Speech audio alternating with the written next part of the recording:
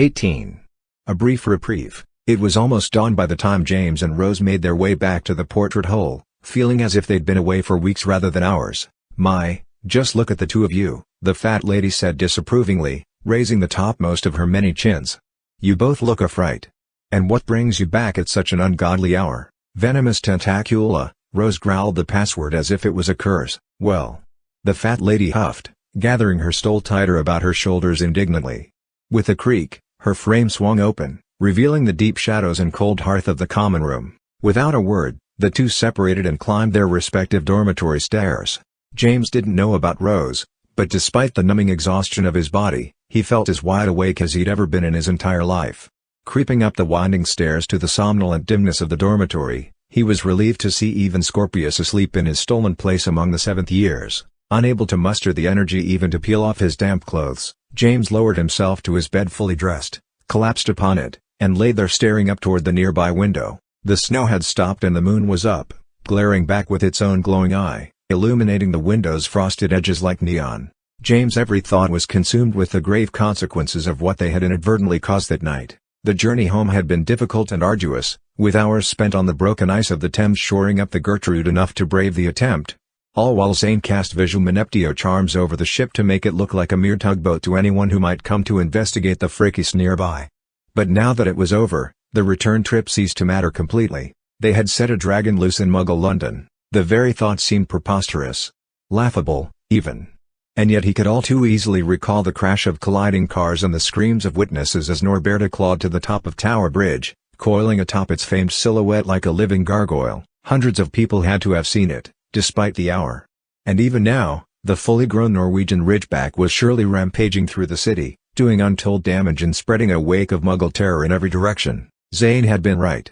As they departed the hobbled Gertrude upon finally returning to the moon pool, he had pulled James, Rose, and Ralph aside and gravely said, "This is worse than the night of the unveiling.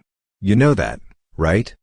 Hagrid had been utterly silent throughout the return journey, even as they all bid their solemn goodnights. He was in a sort of shock, James knew, caught between worrying about his poor, lost dragon, the knowledge that he had caused possibly the greatest breach of the vow of secrecy in 1,000 years, and the reality that, by the following morning, he may well be carted off to Azkaban to await trial for crimes too numerous to easily count. And yet James simply couldn't comprehend the terrible scope of it all. Whenever he tried to imagine what was to come, or what he should do about it, his mind fetched up once again on that harrowing image of the dragon atop Tower Bridge, her tail whipping her flanks, her wings spread for balance, roaring a stream of liquid fire into the clouds. He fell asleep without realizing it and woke up mere minutes later, or so it felt. The daylight outside the window betrayed the truth, however. It was the middle of Saturday afternoon. James groaned and rolled over, clutching a hand over his eyes. "Late night, sleepyhead?" A voice greeted him cheerfully. It was Graham. "You'll be in no shape for Quidditch tomorrow if you keep that up. As your team captain, I feel it's my duty to say I'm disappointed in you." James groaned again, unable to formulate any meaningful response. As he swung his feet to the floor, realizing that he was fully clothed in grimy jeans, sweatshirt, and clammy socks, the memory of the previous night fell back onto him like a millstone. "Oh, bloody hell," he muttered urgently to himself. "Graham, have you seen a newspaper today?" Graham had not. "Why? Did you have another interview with Rita Skeeter?" Breathlessly, James leapt out of bed, not even thinking to change out of his grimy day-old clothes, and ran down the spiral stairs. No one in the common room had seen that morning's Daily Prophet either. James pushed through the portrait hole and ran toward the staircase, his feet clad only in socks, now loose and flopping damply from his toes. He passed Peeves in the hall, and the poltergeist hurried to follow, sensing potential trouble and eager to exploit it however he could. "Get away!" James called back over his shoulder, panting. "This is none of your business. Things that aren't my business are the best things of all." The fat little figure trailed, bouncing happily from the walls. Rose was just coming out of the great hall as James blundered to the bottom of the stairs with Peeves tittering close behind. "Have you seen it? What's the news?" James gasped, but Rose hurried to him, already shushing him with a finger to her lips. "Ooh!" Peeves squeaked with high anticipation. "This is going to be good. I can just smell the beautiful stink of conspiracy about you both." "Away with you, Peeves," Rose hissed, snapping her glare onto the poltergeist. "This doesn't concern you." "All the better." Peeves squealed, turning loops in the air. Trouble for Peeves to double. Rose narrowed her eyes. When she spoke again, it was in a musing, sing-song voice. "Did you hear what they're making for dessert tonight, James?" Peeves halted in mid-air, his face suddenly suspicious. "Sleeping toad tarts," Rose whispered tantalizingly. Miniature enchanted sugar toads twitching in Turkish delight gelatin drops. Very tricky to prepare. Requires complete silence in the kitchen, lest the trays of sugar toads be woken before they're properly embedded in the gelatin. Can you just imagine? Hundreds of candy toads leaping pell-mell about the kitchen with all the elves scrambling to catch them. James glanced up at Peeves and was surprised to see the poltergeist wringing his hands frantically, his piggish face screwed up with strain, like Ralph trying not to belch in class after chugging a licorice soda. "It would be simply disastrous," Rose went on, speaking in an awed voice, "if anyone, say, invaded the kitchen and started banging pots and pans while singing the Hogwarts salute at the top of their lungs. It's a good thing I don't know anyone who likes to do such things." Peeves groaned shrilly, nearly popping with torment. He hovered a moment longer, his eyes going cross-eyed and his cheeks bulging with concentration, and then let out a bawl of helpless glee and swooped away, careening in the unmistakable direction of the kitchens, already breaking into the first verse of the Hogwarts tribute. "Come with me," Rose said, grabbing James by the elbow and steering him away toward a side corridor. "The library. And not a word before we get there." James allowed Rose to drag him onward, once again marveling at her ability to manipulate lesser minds by giving them exactly what they most want. 5 minutes later, at a table in the farthest back corner of the library, with their backs to the wall and no one else in sight, James bent over Rose's edition of that morning's Daily Prophet. The news story was surprisingly small, halfway down the second page. Not buried, exactly, but clearly not the screaming headline that they had expected. Muggle dragon sightings in central London cause for investigation. Ministry of Magic officials responded early this morning to persistent reports that a dragon had been sighted atop London's Tower Bridge and in nearby environs. Initially dismissed as mass hysteria induced by the numerous unrelated breaches of magical implausibility in Muggle spaces, eyewitness testimonies led Ministry investigators to believe that some incursion of a magical beast may indeed have occurred. "A dragon is exceedingly unlikely," explains Harry Potter, head horror and lead responder to the scene. "But Muggle witnesses indicate that some fantastical beast or magical entity may well have temporarily escaped secure wizarding boundaries. Most likely the creature is simply a rogue boggart unwittingly set loose in the Muggle streets. We shall catch up to it forthwith, I am certain." According to official reports, the appearance of the creature occurred between 1:25 and 1:40 in the morning, where the beast was first observed over Tower Bridge, then soaring over Potter's Field Park and vanishing into nearby Shard Rail Yard. Ministry obliviators, now working round the clock, were dispatched to the district to alter the memories of nearly 300 Muggle witnesses. Damage from multiple vehicle accidents was also magically repaired.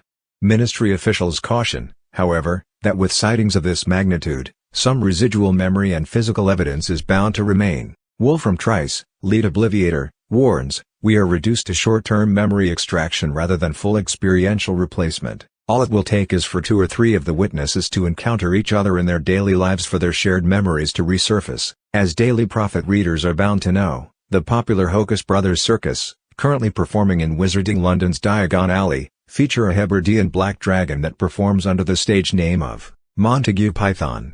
Circus owner and ringmaster Archibald Hocus assured this reporter personally that their dragon was present and accounted for throughout the entire night. "Montague's a registered beast, never out of our sight, and tame as a lamb, despite his fearsome size and reputation," Hocus explained via Flu early this morning, "and for good reason. Trained dragons are right dear, in every sense of the word. I don't expect there's another like him in the entire world, much as we might wish there was. And Monty's been with us for so long now that he's like a member of my own family."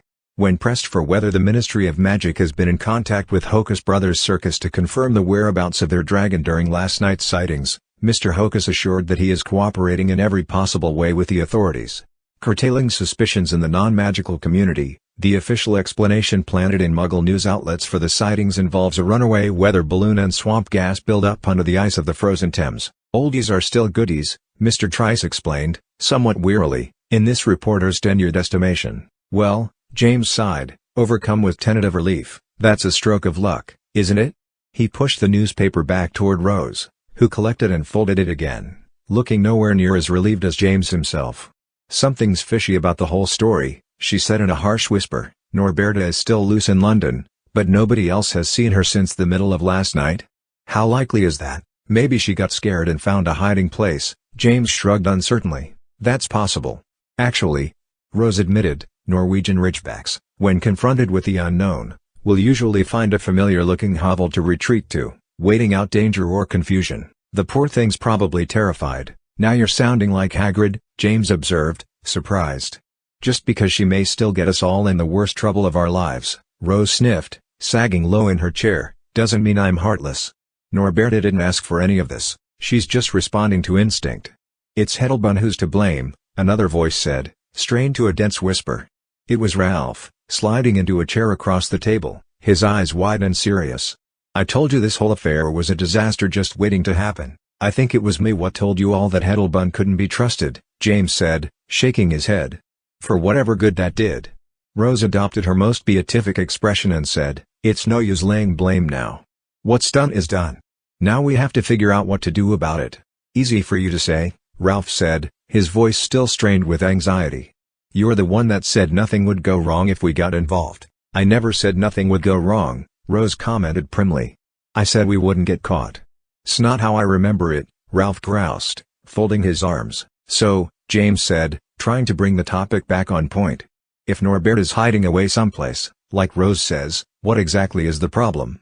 Unwilling to abandon his newfound relief, he tapped the newspaper and added, out of sight, out of mind, right? Rose turned her impatient glare back on him and rasped, that was your dad they quoted in the article, if you hadn't noticed, he's no ministry pencil pusher. That would be my dad, she admitted with another weak slump in her chair, before rallying slightly. But even he wouldn't buy this line of tripe about a rogue boggart. That's pure rubbish meant to console stupid people. Nothing more. James rolled his eyes in exasperation. We get a huge break on what could be the worst news in centuries, and you're complaining about it. We're off the hook, don't you see? What's the problem, Rose? The problem is this isn't over, Rose insisted in a firm whisper. It can't be. Norberta is still out there. And no matter what your dad says to the tenured reporter at the Daily Prophet, he knows something's up. I'm with Rose, Ralph nodded. Only not. Because I happen to think the best thing for us to do right now is go to Merlin and tell him the whole bleedin' thing. It's fine, James soothed, glancing back and forth between Ralph and Rose. He gestured at the newspaper again and asked, did either of you show Hagrid? Rose shook her head and blew out a sigh. I expect he knows about it already. The poor old bloke was worried sick last night. He would have gotten a newspaper first thing, just to know the extent of the damage. But mark my words. This isn't over. We set a dragon loose in London. It may be all clear for the moment, what with the Obliviators done with their work and the wrecks all mended. But Norbert is still out there. We're going to have to do something about that, and I'm telling you, Rose, James said, leaning forward and stabbing a finger down onto the folded newspaper, it's not our problem anymore. Norbert is in hiding, and the Ministry is explaining it away with boggarts and weather balloons and swamp gas. We should be counting our lucky stars for the breaks we got here, not looking for more dark omens to fret about. He flopped back in his chair again and crossed his arms over his chest before commenting in a different voice, Zane sure was a dab hand at those visual maniptio charms though last night. Wasn't he? Well, it's hard to tell, isn't it? Rose sighed, collecting the newspaper and pushing it back into her bag. Those only work on people who don't know what they're really looking at. But you were impressed, Ralph agreed, tilting his head. I could tell.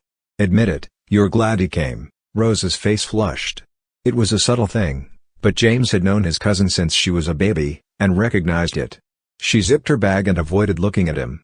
He's an irreverent, juvenile, reckless, manically cheerful, dodgy, American rogue. James nodded. And you like him for exactly everything that he annoys you for. He expected her to be angry, but she simply slumped over the table, chin on her crossed arms, and stared out over the bookshelves. He's no Scorpius, that's for sure. Ah, James nodded, feeling rather bold. Because he annoys you for everything you used to like him for. Oh, I still like him. I can't help it. Rose shook her head on her arms, keeping her voice low. But I hate myself for it. He keeps me in a confused tizzy most of the time. Every time I think we're all smoothed out, he does something else infuriating. My schoolwork is suffering for it. Ralph glanced at her, frowning. What are you talking about? You get top marks in every class. But I'm not enjoying it. It's all become a drudgery. Wow, James gave a low whistle. A world where schoolwork is a drudgery. That's more than I can imagine. You're some help, Rose muttered disconsolately. I don't even know why I'm saying this to you too. James was tempted to tell Rose that Scorpius was simply no good for her, But he knew that it would be pointless. That was something she'd have to learn on her own. When she realized for herself that the sum total of their relationship was annoyance, heartbreak, and petty squabbles. Instead, he mused, Rose Malfoy sounds like a shade of sickening pink. Like that terrible stomach potion Grandma Weasley brews up whenever we get the flu. Oh, thanks for that. Rose sat up again and collected her bag. That clears up everything.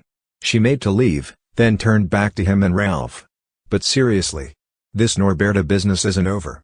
We've made a mess, and something's going to have to be done about it before it all comes crashing down on our heads. Without waiting for a response, she turned and walked away. James watched her go, arms still crossed over his chest, and then blew out a weary sigh. He firmly wanted to believe that Rose was overreacting and that Norberta was no longer their problem. He was less convinced it was true, however, than that Rose still harbored a secret, hopeless torch for Zane Walker. Even from inside the emotional cage of her relationship with Scorpius, Ralph was still looking back at Rose as she turned past a bookshelf and out of sight. I hate to say it, but she's right about Norberta. And you're right about her and Scorpius Malfoy. What a right Watsoki is. James sighed and stood up, finally deciding, reluctantly, that he should change out of last night's scrubby clothes. This whole affair's gone totally quantum. Way over our tiny heads. See you later, Ralph. As he made his way back to the Gryffindor Tower, he mused that, much like Norberta Luce in central London, Rose's love life was just one more thing that he, James, couldn't do anything about. As the weather is wont to do during those first ambiguous days of early spring, Friday night's snowstorm was followed by a wave of unseasonable warmth on Sunday. The balmy air chased the snow into sullen, crusted dregs in the castle's shadows, revealing the matted yellow grass beneath and summoning cascades of pallid icicles from the eaves and turrets. The ground squelched beneath James' trainers, soaking them through. As he made his way to the Quidditch pitch for the evening's match against Ravenclaw, he was eager to get back onto a broom again after the long break, and was hoping to finally prove himself worthy of his position as Seeker. Thus far in the season, Gryffindor was in third place, following Ravenclaw and Slytherin. If they could snatch victory in today's matchup, they would climb to second with dreams of a possible tournament win. If they lost, they could most likely kiss the trophy goodbye. The grandstands were full to overflowing, noisome and drumming with cheers and tramping feet, as James took his place on the field for the pre-game captain's handshake. The match that followed was hard-fought and mostly textbook. The air was clear beneath a bright gray sky, allowing for perfect visibility and offering almost no cross breeze.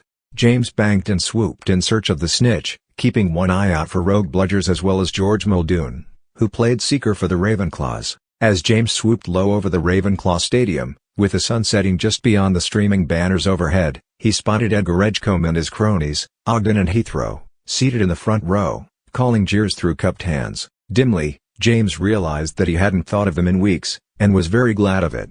Perhaps, he mused, he had heard the last of their petty, pointless antagonism. Even as he swooped on, however, he expected this was too much to hope for. Gryffindor maintained a thin but persistent lead over Ravenclaw throughout the match, but nowhere near enough to secure a victory. James knew that the extra few points on the scoreboard would come to naught if Muldoon spotted and snagged the snitch before he did. Suspense tightened in his chest like a noose as the sun dipped low over the grandstands and the match grew tense, feverish with anticipation. James had not seen the snitch the entire match, and knew that it simply must make an appearance sometime soon. He scanned the wild fracas of players, watched the wallop of bludgers and the lob of quaffles toward glinting rings. He heard Lily grunt with effort, managing to knock back shot after shot. Gritting his teeth, he waited and searched, straining his eyes so hard that they ached behind his glasses, and then, with a glimmer of sunset gold and a streak of fluttering wings, there it was, the snitch bobbed behind Ashley Doone as she hovered before the Ravenclaw goal rings. Then, it formed an arc of bronze as it dipped, banked, and zipped across the pitch, heading straight toward him. James watched it approach, his breath caught in his chest. Surely, it wouldn't be this easy. And of course, it wasn't. The snitch zigged in the air, angling away into the setting sunlight, and James hunkered over his broom, launching forward in pursuit. From his peripheral vision, he tried to see if Muldoon was giving chase as well, but the sunset light made it impossible to tell. Eyes locked onto the fluttering golden ball, James twitched and banked through the melee of players, ducking under bludgers and doing a full barrel roll beneath Stebbins, Gryffindor's lead beater. "Go James!" he heard Graham call, followed by a surprised whoop from Deirdre as he blew past her. The crowd bellowed with a surge of excitement, and James knew that Muldoon must have joined the chase now as well. The match was likely only seconds from being over. Suddenly, Ashley Doone was in front of James, careening straight into his path as she abandoned her post at the goals, attempting to block his course. He ticked his broom to the right and dipped his head, careening so close beneath her broom that its stale bristles combed his hair. When he glanced up again, Muldoon was swinging up alongside, his brow lowered, his face set in a grim scowl, but he was too late, and James knew it. He exulted in it. As Muldoon struggled to catch up, James stretched out his hand, saw his shadow flicker over the swooping shape of the snitch, and caught it. It was like catching an apple out of a tree in Grandma Weasley's orchard, just as natural and easy as snatching a dinner roll from a plate. He blinked at his own fist and the golden wings that fluttered against his palm. As he looked, the wings stilled. The match was over. Amazed and grinning with delight, he glanced aside at Muldoon, who tugged his broom to a disgusted halt and dropped his chin to his chest, his sweaty hair falling over his face. The grandstands erupted into deafening applause, and thanks to some solid flying and the eagle eye of James Potter, Josephina Bartlett cried from the announcer's booth, "Gryffindor plucks a second place standing from the grasp of tonight's rival, Ravenclaw." Firework charms popped and sizzled all around as the rest of the team piled around James, hooting with delight and boosting him up between them. Lily threw an arm around James' shoulders in midair, and James decided, then and there, that he could forgive her for blaming him for their earlier loss against Slytherin. Apparently, sport could be both the greatest divider and the strongest unifier. None of it may be especially important in the long run, but for the moment it felt like the only thing that mattered in the whole world, until, moments later, as James was descending to the pitch, circling like a dandelion seed with the rest of Team Gryffindor still hollering and congratulating each other all around him. Seated in the second row of the Gryffindor grandstand was James' father, the unmistakable and legendary Harry Potter. He was smiling with pride, but not cheering. On his right was James' uncle, Ron Weasley, and next to him, resplendent in her scarlet and gold scarf and bushy brown hair, was his Aunt Hermione. They were all three watching him, smiling tightly, and yet there was something in their eyes that said that they had not, in fact, come to Hogwarts, strictly speaking, for the evening's Quidditch match. Rose was waiting next to the grandstand as James touched down and collected his broom. "You saw?" she said, reading the sudden ashen look on his face. He nodded. "Have you talked to them already? What are they here for?" "Let's just say," Rose said, pitching her voice low and offering him a meaningful look, "that none of them really think it was a boggart that showed up in London the other night. The plan, according to Rose, was to meet up in Hagrid's hut at nightfall." She hurried back to the castle in order to duck the message to Ralph while James retreated to the locker area and changed out of his Quidditch gear. He could barely bring himself to wait until that night to know what the meeting with his dad, aunt, and uncle was about. Worry and alarm fanned out in his veins like cold acid, infusing him with low dread, but there was nothing he could do about it. In the wake of the Quidditch match, the three grown-ups were scheduled for a private dinner with Headmaster Merlin and several teachers, ostensibly to discuss the continued disintegration of the vow of secrecy and theories about how to shore it up in the short term. James had the distinct idea that this was only a ruse meant to throw off suspicion. The real reason for their visit would be illuminated later that night in Hagrid's hut, for a much more select group. He showered, hurried to dinner, and couldn't bring himself to eat. His stomach was in knots at the thought of what might be to come. What did his dad know about the Norberta debacle? Was Hagrid going to be sent to Azkaban? Had the Daily Prophet been fed a deliberately sanitized version of the story? Perhaps Norberta was even now continuing to tear a ravenous swathe of destruction across London. But how could such a thing possibly be kept quiet? Finally, desperately, he confided his worries to Rose as they left the Great Hall. "That's idiotic," she said with a patronizing sniff. "But I'm glad you're at least taking the thing seriously now." "I've always taken it seriously," James exclaimed, albeit in a low rasp. "I just hoped that the problem had gone away by itself." "Can't blame me for being optimistic, can you?" "There's optimistic and there's irresponsible," Rose said with a shake of her head. As they neared the stairs, Ralph huffed toward them, his head boy badge glinting in the evening light. "What's this all about, your parents coming here and arranging some secret meeting at Hagrid's?" he panted. "Are we doomed?" "We're completely doomed, aren't we?" "Cool your cauldron," Rose said. "If it was as bad as that they would have carted us all off the moment they got here, not waited to meet all quiet like under cover of darkness." "I told you it was a massive mistake," Ralph grumped, leaning against the balustrade to catch his breath. "No more of this. We tell them everything." "Agreed, maybe," Rose hedged, raising a placating hand. "And Merlin, too," Ralph insisted. "And not just about this whole dragon affair. About everything. Petra, Odin Vaughn, the Crimson Thread, the whole thing." "Whoa, whoa, whoa," James hissed, tugging Ralph, with considerable effort, into a dark corner beneath the stairs. "Not a chance. Are you completely mental? I'm the sanest one of all of us," Ralph protested, keeping his own voice low but clearly resenting it. "We've made the mistake before of not trusting Merlin and our parents. But this is too big for us to make that same mistake again." James opened his mouth to object, but Rose spoke before he could. "Merlin and our parents are sworn to capture Petra by any means necessary, not to help her. You know that, Ralph. You saw what happened when Merlin and Petra clashed in the world between the worlds." Ralph ran a hand through his hair in frustration. "Has it occurred to you too that maybe they're right to try to stop her?" He glared at them each in turn, and then shook his head, overruling their objections. "Look, I trust Petra as much as I trust either of you.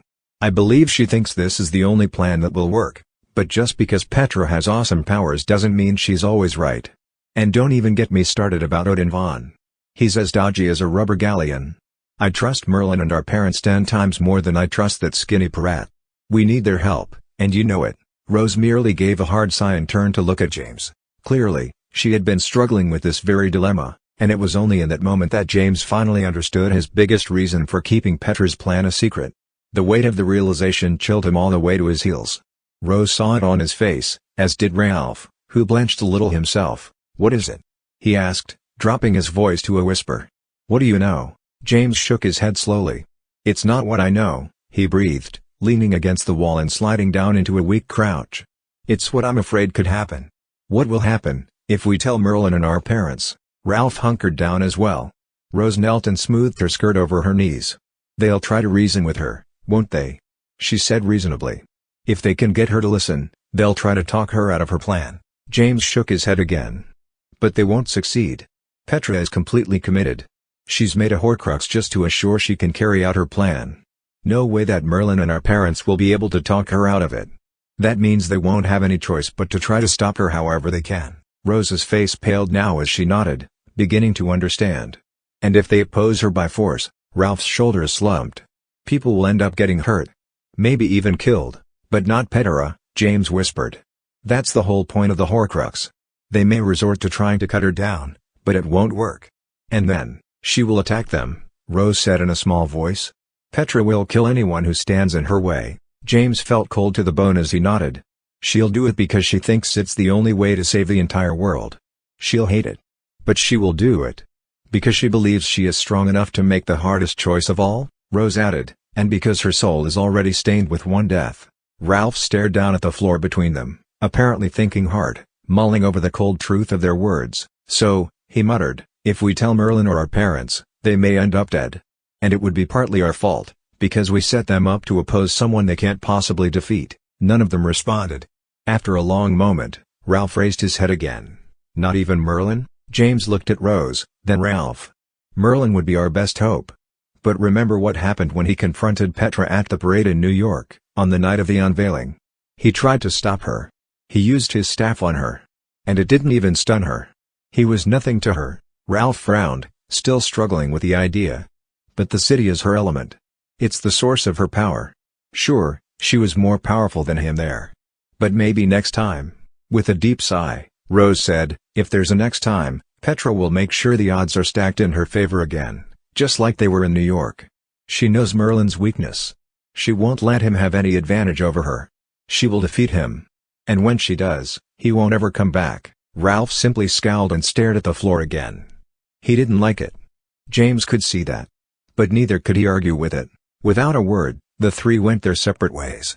They didn't see each other again until nearly 9 o'clock, as they congregated in the entrance hall and slipped out into the cold of the night. Hagrid's hut glowed with yellow light.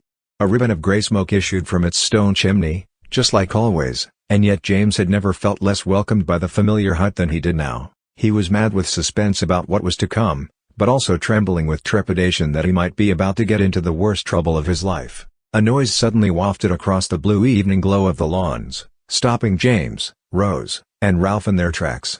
It was faint but unmistakable, and it was the last sound they expected to hear coming from the depths of the hut. It was laughter. Several voices, all different timbres, were laughing in unison, forming a melody like an old song, long forgotten. James glanced aside in alarm and met Rose's puzzled gaze. Ralph gulped audibly. "Is that a good sign," he whispered, "or a bad sign?"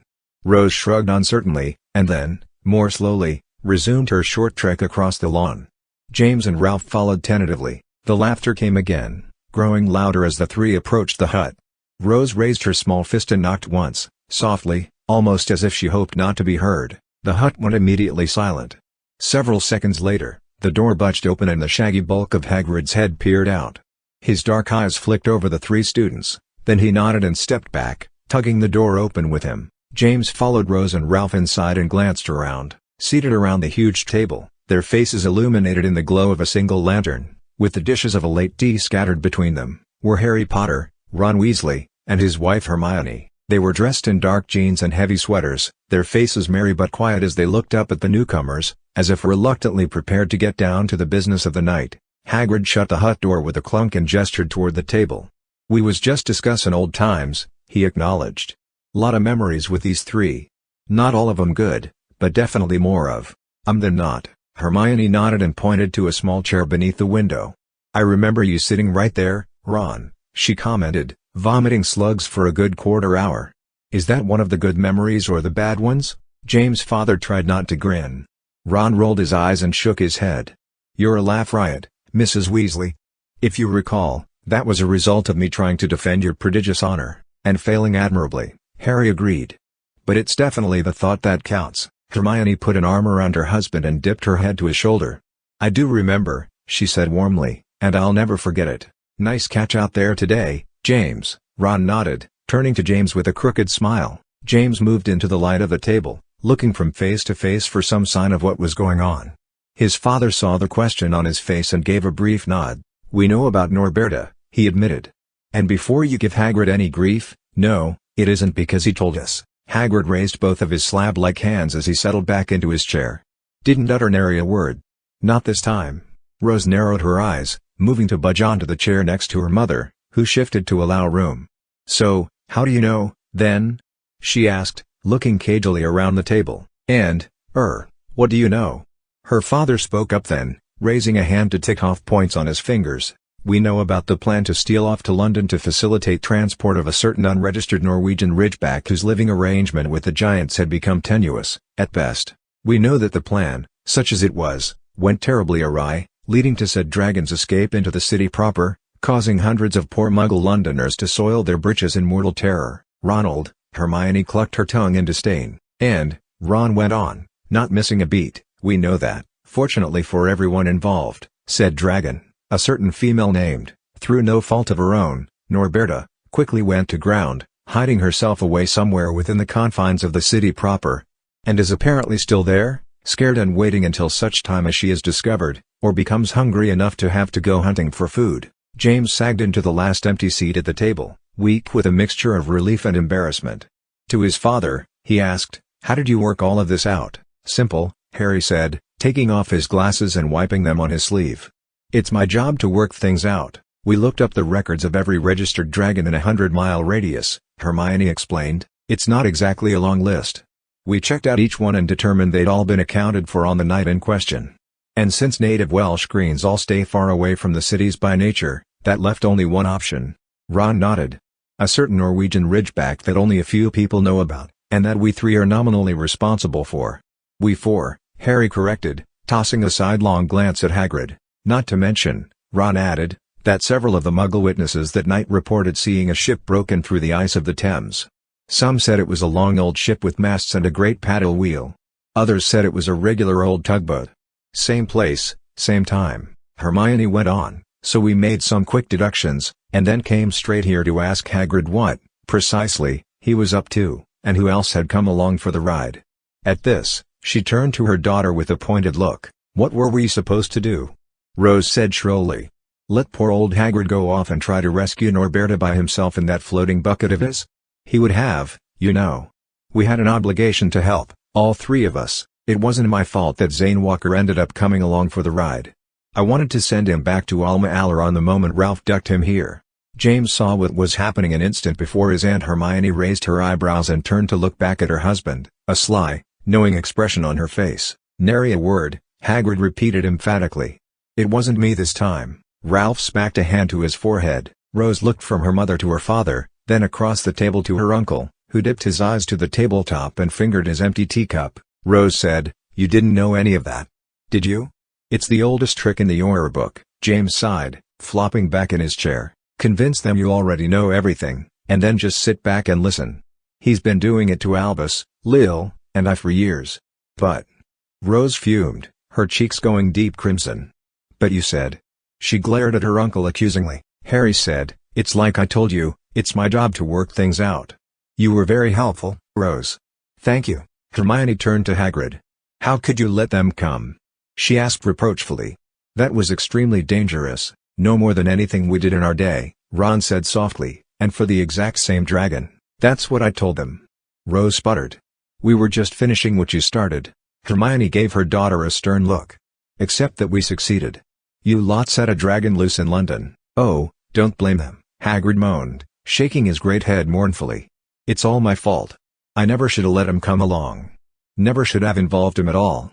I was just so worried about Norberta.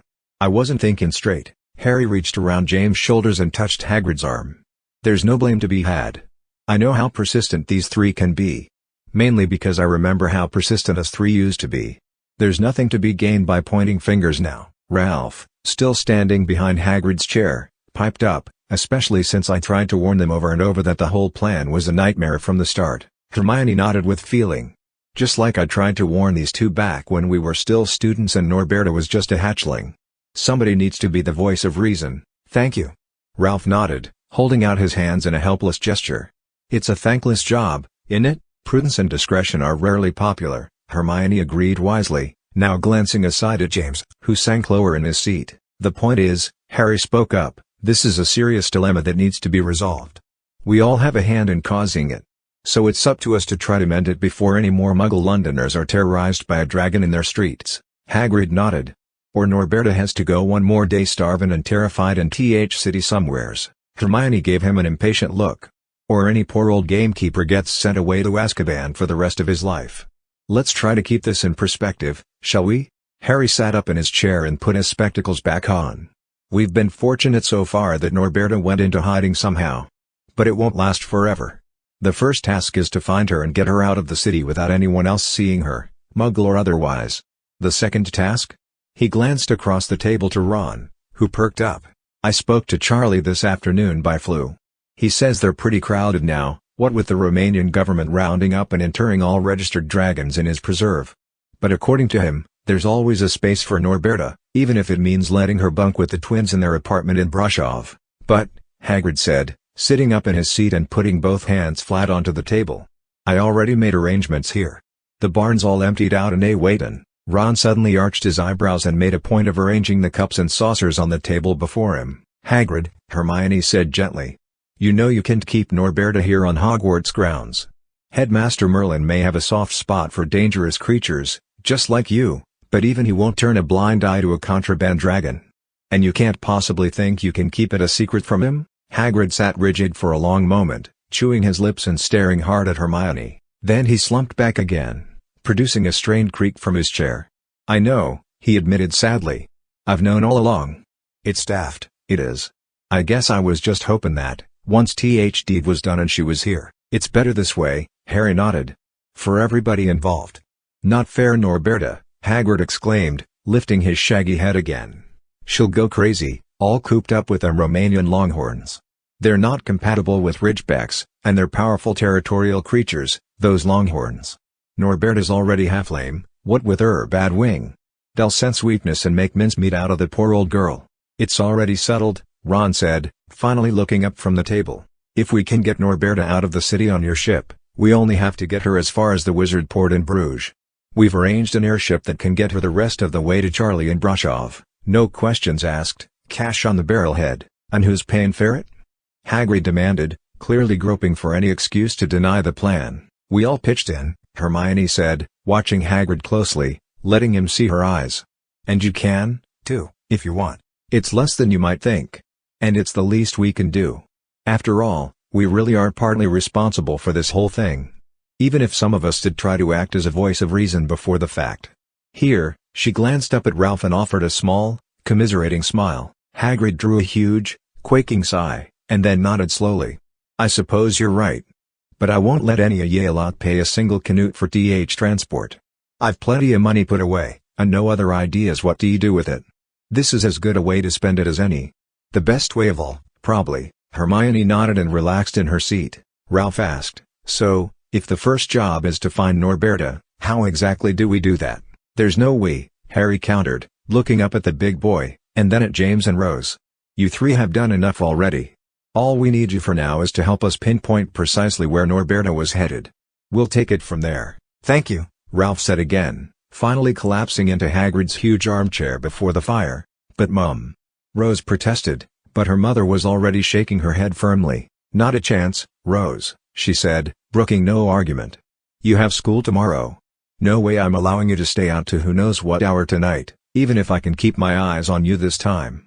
James blinked in surprise. "We're doing it tonight?" "We are doing it," his father clarified patiently, nodding aside at Ron and Hermione. "We can't afford to wait any longer.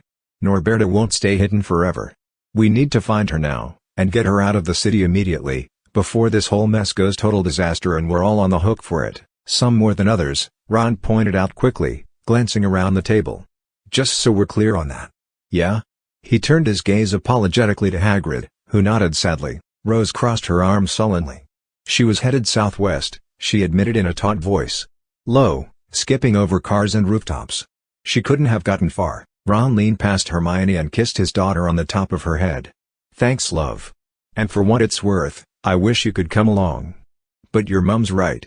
What kind of dad would I be if I took you out dragon hunting on a school night, a bloody brilliant one?" Rose suggested, glancing up at him from beneath her eyebrows. "Spot on," he nodded gravely. Hermione elbowed him aside with a roll of her eyes. "So where will she be hiding?" Ralph asked from the armchair. "The sewers, maybe?" Hagrid shook his head. Nah, he sighed. "Norwegian ridgebacks are powerful good at hidin', but they'll always look fair someplace that feels recognizable to 'em. Someplace that reminds 'em of their ancestral homeland, all comfortin' and familiar." "Charlie says the same thing," Ron agreed. "He says they have strong memories burnt into their instincts of the lands and places they originally came from. He says all we have to do is find someplace that looks and feels like it might fit right into the Norwegian countryside, 100 years ago." James frowned at his uncle. "In modern London?" Ron shrugged. "Well, sure. You know. Something that feels Norwegian-like. So." He looked around at the others. "What do things look like in Norway, then?" "There's lots of fjords," Ralph suggested. "My dad's always going on about the fjords. Says he means to take us there to see them someday. Says they're a wonder of the world." Rose gave a brisk sigh. "There aren't any fjords in central London." "All right, then," Harry said with a nod. "So, buildings and things. What would look Norwegian enough to attract a scared and homesick dragon?" Ron sat up and pointed at Harry in inspiration. "Moss on roofs. With, like, trees growing on top. Right? All fairy tale and heavy wood and fancy cutouts on the doors, that sort of thing." He glanced aside at Hermione. Right? This is definitely a problem," Harry said, "if none of us has any idea what architectural details might look Norwegian enough to attract a wayward dragon." James said, his eyes going wide as an idea materialized, fully formed, in his head. "Will you let me come along tonight?" "No," Hermione repeated, putting her hand down on the table. "We've already been over this." "If," James interrupted, glancing from his aunt to his father, knowing that he was severely pressing his luck, "if I can find us an expert on all sorts of architecture?" Harry steadied his son, his eyes probing, skeptical but reluctantly considering. "And just who," he asked slowly, "might this architectural expert be?" 19. Back to London. "You told your dad?" Millie hissed, her eyes bulging in the shadows outside the Hufflepuff common room door. "I didn't say any names," James whispered defensively, glancing around to assure they weren't overheard. The stacks of barrels along the corridor offered a nominal hiding place, and the low ceiling eliminated echoes. Dimly, a little wistfully, James remembered kissing Millie in almost this exact spot only a few weeks earlier. "I just said I knew somebody who knows architecture. And I can't tell you what we need a person like that for. Not until you agree to come, and I really hope you will, because, well, we really do need you and your architectural expertise." Millie rolled her eyes impatiently. She was dressed in loose gray sweatpants and a yellow Hufflepuff Quidditch t-shirt. The hand-lettered legend across the front read "We'll Hufflepuff and blow your house down." "James," Millie said, covering her eyes with one hand.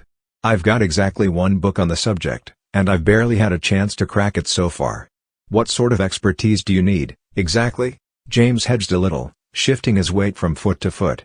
Well, we need somebody who can recognize building styles that might look at home in a different country. Millie peeked over her hand at him, and then dropped it, cocking her head. What country? Norway, James answered, deciding to go for broke. I don't know anything about Norwegian architecture, Millie said, bracing her hands on her hips.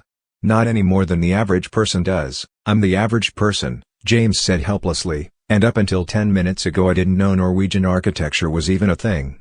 Look, I wouldn't be any help, Millie insisted, becoming annoyed. Whatever you told your dad, I doubt I can live up to it. When it comes to Norway, I can barely tell a redwood stave from a Romanesque. See? James brightened, boggling at her in the dark. You do know what you're talking about. Those are just words I picked up while skimming books, Millie exclaimed in annoyance. The sentence barely even makes sense. If you really want someone who knows their stuff, why don't you go talk to Blake? Poor bloke's probably still groping around for his invisible car. She turned away, reaching for the door. Millie, James whispered, stopping her with a hand on her shoulder. She halted, but didn't turn back to him. Still whispering, he said, I'm sorry for the way I acted that night. I'm not sorry for Blake, I still think he's an obnoxious, scheming pikey. But I'm sorry to you that I was a jealous, suspicious duffer. And later on the train, it was stupid of me to tell Ralph what I did. I didn't want you to find out from him. I acted like a coward. Millie considered this, one hand still on the latch of the common room door. I could have taken it, she said quietly. If you'd just come and told me yourself. I was on my way to do that, James sighed. But I kept finding reasons to put it off. I didn't want to hurt you. Well, she nodded, still staring back at the closed door, you did hurt me. But I'm a big girl. I can handle it. And I'm mostly over it. Mostly, James lowered his hand. I'm glad. I do really like you, Millie. I just don't. He stopped, knowing he couldn't go any further without explaining his connection to Petra, and the hopeless love he felt for her. Fortunately, he didn't need to say any more. Millie glanced back at him over her shoulder, and the look on her face told him she was content to leave it at that. This doesn't make me know any more about Norwegian architecture, she said, meeting his gaze. He shrugged and sighed. Millie turned back to him fully. But it does make me slightly more willing to help you. If not for your sake, then at least for your dad. I've been hearing about him since I was in nappies. Let me change and get my coat. It's about time my name appeared in one of Reeve Elvier's books. Merlin came along as well. James didn't discover this until they were already on the ship, barreling along the subterranean tunnels en route back to London. As he and Millie clambered down the steps into the narrow hold, they encountered the headmaster seated on a crate reading a small but immensely thick book, a pair of glinting spectacles perched low on his nose. James stumbled to a halt so quickly that Millie clambered into him from behind. The ship rocked precipitously and groaned all around, occasionally juddering as the hull ground against the rushing tunnel beyond. Merlin seemed completely oblivious to these things, but he did clap his book shut and look up at the students, his face merely pleasantly curious. I doubt you two have developed your sea legs yet, he announced, and patted a bench bolted to the sloping hull next to him. Do come sit down before you do yourselves harm. James hesitated, his mind racing with a mixture of speechless surprise and cold fear. Why was the headmaster here? What did he know? Was he a portent of official trouble to come? After a moment, Millie pushed James aside and half walked, half stumbled to the bench. Strategically, she sat at the end of the bench furthest from the headmaster, leaving James the space right to him. With a silent sigh and a gulp, he lurched to the bench and fell to a seat upon it. Merlin opened his tiny book again, adjusted his spectacles, and casually said, I trust your father, aunt, and uncle are assisting Mr. Hagrid in piloting the ship to our destination? James nodded uncertainly. He knew that there wasn't much piloting to be done once the ship was caught in the throat of the rushing tunnels, but felt there was no point in explaining it. Instead, he asked in a low voice, I guess we're all going to be in trouble when we get back? Trouble? The headmaster repeated the word as if he'd never heard it before. Whatever for? James blinked aside at him. You know why we're going to London, right? You're not just along for the ride? Merlin shrugged his huge shoulders. I know that magical safeguards in the cities have deteriorated to the point that a dragon has penetrated Muggle spaces, causing some distress to hapless witnesses, and I know that you and your friends were ultimately responsible for it. He tilted an eye at James, as if he could see the wave of guilt that washed over him, making him shrink against the hull wall. Lowering his voice to a low rumble, the headmaster said, Your error was not in attempting to rescue the dragon from her own persistent instincts, Mr. Potter. Until recent years, normal magical protections would have rendered the city impenetrable to creatures such as she. Nor did you err in not telling me of your plans. I am, personally, quite content when citizens willingly delegate these tasks to themselves. It frees those such as myself to their own unique devices. So, James said, frowning a little. We're not in trouble? Your error, Merlin said, raising a finger, and the error of your companions, was to trust an elf whose motives were proven to be suspect. James sat up in surprise. How did you know about her? We didn't mention her to my dad or anyone else. Merlin drew a deep sigh and blew it out thoughtfully. I'd prefer to allow you to believe that I divined this information via my own mysterious and terrible machinations.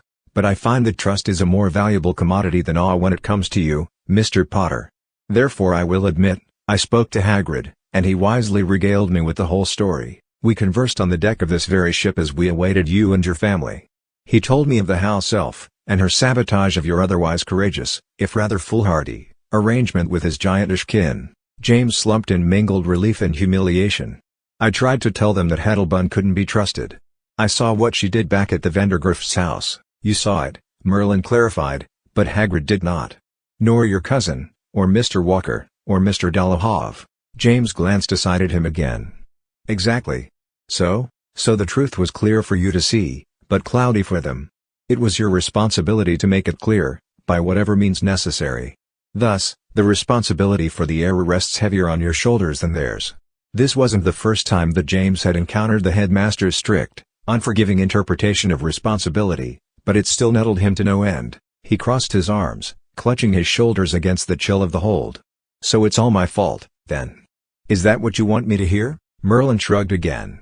If there is one thing that constantly dismays me about this age, it is the speed and ease with which good people give up. Grant me a stubborn donkey over a weak-willed saint. At least the donkey's kick can be aimed at the proper doors. So, James said, rolling his eyes to himself, just to be clear, are we in trouble or not? That is what we are on this journey to discover, Merlin answered, returning his gaze to the small book in his hands. To James' eye, the book looked completely blank, but he knew that this was surely an illusion to prevent its being read by the likes of him. For you, Mr. Potter, the days of trouble being meted out in house points and lines are over. Make no mistake, from here onward, trouble shall be measured in laws, years, and blood. James chose to view this as a good thing, in the sense that it didn't seem to indicate that the headmaster intended to give him, Ralph, or Rose any official punishment. Soon enough, the ship tilted upwards and seemed to accelerate.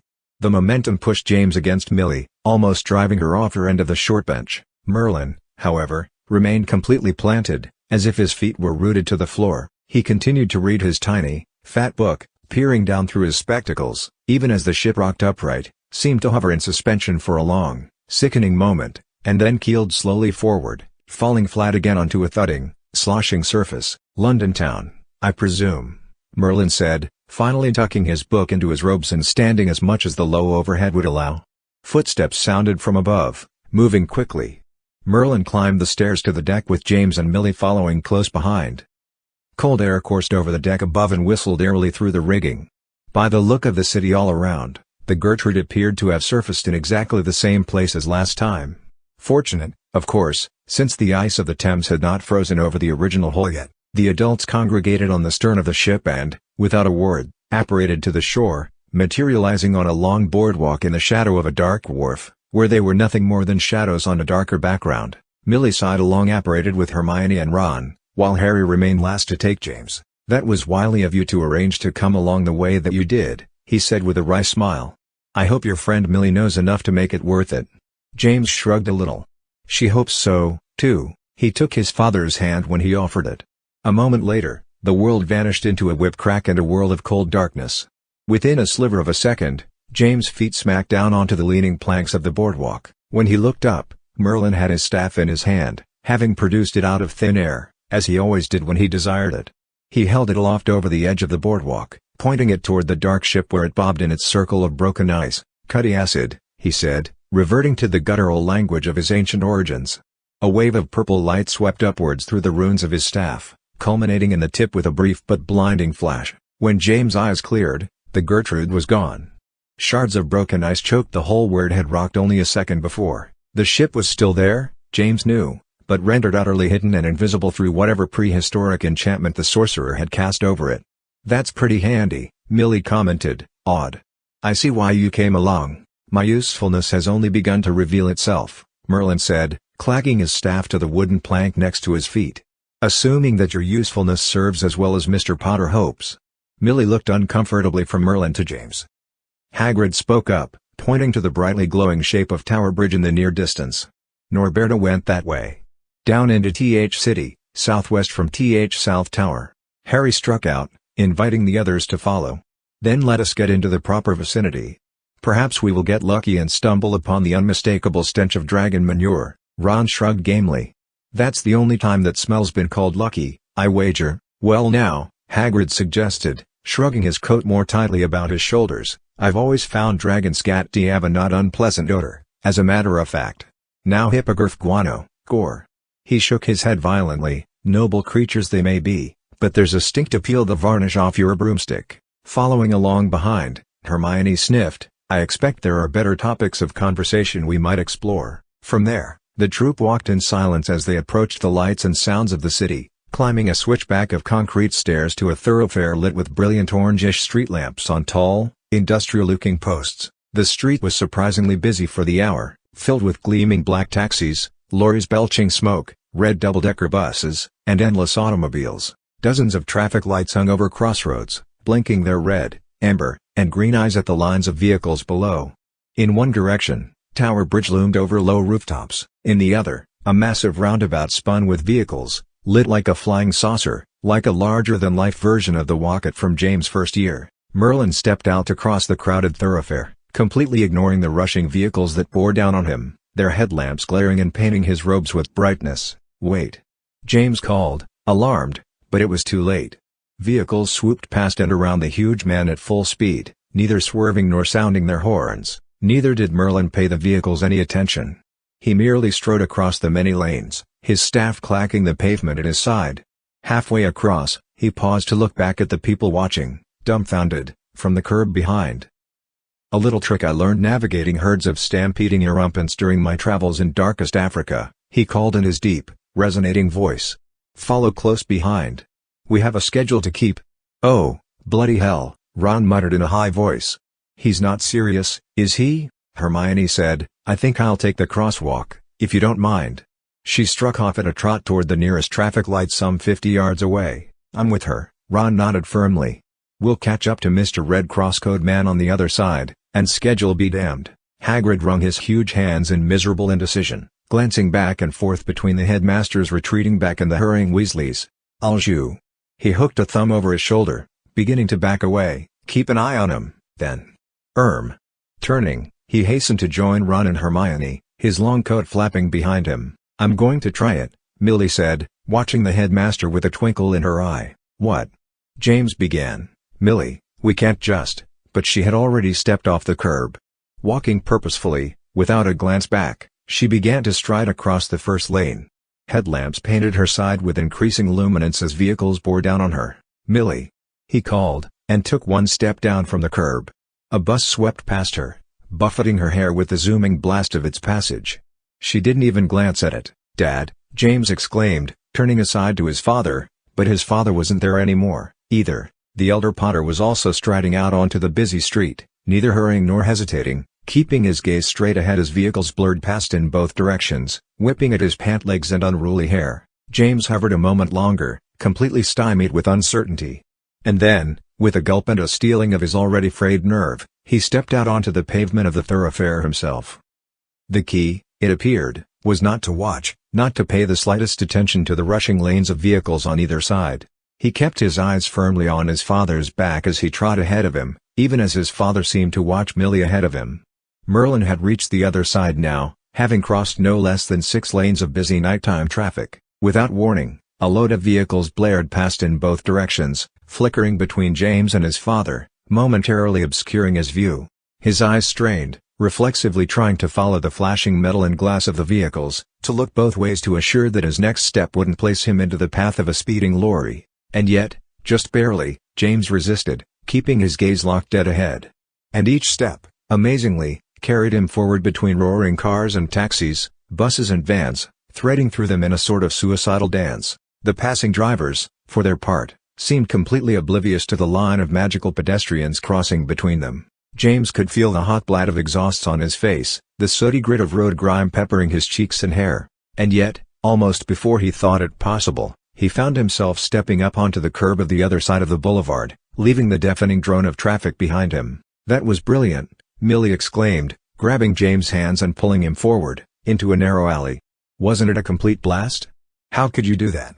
James gasped, his heart still slamming in his throat. "Either of you?" Harry shrugged with one shoulder, glancing into the mouth of the alley, where Merlin was still striding away, a mere silhouette against the security lights beyond. "If Merlin said it was safe, I've come to trust him," he said. "But don't you dare ever try that on your own. Either of you." "No worries there," James said, still struggling to catch his breath over the thunder of his heart. He glanced around the street outside the alley. "Where's Aunt Hermione and Uncle Ron?" "They'll catch up to us," his father answered. "Come on." It would seem that the headmaster is in the teeth of the hunt. James found himself running along behind his father into the shadows and stink of the alley. Darkness choked the space, interrupted only by glaring security lights that didn't seem to illuminate anything other than slushy puddles and hulking trash bins. The alley ended in a narrow cobbled road bordered by a long chain-link fence. Beyond the fence was a dark open space, crowded with low weeds and bushes, that James vaguely recognized as a railway switchyard. Merlin had stopped before the fence, the runes of his staff pulsing a pale blue. "In there," he said, nodding his bearded chin. He stepped forward and the chain link rattled and rang before him as if buffeted by a sudden, silent gale. The mesh of metal unfurled and unraveled, spiraling out from a center point and forming a gaping opening just as the headmaster stepped through it, not even bowing his head. James and Millie clambered to follow him through, now with James' father in the rear, his wand held at the ready, his eyes alert behind his spectacles. "What about the others?" Millie said, her voice unconsciously hushed beneath the steady thrum of the city all around. "Coming," Hermione's voice called, approaching from behind. James turned to see his aunt run lightly out of the darkness, her bushy hair bouncing about her face. "I'm right here." "And Ron is?" She turned to look back. "Well, on his way, it would seem. Save yourselves." A man's voice wheezed from the vicinity of the chain-link fence. "I'll just lie down here and die." "Come on, Ron," Harry called back. "Think of it as exercise." Ron approached at a shamble, breathing hard. "You mean she's not the only one? What does this running thing just for fun?" "That's a masochist streak, you ask me." Millie asked, "What about Hagrid?" "I thought it might be a good idea to have him ask around at some of the wizarding establishments near Diagon Alley," Hermione said. "There are loads of pubs and pawnshops and the like, secretly run by witches and wizards for Muggle patronage. Some of them might have seen or heard something about where Norberta has holed up." "He didn't want to go," Ron said, glancing aside at Harry, "but we thought, he might be more useful in that capacity." Harry nodded once, meaningfully. Tonight's plan relied largely on subtlety and finesse, James knew, and neither of those things exactly sprang to mind when one thought of Hagrid. The troop began to move into the darkness of the switchyard again. Harry nodded toward Merlin and explained, "The old man seems to have caught a hint of a trail or something." "Not a trail as such," Merlin said as he walked. "There may not be much wild left in the city, but what there is of it, the weed grasses and brush, the beetles and rats, they remember the scent of a powerful beast near here, too vague to pinpoint exactly." Moving swiftly, James followed his dad and the others into the darkness. Soon, they were stepping up over humps of railroad tracks, their footsteps grinding on gravel. "Miss Vandergriff," Merlin announced from the lead, "what shall we be looking for from this point? I understand that you are our resident expert on the sorts of Norwegian structures that might attract a particular dragonish heritage." "I'm nobody's expert," Millie said. "I told James, I barely know anything." Merlin stopped and turned, more suddenly and gracefully than seemed possible for a man of his size. In the darkness, he was like a faceless totem rising out of the rail beds. "Miss Vandergriff," he said, his voice soft and deep, yet strangely penetrating. "While humility is widely considered a virtue, it is not one that I myself prize under even normal circumstances. I believe that you do indeed have the requisite knowledge to accomplish our mission this night. Therefore, pray, do not allow your own understandable insecurities to be an impediment. Call upon what your interests have cultivated. What are we seeking? More accurately, what may have attracted a creature of some limited intellect seeking a reminder of her ancestral Norwegian homeland?" Millie opened her mouth to object, paused, and then, after a thoughtful moment, closed it again. James recognized Merlin's subtle powers at work. The ancient sorcerer did not control people magically, exactly. But he did exert a sort of calming, focusing influence on them at certain important times. James turned to look more closely at Millie. Her eyes were open wide, not in shock, but in thought. Her pupils flicked rhythmically back and forth, as if she was scanning a file cabinet in her own mind. There was no such thing as architecture in Norway for centuries, she said in a musing voice, blinking rapidly. They built huts and houses out of whatever was at hand, with no thought to design. Except for the churches, those they built with things called staves, tall posts that allowed them to build very tall and narrow, with sharp, sloping roofs. The magical varieties were built with redwood staves, allowing them to be massively tall. Most of them were built with a sort of vertical diminishing redundancy. Vertical? Now she's just not making any sense, James muttered aside to his Uncle Ron, who shrugged and shook his head. Millie glanced at James. I'm standing right here, you know, she said. I can hear everything you say. James gave a shrug, half apologetic, half impatient. Hermione urged gently, go on, Millie, you're doing well. Millie narrowed her eyes again in thought. Vertical diminishing redundancy just means that the church structure is repeated atop itself in smaller and smaller versions, up and up, sort of like a Chinese pagoda. Oh, James nodded and shrugged. Now I understand. Millie ignored him. Norway is famous for their stave churches. It's their most defining building style. At least, it was for hundreds of years. Then that is the sort of structure we shall be searching for, Merlin agreed, turning and stalking onward again. Glancing around the switchyard, Harry said, I doubt there are many stave churches in London. It doesn't have to be an actual stave church, Hermione suggested. Norbert is no architectural expert. She'll just look for something that sort of reminds her of such a place. The four tramped onward, climbing over humps of railroad tracks, moving into a warren of parallel switches dotted with lines of dark passenger carriages and tankers, looming like sleeping dinosaurs in the darkness. Trailing behind Merlin, who seemed to be following a sort of communal instinct all his own, they wended into the lines of railroad cars, cutting across wherever they could, climbing over iron connector knuckles wherever they could, and, between the tracks, forests of dark gantries jutted up, each topped with boxes containing colored signal lights, currently all dark. A dizzying array of overhead wires connected the signals, stretching in every direction. James wondered how Norberta could possibly have navigated through those wires and gantries, had she attempted to land in this area. Finally, the troop came out beyond the lines of switches to a row of complicated brick buildings lined with ranks of windows, festooned with smokestacks and conveyor ramps covered in corrugated steel, each more industrial and looming than the last. Now where? Ron asked, turning on the spot. Any of these old places look large enough for Norberta to hide in. That one, Harry pointed. James turned to look where his father was pointing.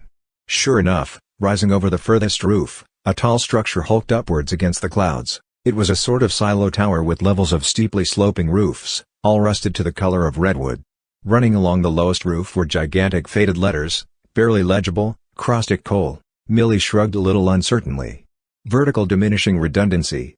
In a manner of speaking, silently, with Merlin in the lead and Harry bringing up the rear again, the group picked their way along the edge of the dark brick buildings. Dead weeds and brush poked through sullen snowdrifts, diminishing to slushy bogs between the structures. Enormous smokestacks and mountainous piles of coal blotted out the breeze and noise and distant city lights, creating a sort of watchful gloom. Finally, the group picked their way across a pocked gravel parking lot toward the base of the caustic coal building. Signs posted to the chain-link fences rattled in the breeze. James turned to read one as they passed. Condemned property. Keep out. He worried briefly that Hagrid was not there with them. Then, he shivered and worried more acutely that he and the rest of them were. The shadows surrounding the ancient coalwork were dense and silent, leaving a distinct sense of unseen eyes peering from every broken window. And yet Merlin, for his part, seemed completely unfazed by the eeriness of the scene. Perhaps, James mused, the old sorcerer liked it here. After all, this was a section of the city that was slowly, irrevocably, being reclaimed by nature. The environmental predators of civilization, rust, weeds, and entropy, were hard at work here, reasserting the feral inevitability of nature. And the green wilds of nature, of course, were Merlin's element. James couldn't be certain, but he almost thought the headmaster was humming cheerfully in the deepening gloom. A not unpleasant fact occurred to him: it was hard to be especially frightened in the presence of a happily humming Merlin. The six travelers followed a set of weedy railroad tracks into a sort of courtyard surrounded by huge, empty doorways, each large enough to drive a lorry through and as black as pitch. Hulking over the tracks was a monstrosity of metal hoppers and closed hatches, blotting out the clouds above, and there was a smell. It was not dragon dung, as James' father had hoped. It was a high chemical smell, like the potions closet on a steamy day. James recognized it immediately. "It's her breath," he whispered, raising his nose to the still air. "That's what it smells like when she flames. She must be here somewhere." Merlin angled toward one of the huge open doors. As he did, a brief gust of warm air blew out of it, rippling his robes. A chuff of yellow firelight illuminated a scaly snout, a curl of tail, and a pair of gold foil eyes peering out of the darkness. Merlin didn't hesitate, didn't even slow his step. But he did begin to speak. James recognized the sound of the sorcerer's old Welsh, only low and muttered, like words sung to a half-sleeping baby. The dragon's huge eyes were only visible where they reflected the distant city lights. They seemed to open wide and elevate, watchful and wary as Merlin approached. Merlin raised a hand, as if to offer a benediction to the dragon. Then, amazingly, he lowered it to the dragon's hard, scaly snout. Norberta lowered her head again and her eyes seemed to slit shut in the darkness. Low and rumbling, Merlin spoke to her, his tone lilting and hypnotic, almost to himself. James said, "Looks like Hedlebun isn't the only beast whisperer in town." His father looked at him. "Who?" James glanced up and then shook his head. "This elf that Hagrid brought along when we first came to collect Norberta. She could talk to beasts, soothe them, like. But she used her powers to set Norberta off when we got out onto the river. She wanted to make a point about elf rights or something." Millie frowned. "By setting a dragon loose in London?" Hermione gave a brisk little sigh. "People will resort to whatever gets attention when they feel that every other option's been taken away." The earth thumped faintly as Merlin backed away from the dark doorway, leading Norberta out into the faint night glow. Her head emerged first on its long, serpentine neck, sweeping low over the ground, then her shoulders hove into view, carrying the muscular bulk of her chest. Finally, her rear legs and tail appeared. Her claws clattered on the frozen gravel and her footsteps made faint tremors, but otherwise she was completely silent, her golden eyes half-lidded, contentedly following Merlin and his gently glowing staff. "A little odd," Ron said. "Back to the ship, then?" "Indeed," Merlin answered. "But not the way we came. Our dragon friend will never fit through the alleyway. Nor could she cross the thoroughfare that we traversed. We shall have to forge an alternate route through the city proper." "That's like an actual dragon," Millie said, her eyes bulging at the enormous creature. "I don't think I've ever seen one this up close and personal, a privilege we would like to reserve for as few people as possible," Hermione commented, a little worriedly. Merlin nodded. "Which means we shall have to tread very carefully. Our dragon friend is quite docile at the moment, but make no mistake, beneath her current calm lies a hungry and terrified and deeply driven dragon, responding to the most fundamental and undeniable instincts of all creatures. Her male counterpart, the redoubtable Montague, is nearer than ever. We must increase the distance between them while she is still, nominally, under our influence." Harry gave the old wizard a sidelong grin. "I assume that you have some suitably cunning subterfuge in mind, Headmaster?"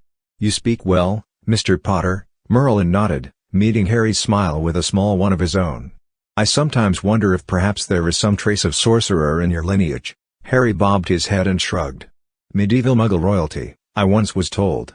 But sadly, no sorcery." Merlin narrowed his eyes at this, unsurprised, and then turned his attention back to the dragon who stood nearby, her head hovering just over his shoulder. "I beg your pardon, Madame Norberta," he said in a low voice, and patted her again on the snout. "Do try not to be too offended." 10 minutes later and 3 blocks away, a huge metal gate shuddered slightly, shaken by a golden flash. The padlock securing the gate snicked open, releasing its loops of chain, which unwound and slithered to the ground with a ringing chime of metal. The gate seized inward, opening onto the unmistakable depths of the railroad switchyard beyond. James stepped out into the buzzing streetlight, his eyes wide, his hair buffeting in a sudden gust of wind. He looked around, up and down the narrow street. Cars lined the far curb, parked bumper to bumper, but no one was currently in sight. "All clear," he called back, cupping his hands to his mouth. A moment later, Millie crept out into the light, hurrying to join James, her face a mask of mingled excitement and trepidation. Ron and Hermione came next, followed by Harry Potter and Merlin, the former glancing around alertly, his wand just visible in his sleeve, the latter walking with calm, even strides, moving straight out into the empty street, leaving no footprints on the sheen of melting slush. Following Merlin at a low, grumbling idle, was what looked like, for all intents and purposes, the largest, dirtiest, most conspicuous refuse truck that James had ever seen. The truck's tires bumped down over the curb, thumped in icy puddles, and angled out onto the road to join Merlin as he chose a direction, seemingly at random, and began to walk. The refuse truck followed him, its engine throbbing throatily, rolling along at his very heels. Behind the filthy glass of its windscreen, the steering wheel pivoted by itself, with no driver. This, however, was perhaps less strange than the fact that the truck was driving backwards, leading with its open rear compactor, currently empty but looking hungry enough to swallow a small car whole. James wasn't sure if this detail was due to Merlin's unfamiliarity with the operation of municipal fleet vehicles, or if the wily magician simply preferred a challenge.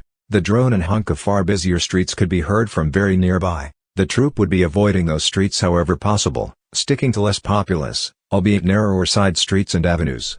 This did mean, however, that their route to the river would be much longer and more circuitous than preferred. Hermione, Ron, Harry said, turning to his friends, "Why don't you two head back to the Gertrude and pilot her to London Bridge City Pier? That will be a more convenient place to embark from our new route." Ron nodded his agreement, but Hermione looked concerned. "Should we separate, though?" "It's probably for the best at this point," Harry said. "We'll be less conspicuous this way, and what could possibly go wrong?" Ron grinned, throwing an arm around Hermione's shoulders. Hermione grudgingly agreed. "But perhaps we should take Millie and James with us, then. They've done their part." "No way," Millie exclaimed, and then composed herself. "I mean, I'd much rather stay and watch.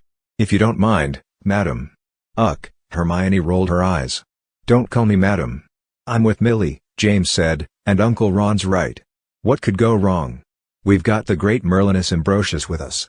Harry nudged his son and muttered, "I think the great Merlinus Ambrosius is fairly immune to flattery." "You would think wrongly," Merlin observed idly from some distance away, not turning around. "So be it," Hermione said, raising both hands.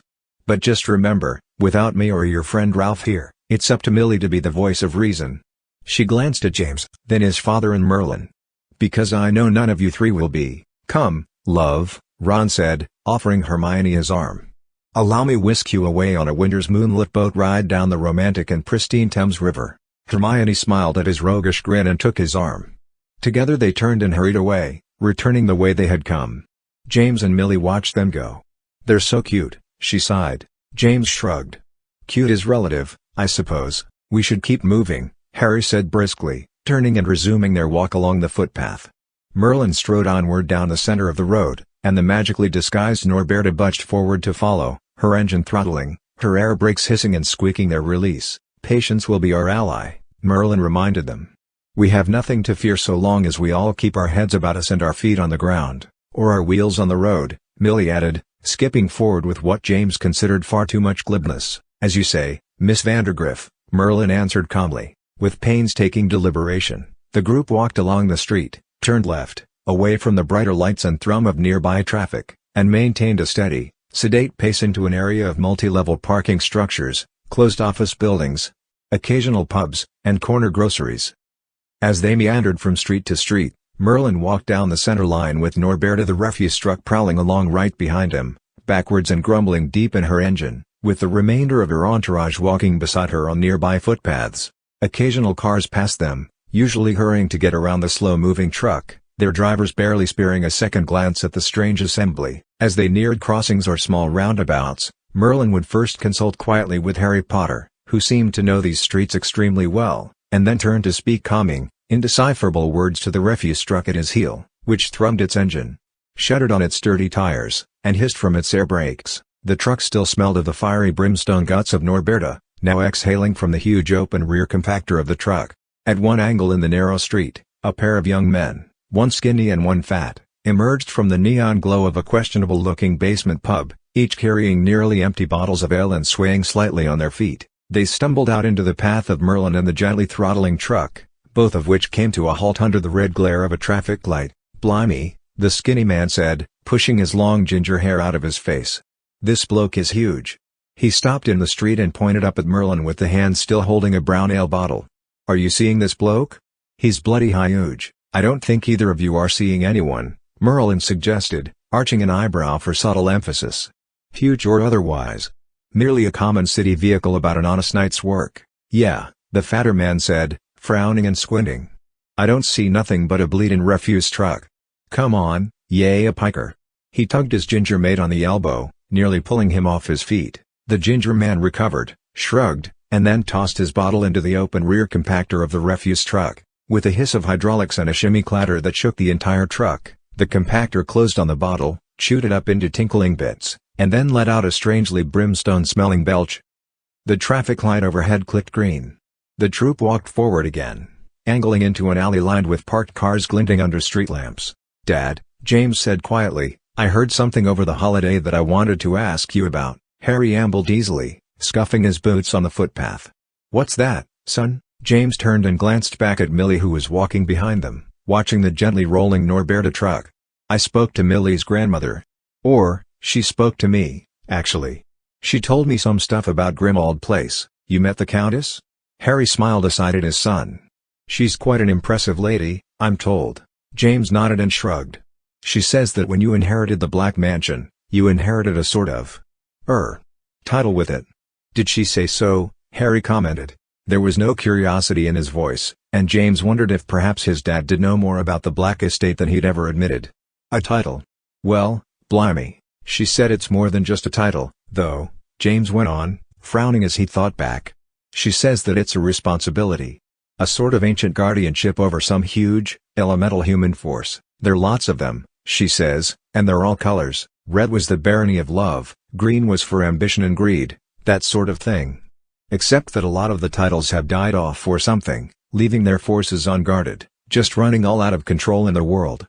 "Sounds serious," Harry nodded, pursing his lips. "Grandmother Eunice is a little, eccentric," Millie commented, approaching from behind and falling in beside James. "She believes all sorts of crazy old things. She's never read the Quibbler, but she's got loads in common with it." "Sure didn't sound like the Quibbler to me," James muttered. "Grandmother can be very convincing," Millie said, her tone turning lofty. "After all, one doesn't usually expect a countess to be a bit of a wee barnpot. But there's a reason she no longer brings up such things with my parents, or Bent and Mattie." From the center of the narrow street, Merlin said, "I knew the Viscount Black in my time. A thoroughly vicious and duplicitous man, capable of deeds legendary in their capriciousness and vanity. We were friends, in a sense." "Is that so?"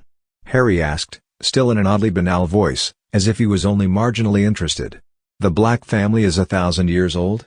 "The line of Black is far older than that, I would wager," Merlin said, "and I would not be so quick to dismiss the legends of their charge. The guardianship of the polarities of human nature was once an established magical institution, inviolate and deeply respected, forming the very pillars of humanity, without which civilized culture would be impossible. It is a curiosity of this new age that because one finds an idea intellectually offensive, one assumes it cannot be true."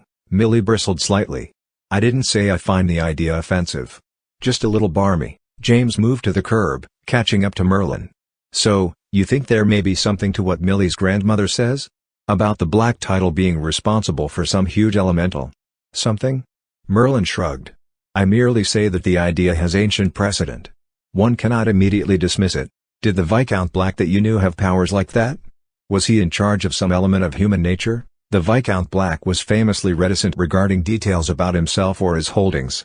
Meeting him in an inn, he would lament that he had barely 2 coppers to rub together, and yet the opulence of his robes and carriage made it clear that his wealth was incalculable. I never wasted the breath to ask him about the rumors of his title. "But there were rumors?" James prodded, looking up at the headmaster. "There are always rumors." Merlin nodded. "So?" James pressed again, glancing back at his father, annoyed at the lack of interest he saw there. "What do you think the Black title is in charge of?" "I haven't the faintest notion," Merlin replied simply. "And that is the truth. But I expect the name itself provides some minor hint." "Black?" James frowned. "It is as you say, Mr. Potter. All the titles are colors. And yet what do we know of the color black?" James shrugged. He didn't always appreciate the headmaster's Baroque conversational style. "I don't know. It's dark," Millie suggested. "It's not truly a color, is it?" "It's the absence of all color." Merlin cocked his head slightly. "It depends upon how you look at it. Black may not be a color unto itself. But it absorbs every other hue. It is, in fact, every color combined." James' eyes widened slightly at the thought. In a quieter voice, he asked, "So, what does that mean for the elemental guardianship of the Black title?" Merlin turned to look aside at him again as he walked. "Haven't the foggiest notion, Mr. Potter." "It means," Harry said from behind, that if there is some enormous dangerous potential inherent in our title, then like all such things, it is best left buried, untouched, and safely forgotten. After all, we Potters don't have the greatest record with handling huge, earth-shaking responsibilities. That is a topic of possible debate, Merlin countered with a wry look. James was about to reply when a sudden noise startled him. Some small but heavy object clanged off the side of Norberta's truckish shape. It struck the footpath and fumbled to a halt against a fire hydrant. James looked and saw that it was a chunk of old brick. "What the?" Millie started, when another brick struck Norberta, bouncing off her high bonnet. She groaned and hissed her hydraulics, shuddering on her huge tires. "Over there," Harry said, pointing with his wand to a narrow alley on their left. "Someone in there is having a bit of sport." Another brick sailed through the air, missed the refuse truck, and broke into pieces on the road at Merlin's feet. He looked up from it calmly, but with a grim twinkle in his eye, following the trajectory back to the dark alley. "Muggle vandals?" Harry asked, stepping alongside Merlin. "I think not," Merlin answered quietly. "I smell something else entirely. Guard our charge for a moment." And with that, he stalked away, his robes swaying in the cold air, his feet silent on the slushy road. James watched as the huge wizard strode into the shadows, putting out his hand as he did so, producing his staff out of thin air. A moment later he was gone, vanished into the depths of the alley. Harry watched. James stood next to him, eyes wide. Millie peered from just behind his shoulder, silent. The three barely breathed. Behind them, Norberta the refuse truck chugged idly, revving her engine with rhythmic impatience. No more bricks lobbed out of the alley. Suddenly, a flash of blue light flickered from the throat of its depths. The glare illuminated trash bins and doorways in a bright stutter, and then darkness fell again, as seamless as a well. "What's he doing?" Millie whispered. "Why isn't he coming back?" James added. Harry merely watched, his wand in his fist, pointed at the pavement next to his feet. Another flash came, more dimly this time, as if from a distance. Barely heard over the constant drum of nearby traffic, a deep bellow sounded. Merlin's voice, shouting something.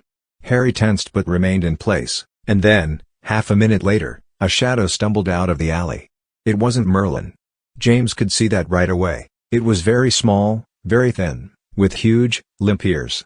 The shadow stumbled to its knees, caught itself with its arms, and then raised its large head, as if to look up at them. Harry finally broke away and ran to the figure, wand out, but not pointing at it. James hurried to join him. It was a house elf dressed in a knotted tea towel. James recognized the huge head and sad, anxious eyes. It was Piggin, the elf he had last seen stoking the fire in Gryffindor Tower weeks earlier. Harry dropped to crouch next to the elf, concern and wariness etched onto his face. "Why are you here?" he asked. "Are you all right? Have you been injured?" Still hunkered on all fours over the curb, the elf peered up at Harry with his huge, glistening eyes. Then, he turned his gaze to James. "Piggin is sorry, Master Potter," he said with heartbreaking sincerity. "Piggin is a bad elf." Behind James and Harry, Millie screamed. James spun around clumsily, still half kneeling behind his father. Harry was quicker, however, launching back to his feet and sweeping his wand around in a blurred arc. "Lumos!"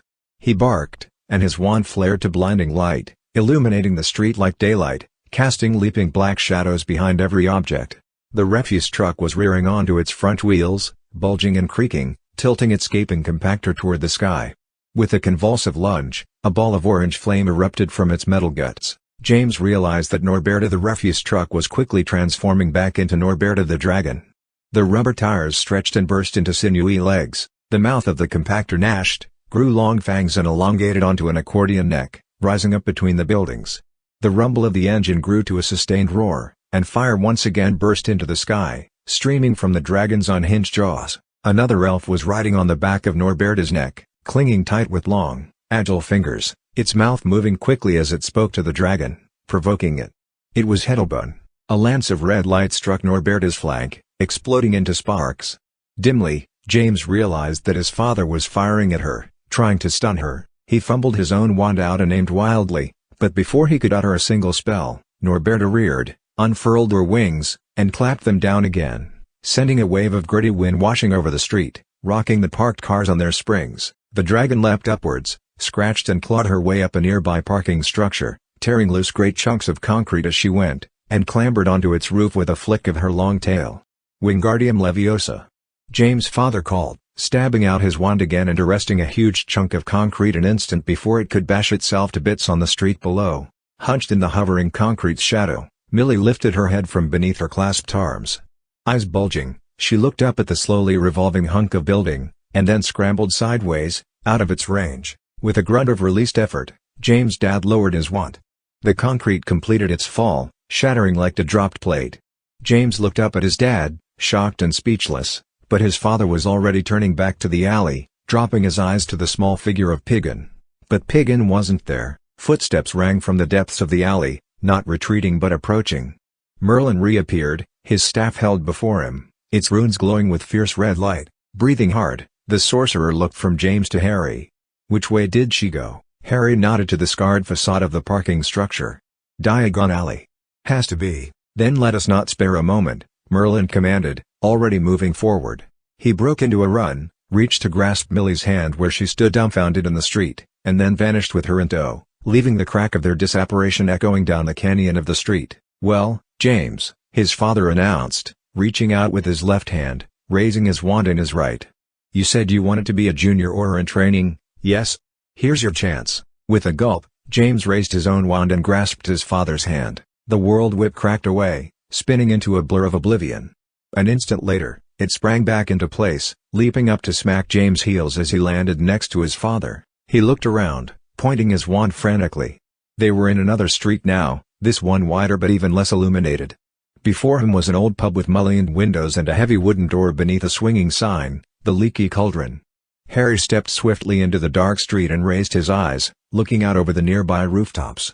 Merlin burst through the front door of the Leaky Cauldron, his staff leading, still pulsing with red light. "There," he announced, pointing to James' right. James spun to look, even as he heard the grating roar of the dragons approach. A decrepit apartment building, 4 floors high, stood on a wedge of footpath between two angled streets.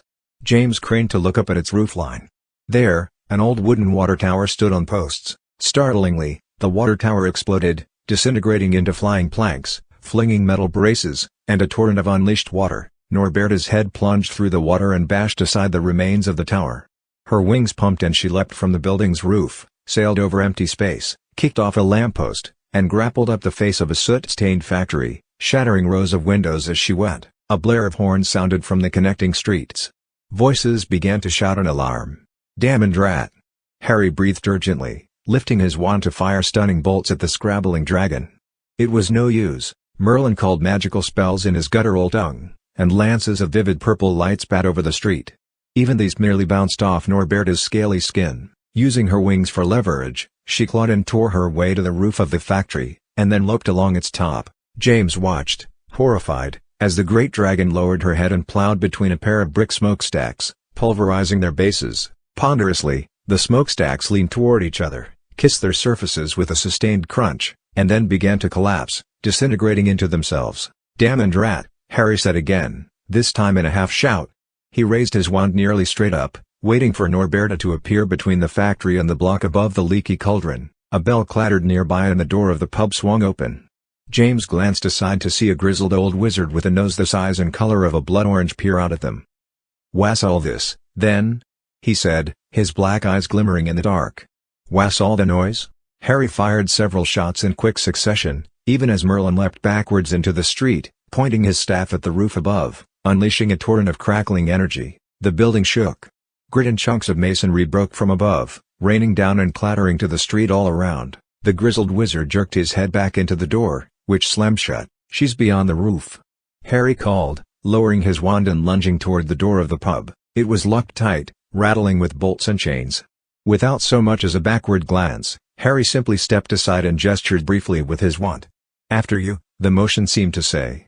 Merlin dipped his staff. Its runes flashed green and the door of the Leaky Cauldron blew open, taking the remains of an iron deadbolt and chains with it. The bell overhead gave an alarmed clatter and broke loose. Harry led the way with Merlin immediately behind. James scrambled to follow, passing the grizzled wizard with a blood-orange nose who stood huddled in the corner, fuming speechlessly at his demolished door. James had been inside the Leaky Cauldron on many occasions and assumed that it never technically closed. Indeed, even at this late hour, the pub was crowded with patrons of all shapes and sizes, most gathered around a long bar cluttered with glasses, steins, and bottles. Eyes turned to follow Merlin, Harry, and James as they rushed past, pounding toward the rear exit, wands and staff raised. Millie stood away from the bar, her eyes wide and terrified.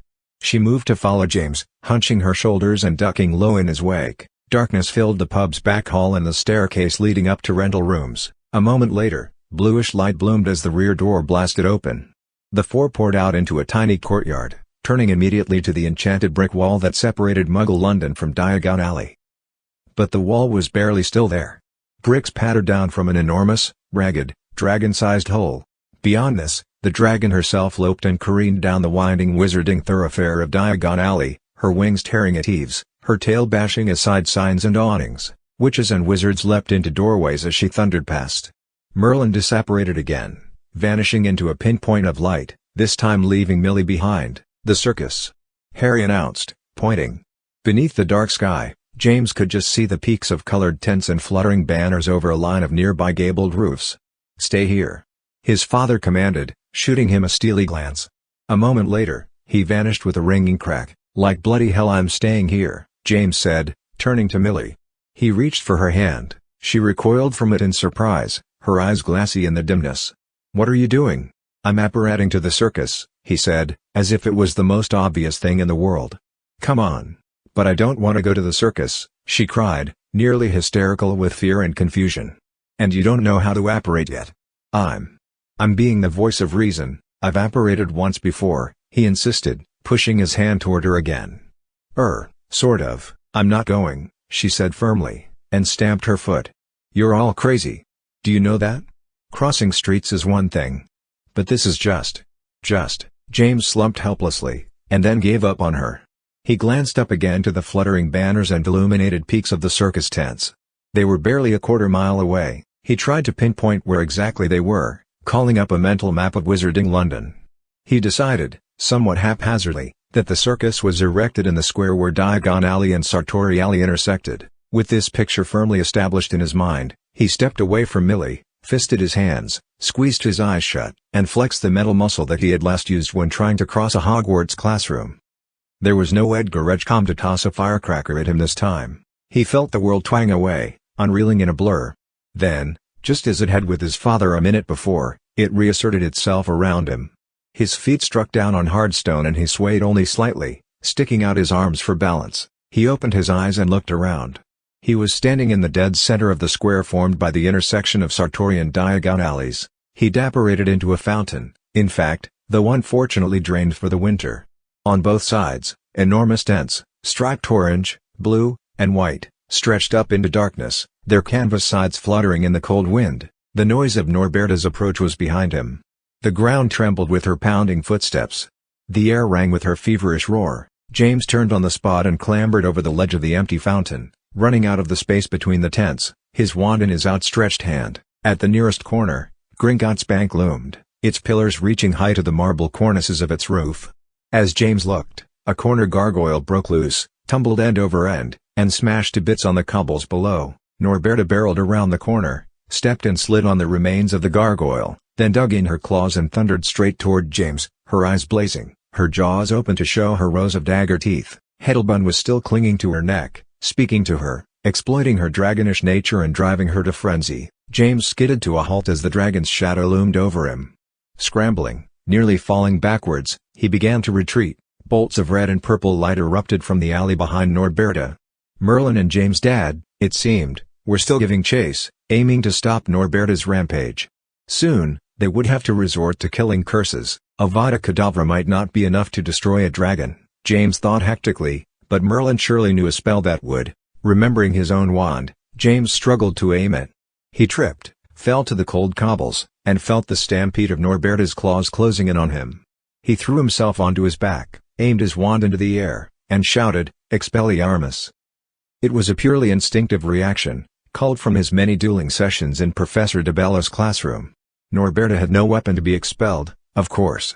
And yet, suddenly, her feet dug into the pavement, grinding over the cobbles as she skidded and slewed to a halt, plowing a cloud of dust before her. The great dragon came to rest a dozen feet from James, and something fell to the square between them.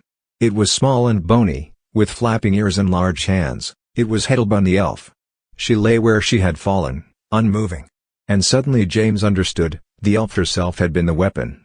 James' dueling shot had expelled her from the hapless dragon, who now hunkered in distressed confusion, huffing the air, looking around to see where she was.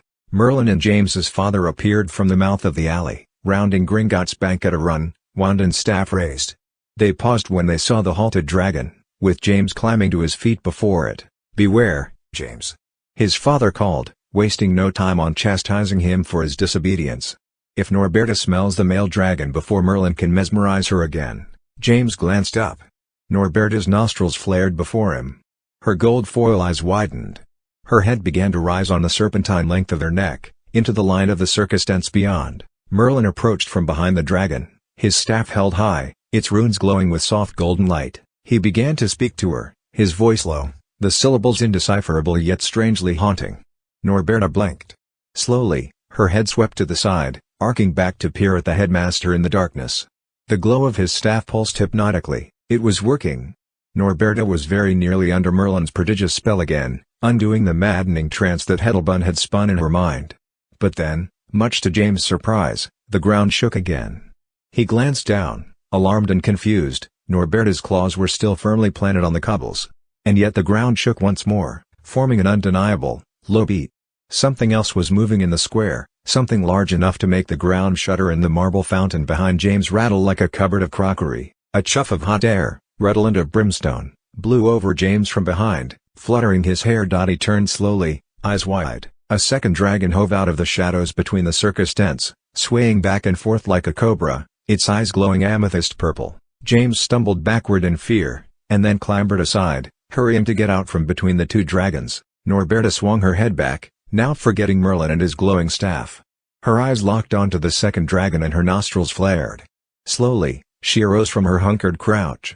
Her tail swayed back and forth, sweeping low over the cobbles. The second dragon, clearly the very circus dragon, Montague Python, that Norberta had been sensing for months, approached her cautiously, flicking a snake-like tongue from its long, black snout. His body was rather smaller than hers, sleek and long, but with much larger diaphanous wings that glinted with oily pearlescence. A sinuous black tail curled up and then stamped down on the ground, clapping its steely barbed tip to the cobbles with a ringing clang. A commotion of movement came from the circus tent as its entrance flaps were wrestled from inside. A figure clambered out, stumbling nearly between Montague's forelegs. It was a large man with an impressively round belly, clad in an ivory vest and huge shirt sleeves gathered in tight cuffs with gold buttons. He wore black riding trousers with suspenders hanging and flopping about his knees. "Oh bloody Nora," he said in a high, breathless voice, looking up at the two dragons as they sniffed each other cautiously, drawing nearer and nearer, beginning to twine their long necks. "It's love at first sight, it is."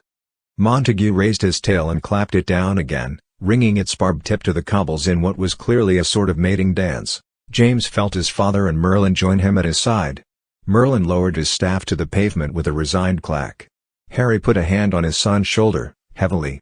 James sensed in the gesture both cautious pride and wary rebuke. The ringmaster, for that's clearly what he was, Mr. Archibald Hocus himself, lowered his gaze from the twining dragons and looked over at James, Harry, and Merlin, his cheeks red and his eyes glistening.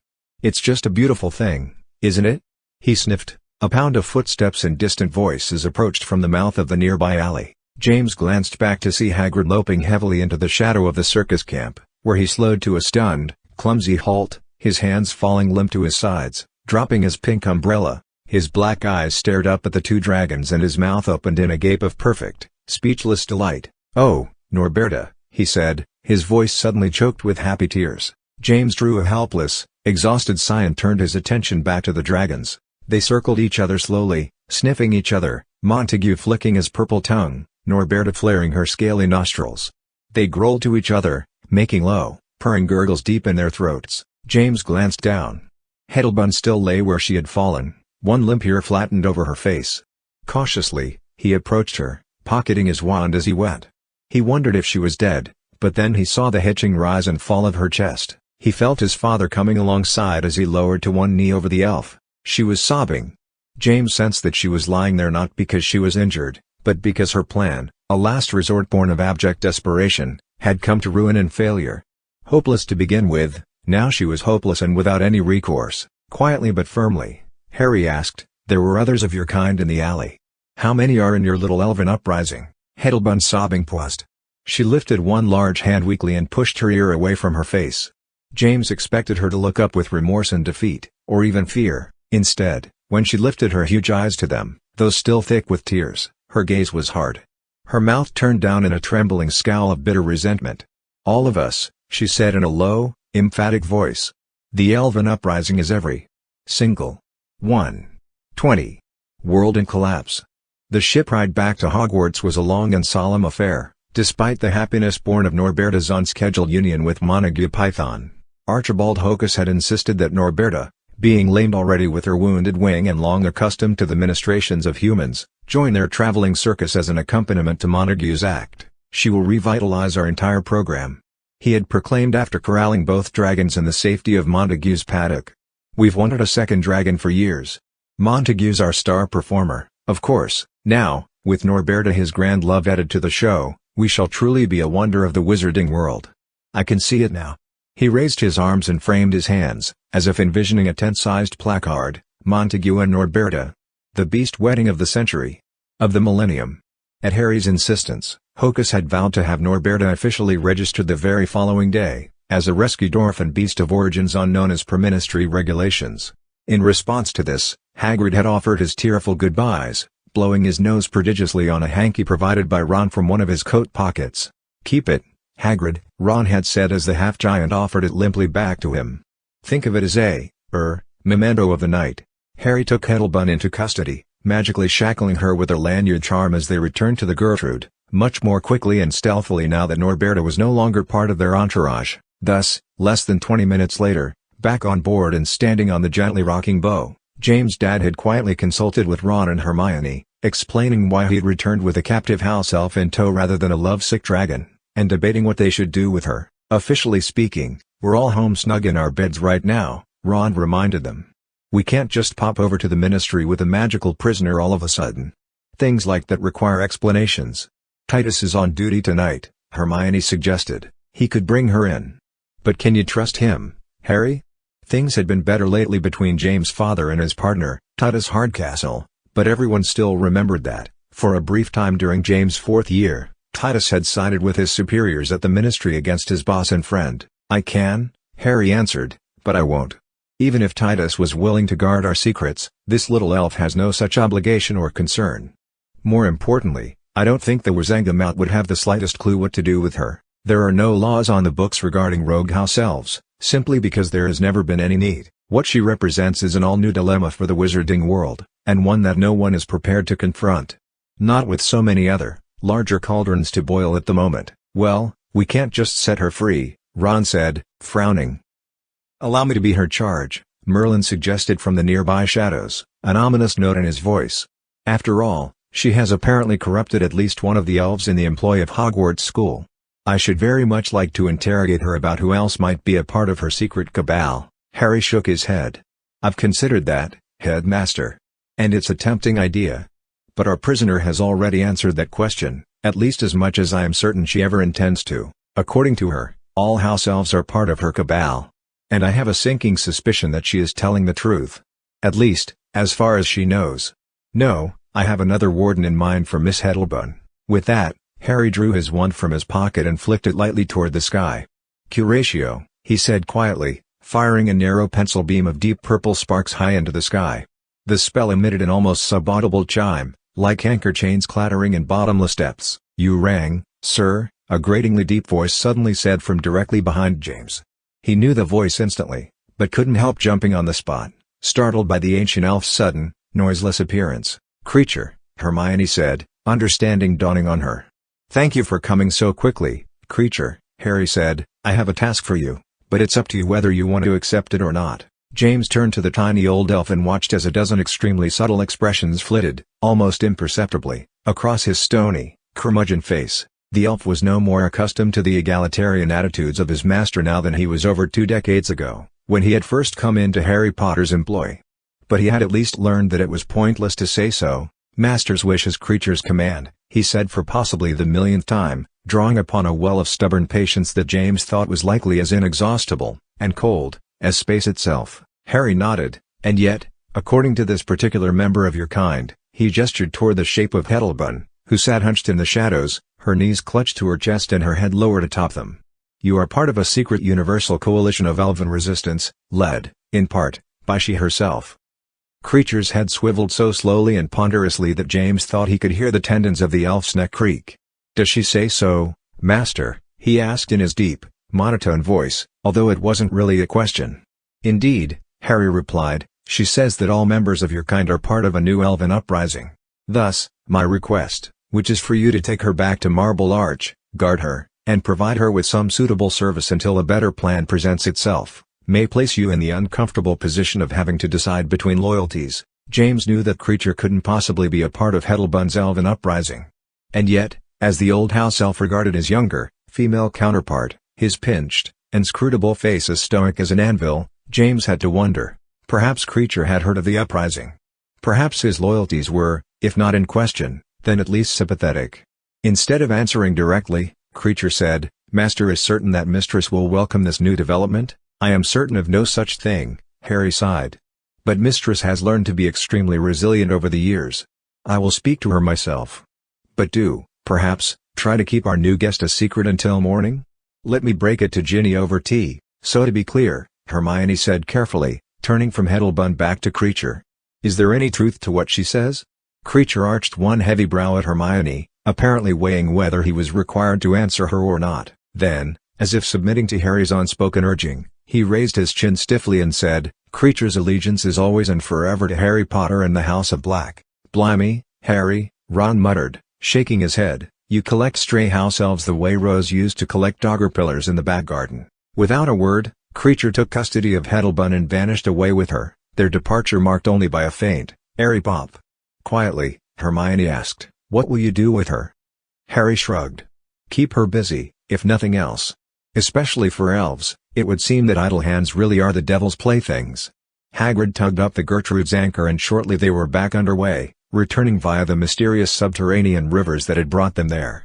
Millie fell asleep on the bench next to James as the ship swooped and rocked its way back. He realized that part of the magic of the journey lay in the fact that whatever time you conserved on the way there, you earned back on the return trip, making the final trek seem tiresomely long and exhausting. He looked aside at Millie where she lay curled on the bench, rocking obliviously with the motion of the hull, her blonde hair partially obscuring her face. He was jealous of her fitful sleep, even if it was rooted in a sort of numb shock. Even now, her brow was creased faintly, her lips downturned in a worried frown. "I was wrong," she'd said to him after boarding the Gertrude again. "Wrong about all your adventures. They're only fun in books. Rose can have them from now on." James didn't argue with her. He'd known she was wrong from the beginning. And yet the bland finality of her words still gave him a faint pang. He wanted to say he never asked for deadly and scary adventures, they just seemed to seek him out. But he knew there was no point. There was nothing to salvage with Millie. And she was better off away from him. Whatever it took. Back at the moon pool, James said goodnight to Hagrid, his dad, aunt, and uncle, and then walked Millie through the eerily dark and silent corridors of the school until their paths parted. She turned to him but didn't look up at him. "Well, good night, James." "Goodbye, Millie," he sighed. She gave a sigh of her own and nodded. A moment later, she was merely a shadow trudging tiredly away from him. A moment after that, she was gone around a corner. James stood and stared at the empty corner for a minute. He had kissed Millie, and made her giggle, and held her hand, and shared long, intense gazes with her across classrooms and the library.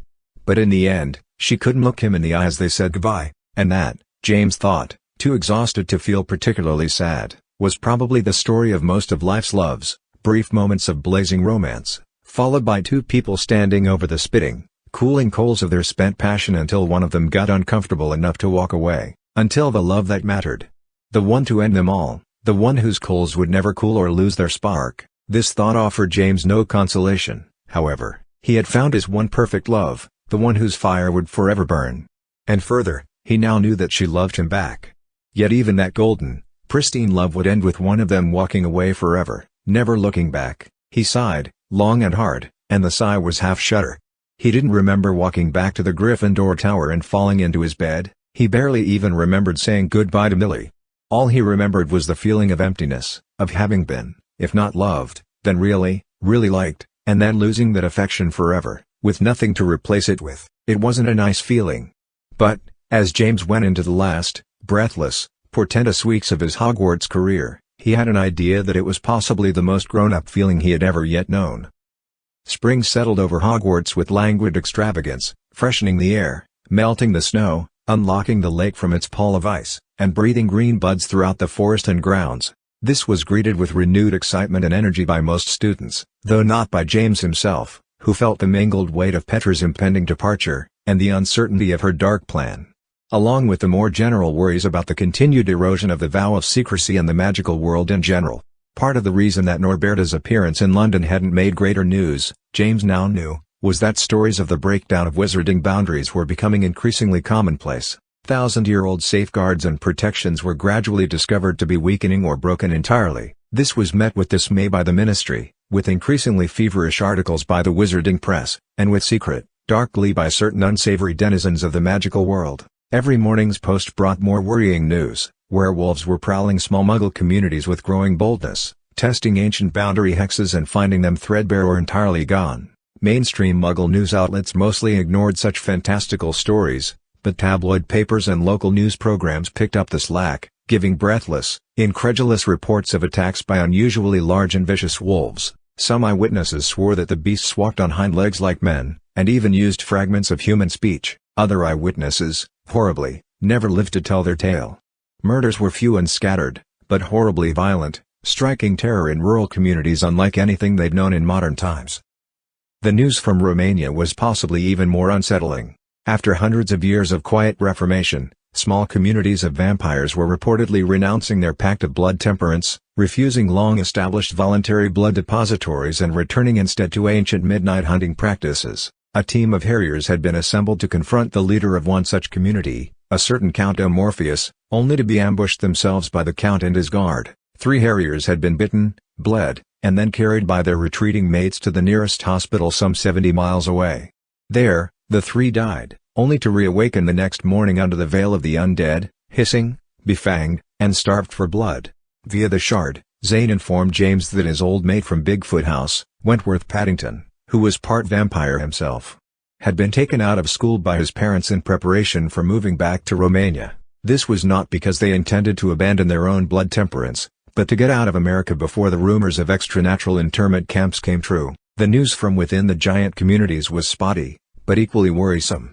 Many tribes had retreated from their ancestral communities, but clumsily, leaving behind copious evidence of their habitation. Muggle explorers were discovering giant footprints, tribal cave drawings, and even burial mounds. International magical response teams were dispatched to the sites to scrub as much evidence as possible, and obliviators did what they could to erase memories and alter reports. Still, some leaks of giant-related material had proved impossible to contain. One Muggle explorer had actually dug up a giant skull from its burial mound and was displaying the ghastly object to any and all photographers and television news cameras. For now, as with the werewolf sightings, these reports were mainly met with skepticism from major media.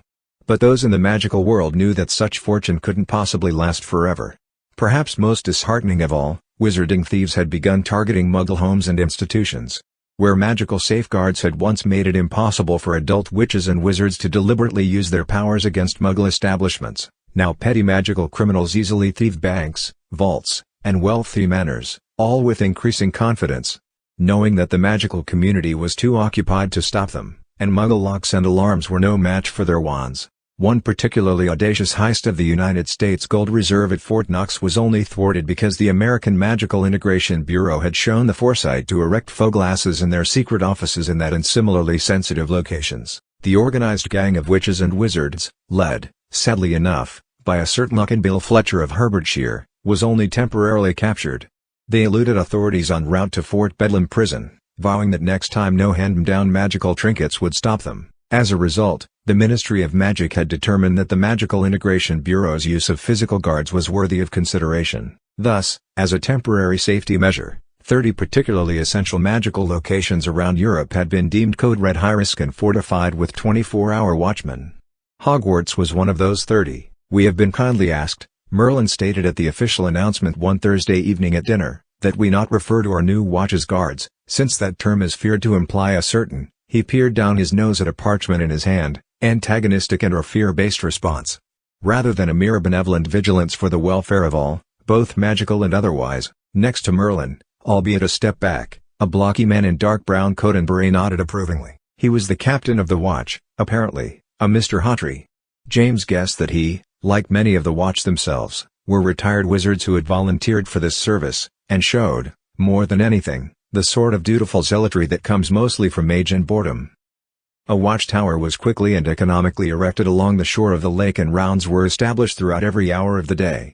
The men of the watch were mostly amiable duffers, often distracted from their duties by the temptation to tell tales, to anyone who would listen, of their own long-ago days at Hogwarts. "Back in my time," one of them regaled James one day between classes, tapping him in the chest, "if we spoke out of turn, it was the tongue screw we got." He chuffed wheezing laughter at this. "We had real discipline back then. Not this namby-pamby drivel they coddle you lot with now." The man's partner, much taller than him, with thin hair slicked black with pomade, nodded and narrowed one eye. Argus Filch was a resident apprentice here in those days. Head in the clouds Filch we called him, always writing poetry and painting pictures, he was. All he could do, since a wand was no good in the poor sod's hand. "Hush. I don't think we're supposed to talk about that," the taller man chastised. "Filch may be a hopeless dreamer, but he's got to command respect somehow." James tried to back away without the men noticing. Ralph tugged his elbow as the two seemed to fall into a small squabble. A few of the watchmen, however, were unrelenting in their grim dedication. They stalked the corridors and grounds with eyes of flint, apparently feeling empowered to enforce student rules, and even invent new ones in the name of security. One of these men, a gangly Welshman of about 40 with the constipated face and rigid posture of a born rule follower, ordered students back from a late spring wade in the lake, chastising them for crossing the boundary of the school. The same man, whose name James learned was Royston Brimble, insisted loudly that Hogsmeade weekends should be curtailed until further notice. Later, he called for the abandonment and removal or demolition of Hagrid's hut on the grounds that it was an eyesore and a superfluous extra domicile, needlessly complicating the scope of watch duties. At this recommendation, Hagrid simply smiled with all of his teeth, clapped the man on the shoulder hard enough to buckle his knees, and said, "Good luck with that, Mr. Brimble."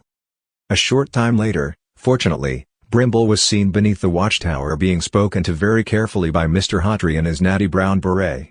Brimble abandoned the matters of Hogsmeade weekends and Hagrid's hut, but continued to order and reprimand students at every possible opportunity, always with blazing eyes and specks of white spittle in the corners of his mouth. A sign-up sheet for student volunteers to the watch was posted in the entrance hall. "Stay up late for a good cause." The heading ran. After a week, there were only 3 names on the parchment. James was annoyed yet unsurprised to see that the names were Edgar Edgecombe, Polly Heathrow, and Quincy Ogden. When he saw the 3 again, they sported small silver badges on their robes, carefully polished and prominently displayed. The badges were tiny shields with the letters JW stamped onto them. "Junior Watch," Edgecombe said, tapping his badge importantly as he waited outside a classroom watching others walk past, his eyes narrowed. "Counts as credit for Muggle studies, it does. Gets me out of Grenadine's stupid class." "Curious, that," Sanjay Yadav commented from nearby. "I've found Miss Grenadine's class to be a lot less stupid without you 3 in it." Several others laughed, but Polly Heathrow glared at Sanjay, pushing up to her full height. "We've been instructed to report any of a whole list of suspicious behaviors," she said in her high, nasal voice. "Disrespecting authority is number 12. You just might want to tread careful before you end up on any official watch lists." James turned when he heard this, but Rose caught his elbow even as he did. "Leave her be," she muttered. "You don't have time to start anything. And besides, Sanjay is quick enough to fight his own battles." Indeed, behind them, Sanjay spoke up, "Does the list include being 3 proper little gits? If so, I may need to do some reporting of my own." Ogden moved to confront Sanjay, but at that moment James' line of sight was obscured by passing students. Somewhat regrettably, he turned back and hurried on to his own class. Rose was right that Sanjay was clearly capable of handling himself. And at least the trio of little bullies had turned their attention to someone other than him. As classes progressed, James confronted for the first time, and with great unwillingness, the reality that final NEWT examinations were, in fact, going to happen, no matter how hard he pretended otherwise. With the enthusiasm of a man going to the gallows, he began to devote himself to studying and preparation, thankful for the spontaneous study groups that began to gather in the library most evenings. Graham, Deirdre, Ralph, Fiera Hutchins, Fiona Fourcompass, and Trenton Block were almost always there. Often, they would be joined by other 7th years, including Nolan Beetlebrick, Julian Jackson, Ashley Doone, Patrick McCoy, Millie, and George Muldoon. creating a large and occasionally boisterous gathering that often, James noticed with some degree of relief, bordered on the edge of becoming a football scrum, or a kitchen raiding party. The evening librarian eventually gave up trying to contain and quiet the group.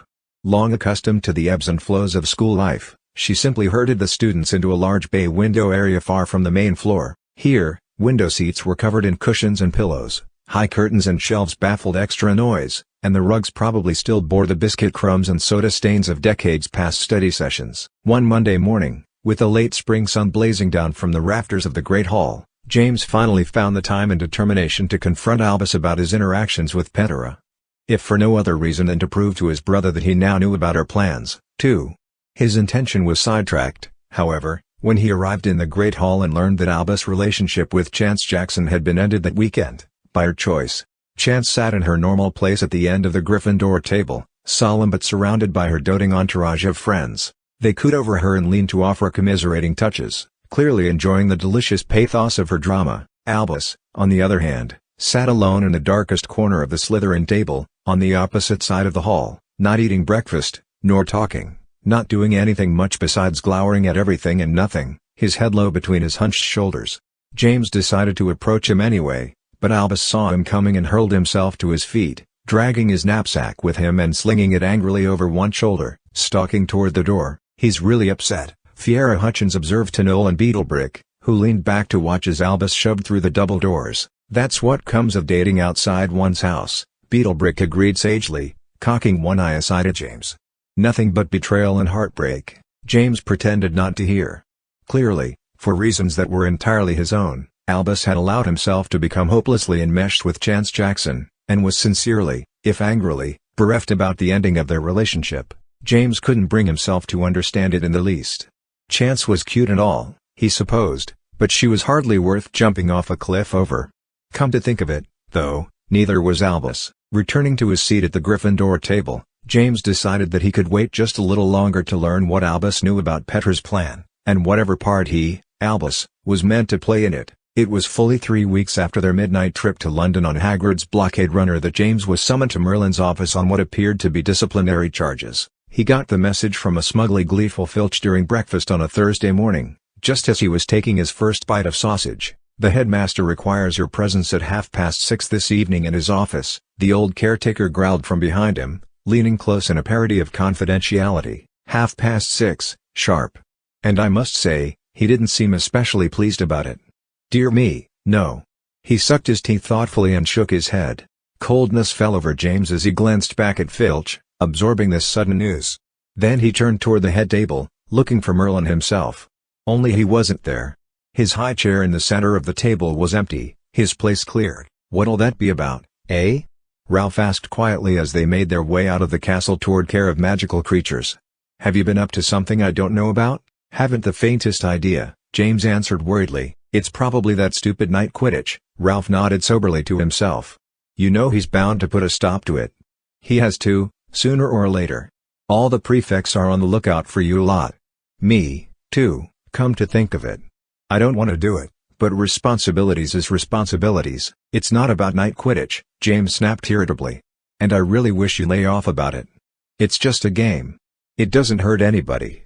It's breaking curfew, for starters," Ralph replied. "And it's threatening our security nowadays, it is. All of you out there with your glowing bludgers and quaffles and such, and now I'm told you're using loads of those ridiculous sport magic spells you picked up last year at Clutch Cudgel. Gravity wells and knucklers and other dotty stuff that's in no self-respecting spellbook. What if some muggle campers happen to see all that magic and those flying glowing balls from across the lake?"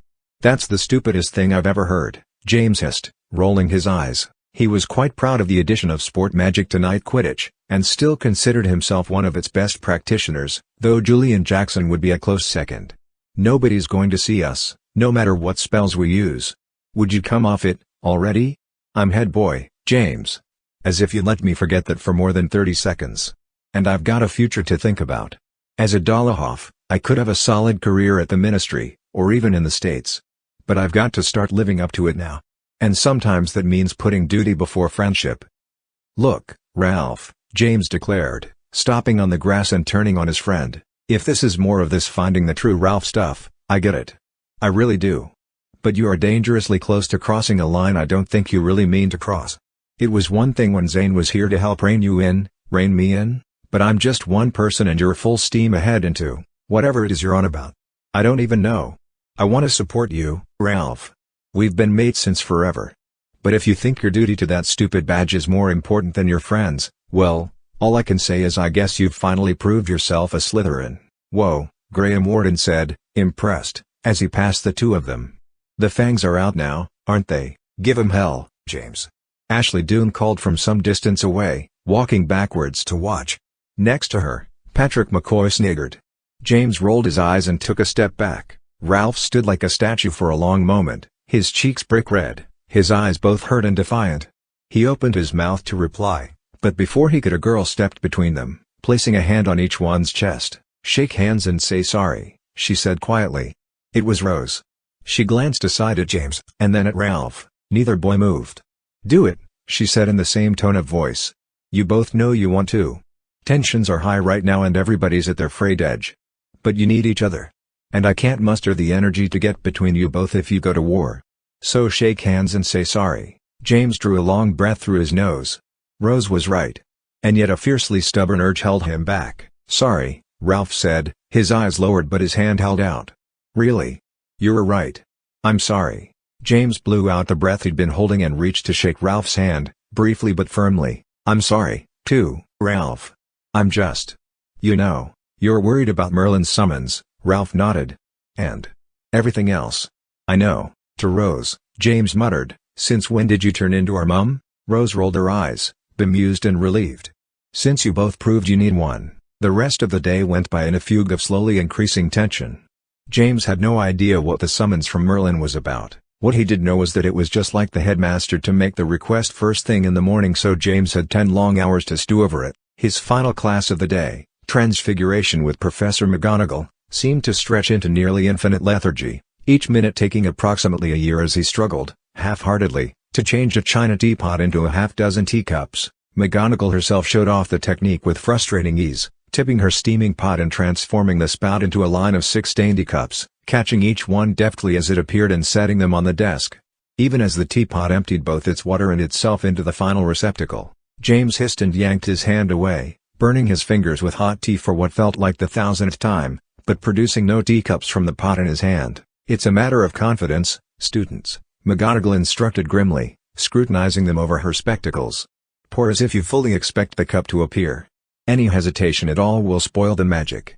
James shook his head and lifted the teapot again, even as it bubbled and steamed, magically refilling itself. He sucked his red fingers, then held out his hand once more, preparing to catch the teacup as it formed from the tilting spout, and knowing that it would never happen. This, he mused, was the tricky thing about confidence. The more you tried to force it to happen, the more elusive it was. Finally, dinner time came and went. James barely noticed it, being far too focused on the appointment afterward.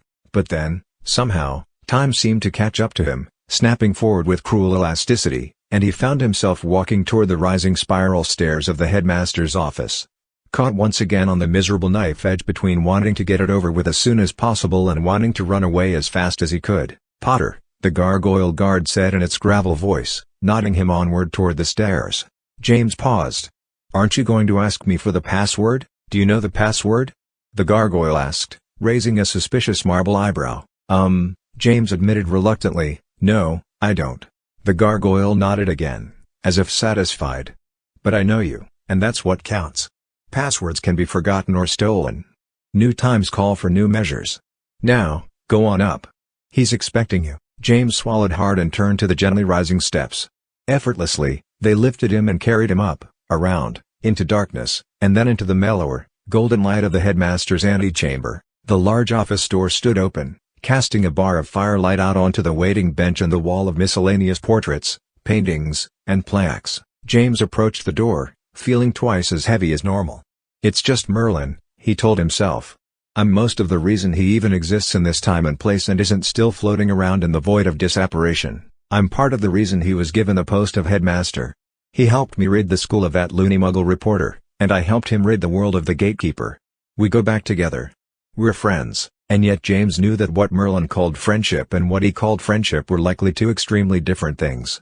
As different as the two worlds, 1,000 years apart, that formed them both. As always, the headmaster's office was crowded to the point of claustrophobia, filled with trunks and crates, bookshelves and tables, tools, talismans, and enormous oddities of every imagining, including the gigantic stuffed alligator that hung from the ceiling. Its glassy black eyes staring down and its hundreds of teeth bared in an uncomfortably jolly grin. "Come in, James, and do close the door," Merlin said easily, not looking up from his desk, where he seemed to be writing something with one hand, consulting a large book with the other. "It seems to be a customary expectation of the age that I offer you a seat. But frankly I prefer for you to remain standing. Thus, I shall leave the option to your good judgment." James moved cautiously to a space equidistant from the hearth on his left and the desk in front. The stone floor was warm. The air of the office was heavy with the sleepy scent of candle wax, old leather, and, unexpectedly, cocoa. James glanced down. A silver tray sat perched on the edge of Merlin's desk, nearly pushed off by a haphazard pile of books. On the tray, a large stoneware mug of hot chocolate steamed gently. As James watched, Merlin reached without looking, scooped the mug into his hand, and sipped a deep draught, finally leaning back in his chair as he did so. "Ah," he said, half closing his eyes. "You know, James, I've gone in and out, to and fro in this new world. I've seen, smelled, and tasted its million strange discoveries. And I don't care what the politicians, priests, and poets say, hot chocolate is the pinnacle of your era. Perhaps any era." He breathed the mug's rich steam, sipped again at its contents, and then, reluctantly, set the cocoa aside on its tray. Returning his gaze to James, a speculative look in his eyes, he said, "You're probably wondering why I've summoned you here." "Well," James said, his voice dry, "yeah. I mean, yes sir, I assumed." He stopped and cleared his throat nervously. "I assumed that I was in trouble, like." "Oh, but you are, Mr. Potter," the headmaster nodded somberly, and drew a little sigh. "As headmaster of this school, I would be bereft in my duties if I did not correct aberrant behavior by the accepted means. I know it's been a month, but do forgive me. I'm a busy man."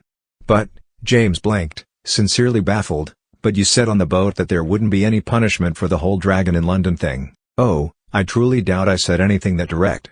I prize nuance, Mr. Potter. But you are, in essence, correct.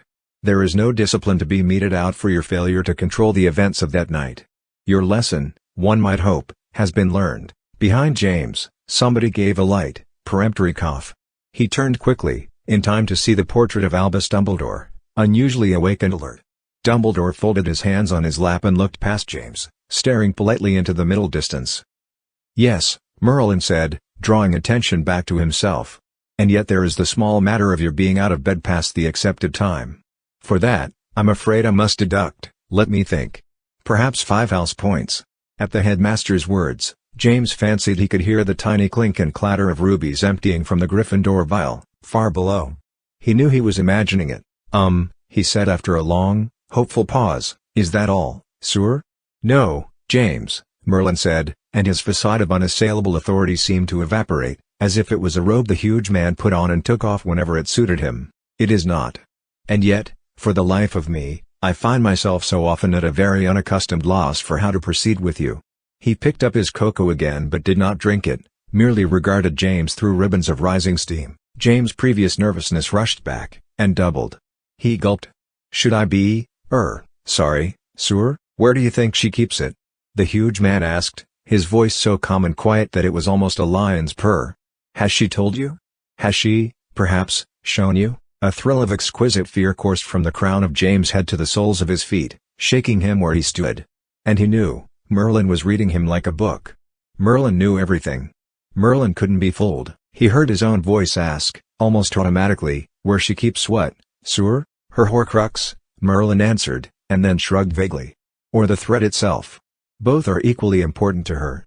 Though not quite as important, I am willing to wager, as this." He took one hand away from his mug and held it up. Sparkling between his thumb and forefinger was Petra's brooch, the one she had lost from the stern of the Gwyndomere, and the one that she had refound in the world between the worlds, brought over by her alternate self from another, darker dimension. James' eyes widened at the sight of it.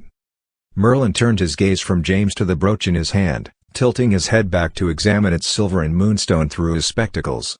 It was a gift from her father, while she was yet in her mother's womb. He was never able to give it to her, sadly.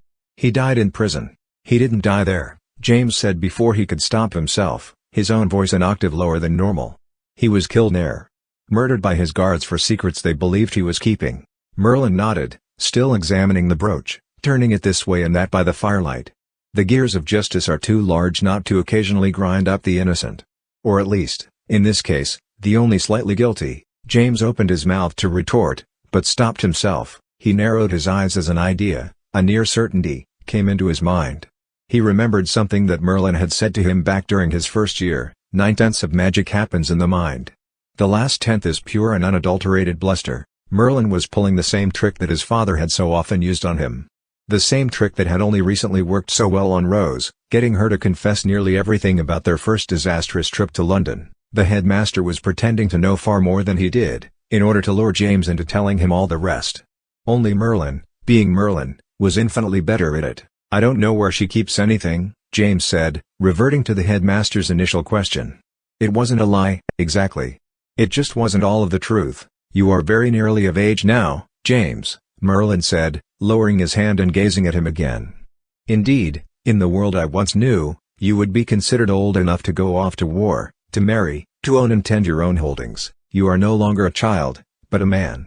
And this is not flattery, for it is a terrible responsibility to be a man or a woman, grown and thrust out from beneath the wing of your parents and teachers. Thus, be sure that when I ask you about Petra Morgenstern, or Morgan, as she now reluctantly prefers to be called, I do not ask as a guardian to a charge, but as one responsible citizen to another, with nothing less in the balance than the fate of worlds." His eyes were stern as he spoke, but his voice remained calm, low. "I believe that you are keeping your own secret counsel for noble reasons. Perhaps you mean to assist Morgan or dissuade her using your own unique influence over her. Perhaps you fear for the lives of those you love if you draw them into a potentially hopeless confrontation with her. In short, I trust your motives, James, if not always your judgment." Here, Merlin stood behind his desk, leaving the mug steaming on its corner. James watched him, resisting the urge to speak up, to answer Merlin's comments. He desperately wanted to explain everything. There was nothing more tempting in the moment than to share the burden of responsibility with Merlin, to be welcomed into his powerful camaraderie and confidence. But Merlin couldn't dissuade or stop Petra. He would die trying. As much as it pained and saddened James, he remained stubbornly silent, afraid almost to look the huge sorcerer in the eye, lest he reveal the truth with his mere gaze. "I shall do you the service of telling you everything I know, James," Merlin said, slowly rounding his desk and approaching the fire. "For via my diverse arts I have learned much, however frustratingly incomplete. Petra has identified herself with her dark mirror, the other version of herself, now murdered and bound to this earth. She believes that only by assuming Morgan's place in her original dimension can she reset the crumbling destinies of our twin worlds. In this, James," Merlin reached the fire and turned his gaze sidelong to face him, "Petra is both absolutely correct, and terribly, fatally mistaken. For there are other forces in play, powerful forces both terrible and corrupt. They assist Petra, drive her, and yet they do not share her benevolent motives. I see them not, but I sense their movement, like shapes underwater, tracing deep ripples on the surface of causality, undermining all that is true and good." "Judith," James said involuntarily. A chill traced down his spine, shaking him where he stood. "And another?" Merlin nodded slowly. They both knew who he meant, but neither would say it. And this sent another, harder shiver all the way to James' heels. For many long years, over 2 decades, no one had been afraid to say the name of Voldemort. Why should they? The Dark Lord had been beaten and killed by his young nemesis, Harry Potter, but now, the greatest wizard alive, Merlinus Ambrosius himself, stood with his back to the fire in his own office, leaving that old name unspoken in the air between them. Voldemort was once again he who must not be named. He lived again, if only as a fractured shred in Petra's mind, but stronger today than yesterday, and growing ever stronger by the minute, because Petra no longer resisted the perverse whisper of Voldemort's influence. She was cultivating it. She was using it, drawing conviction, and power, and direction from it. Every child knew the stories of how the Dark Lord's black magic worked, back when he was fully alive in power and malevolence. Speaking the villain's name summoned him. Now, it was true once again. If either James or Merlin spoke the name, she would know, and perhaps she would come. "There is only one thing that matters in all of this, James," Merlin said, turning to face him fully now, regarding him levelly. "Petra's, Morgan's, mission cannot be what it appears as long as the worst villains in this, or any, Earth are driving her to accomplish it. She may believe that she can harness the power of the bloodline within her while not succumbing to it. But she grows blinded in exactly the same measure as she grows powerful. And soon, James, she will not care if she is blinded or not. He whose soul curses her will turn her completely. James shook his head slowly, thoughtfully, now looking up at Merlin. No, she won't. She can't be. Petra is good. She can resist. She has resisted, Merlin agreed carefully. But she stopped doing so the moment that she made her Horcrux. Now, she has partnered with her curse. Soon, inevitably, it will consume her. James shook his head again and dropped his gaze. He backed up a step and sank into a nearby chair. I think. She believes that she'll be gone before the voice in her mind can get that sort of control over her. She'll be vanished away into Morgan's original dimension. It won't matter anymore. You missed the point, James, Merlin stated, a note of impatience, even frustration, edging into his voice. This is no longer a decision that can be left up to her. She is deluded beyond reason. The Petra you once knew is gone already, in her place is the bloodline. The crimson thread. Morgan. She is corrupted, and as such, she is unable to see that her plan is rooted in lies. There is no other interpretation. If the Lady of the Lake and he who must not be named are scheming for the success of her plan, then only terror and misery can come of it. Never hope. Never salvation. James was becoming agitated with frustration. But it makes sense, though. He glared down at his open hands, and then snapped them into fists. As much as I hate what it means, that she will leave us forever, it makes sense. The world is falling apart more every day, all because of the imbalance caused by the stolen crimson thread. Morgan was her twin, so that means Petra is the only one who can replace her and set things back to rights again. The world is not so simple, Merlin stated firmly. I wish that it were, but it is not, and you are grown enough to know that. The young lady who was once your friend has embraced an illusion. Her guilt has partnered with her power to make her vulnerable to the worst of lies, and thus she is made a pawn for powers that would seek not just our slow degradation, but our outright destruction. James realized, with some dismay, that his frustration was edging into anger now. He looked up at the headmaster again. Boldy. Everyone thinks Petra is evil. That she's the worst witch that ever lived. The world's first female undesirable #1. And now you think that, too, evil? No, Merlin countered, lifting his chin. But deluded by evil, yes. You're all wrong, James said, firming his jaw. I know her better than any of you. I know she's stronger than you know. Not just in her powers, but in her heart. Are you willing to stake the balance of the world, and all worlds, on that confidence? James faltered. He glared up at the headmaster still.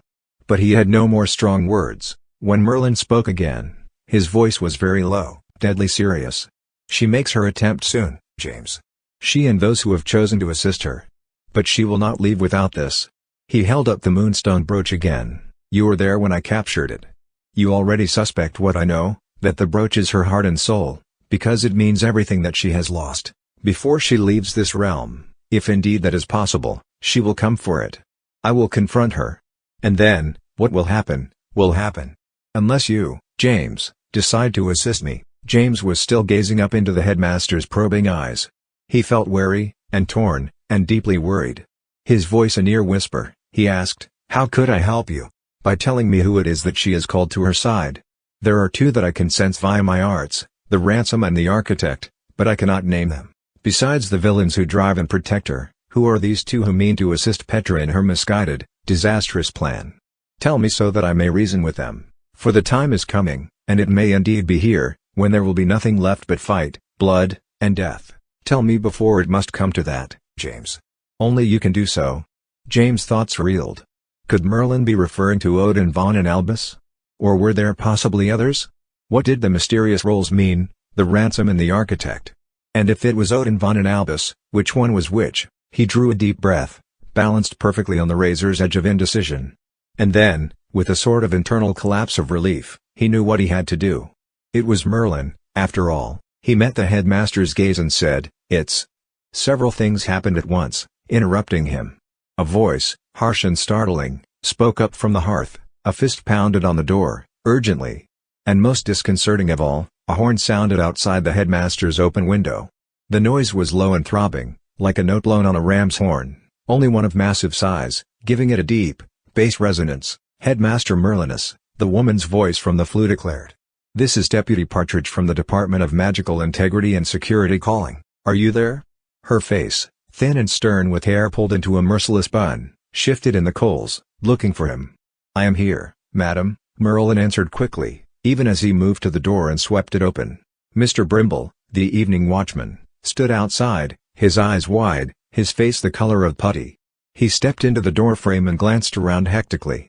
His eyes lit on James and then dismissed him, flicking back to the headmaster. "From the flu," the woman from the ministry said, "there have been several breaches in temporary magical boundaries this night. We have incoming reports of unnamed magical species venturing into protected areas. Hogwarts School is one of them. Initiate ministry regulation lockdown protocols until further notice. I shall take whatever precaution the situation dictates, Madam Partridge," Merlin replied smoothly.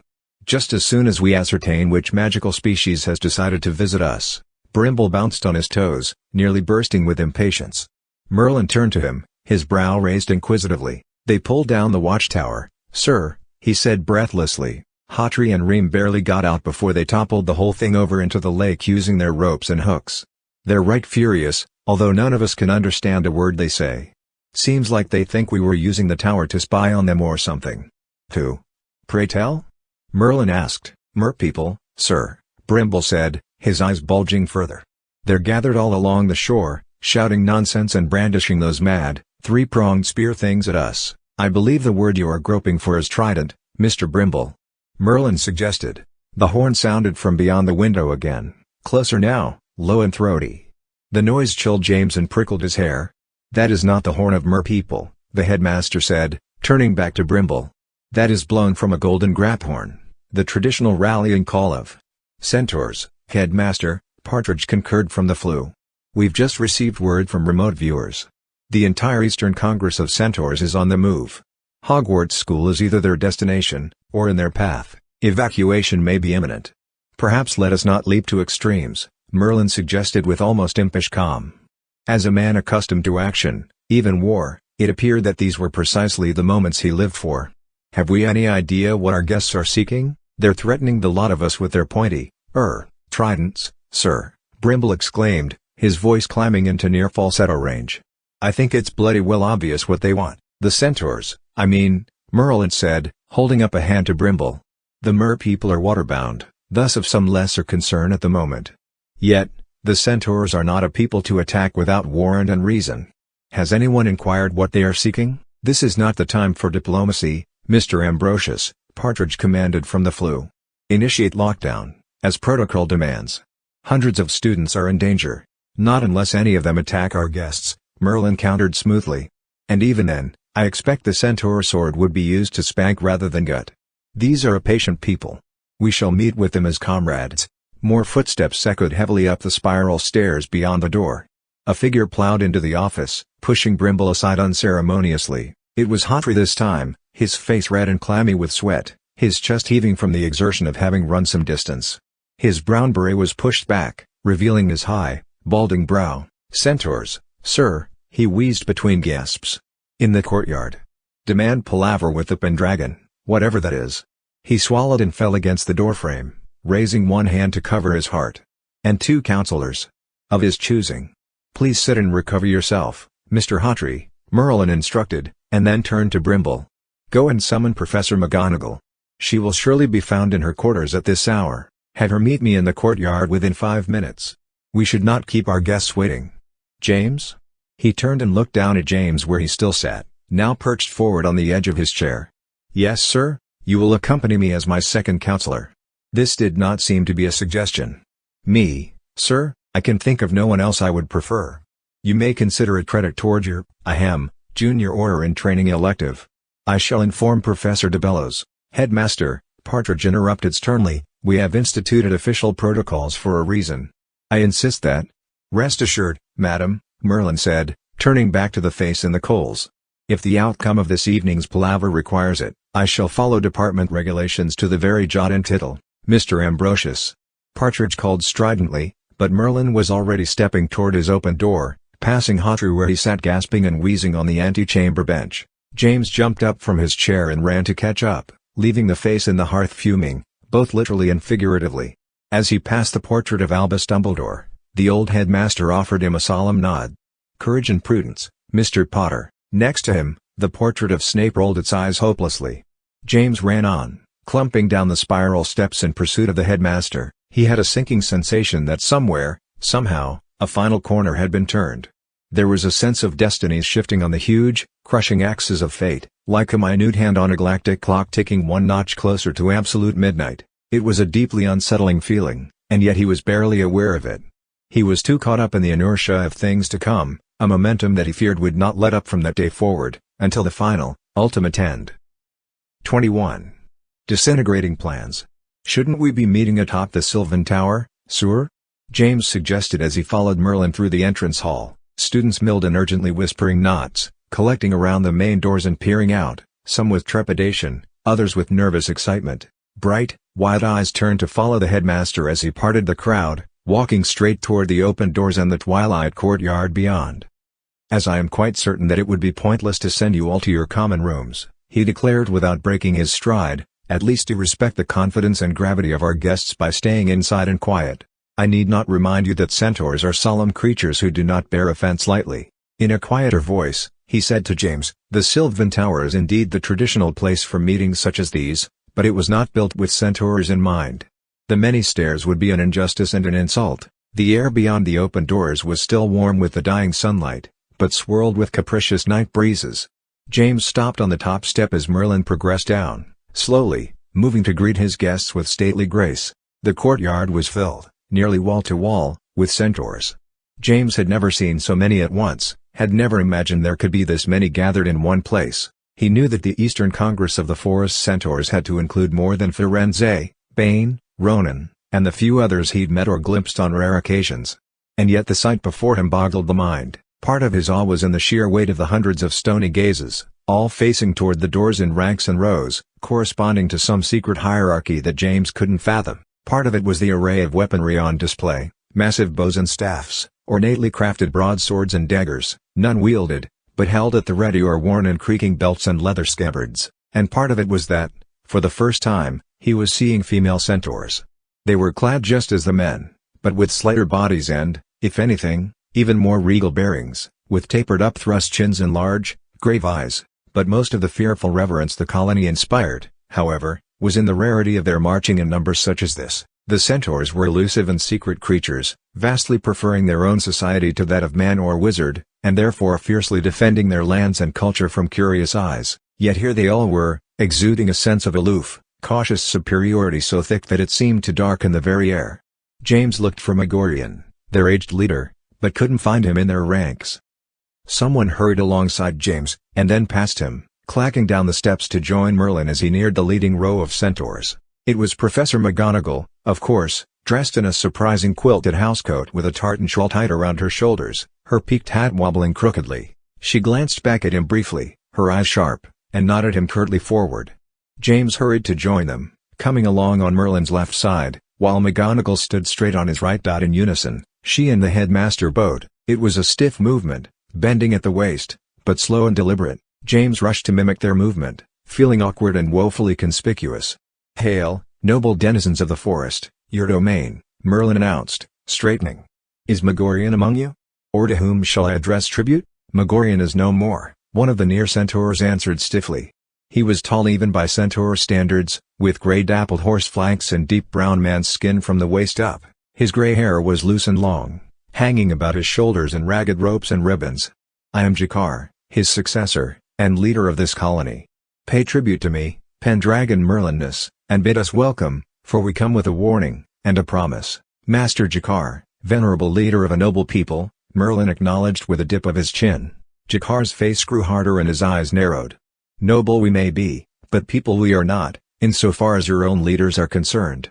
Call us beasts, for that is the title we prefer, lest we fall under the same category as the other odious creatures upon whom you've bestowed the title of beings." McGonagall replied, "A history lesson we are all quite familiar with. Clearly you remind us of this distinction for a reason?" "I do," Jakar concurred. "The news in your world surely confirms what we have divined from the dance of the elders. Your mistake in absorbing the lesser creatures into your society has come to its inevitable consequence. Hags, vampires, goblins, and other such vermin have rotted your culture to its very foundation. And now they threaten to incur and topple unmagicked human civilization as well." "An overstatement," Perhaps, Merlin hedged mildly. But a concern that we are striving to address. The Centauri objection notwithstanding, there are yet many individuals of those species who not only uphold our laws and society, but who repudiate the actions of their wayward brethren. The revered Megorian and myself debated this topic at length, and yet even he, late in his life, understood the error of condemning an entire population for its worst members. An opinion that he recanted in his final day. Jakar bristled, stamping his forehoof. The clarity of death brightened his inner eye, and he saw the truth. A spring that is only half poison will yet kill those who drink of it. An apple that is only half rotten will still spoil the lot. Humanity has failed to guard itself from the poison and rot of lesser creatures. And now human civilization is as a golden statue with clay feet, cracked and ready to collapse. This is an ancient debate, McGonagall declared smoothly, if a bit wearily, and one that we shall not satisfy this day. What is your warning, Master Jakar? And what is your promise? Jakar regarded McGonagall carefully, and then switched his gaze to Merlin, and then James. Our warning is simple and irrevocable, and it is this: the age of man is over. Wizardkind may be blind to this truth, but we centaurs have observed the spiral of mankind for decades. Your unmagicked brothers wage war upon each other with ever more terrible weapons. They grow arrogant on power, drunken on technology, and lazy on diversion. The circle of their age closes more with every cycle, devouring itself with increasing speed. We have observed this and shown forbearance, knowing that such monumental portents require absolute surety before action. But the signs have culminated. The point of certainty is past and the time to act has come. Man can no longer be granted the freedom of self-governance. Thus we, the centaurs and our allies, will mount a revolution into the citadels of human rule. We will save them from themselves. We will eradicate the rot that has beset them in their ignorance, and grant them the security of wise rule, once and for all. Under true and prudent dominion. You're going to take over human governments? James blurted, unwilling to believe that he'd heard properly. It is the only way to balance the collision of destinies. Jakar nodded, peering down at James gravely. The influence of humanity has grown too powerful not to drag the rest of us into its own destruction. McGonagall's voice was shrill with restrained anger. Unstable humanity may be, but on the verge of destruction they simply are not. We witches and wizards learned long ago that power does not give one the right to make decisions on behalf of an independent culture and people. In fact, Madam Professor, another centaur spoke up, this one the female who stood to Jakar's left, it is Wizardkind's failure to make decisions on behalf of lesser peoples that has led to this impending catastrophe. We centaurs will not repeat that mistake. How soon? It was Merlin who asked, his voice as unfailingly calm and measured as always. We know that the Centauri do not act without much planning, proper preparation, and fair warning. We recognize your warning and ask, how soon do you intend to move upon the Muggle world and their governments? Let us prepare them for your strength and manner, that fewer of both sides might be harmed. The female centaur blinked at Merlin, and then glanced aside at Jakar, who shifted on his hooves, his tail flicking restlessly against his flanks. You misunderstand, Merlinness, he said, dropping his voice to a confidential tone. It is not the Muggle world that we intend to move upon. The warning is not for you to pass on to them, but for Wizardkind itself. James felt a wave of coldness fall over him as he looked up at the solemn centaur, standing at the head of his ranks and rows of grim warriors. After a long, breathless pause, Merlin's voice was somber. I see. You intend to move upon the bastions of wizard rule. Because you believe that we have failed in our duties to humanity as a whole. The female centaur raised her chin. Those whom you call Muggles are as your charges. It has always been your duty to shield them from themselves, and from the worst of your own kind. You have done neither. Your mission cannot be said to have failed, for you never took it up. And now, the Centauri have no choice but to accept the mantle of responsibility. We shall establish the rule that you have ignored, and we shall do so first with you and your people. Your ministry will submit to us. Your leaders will be subject to us.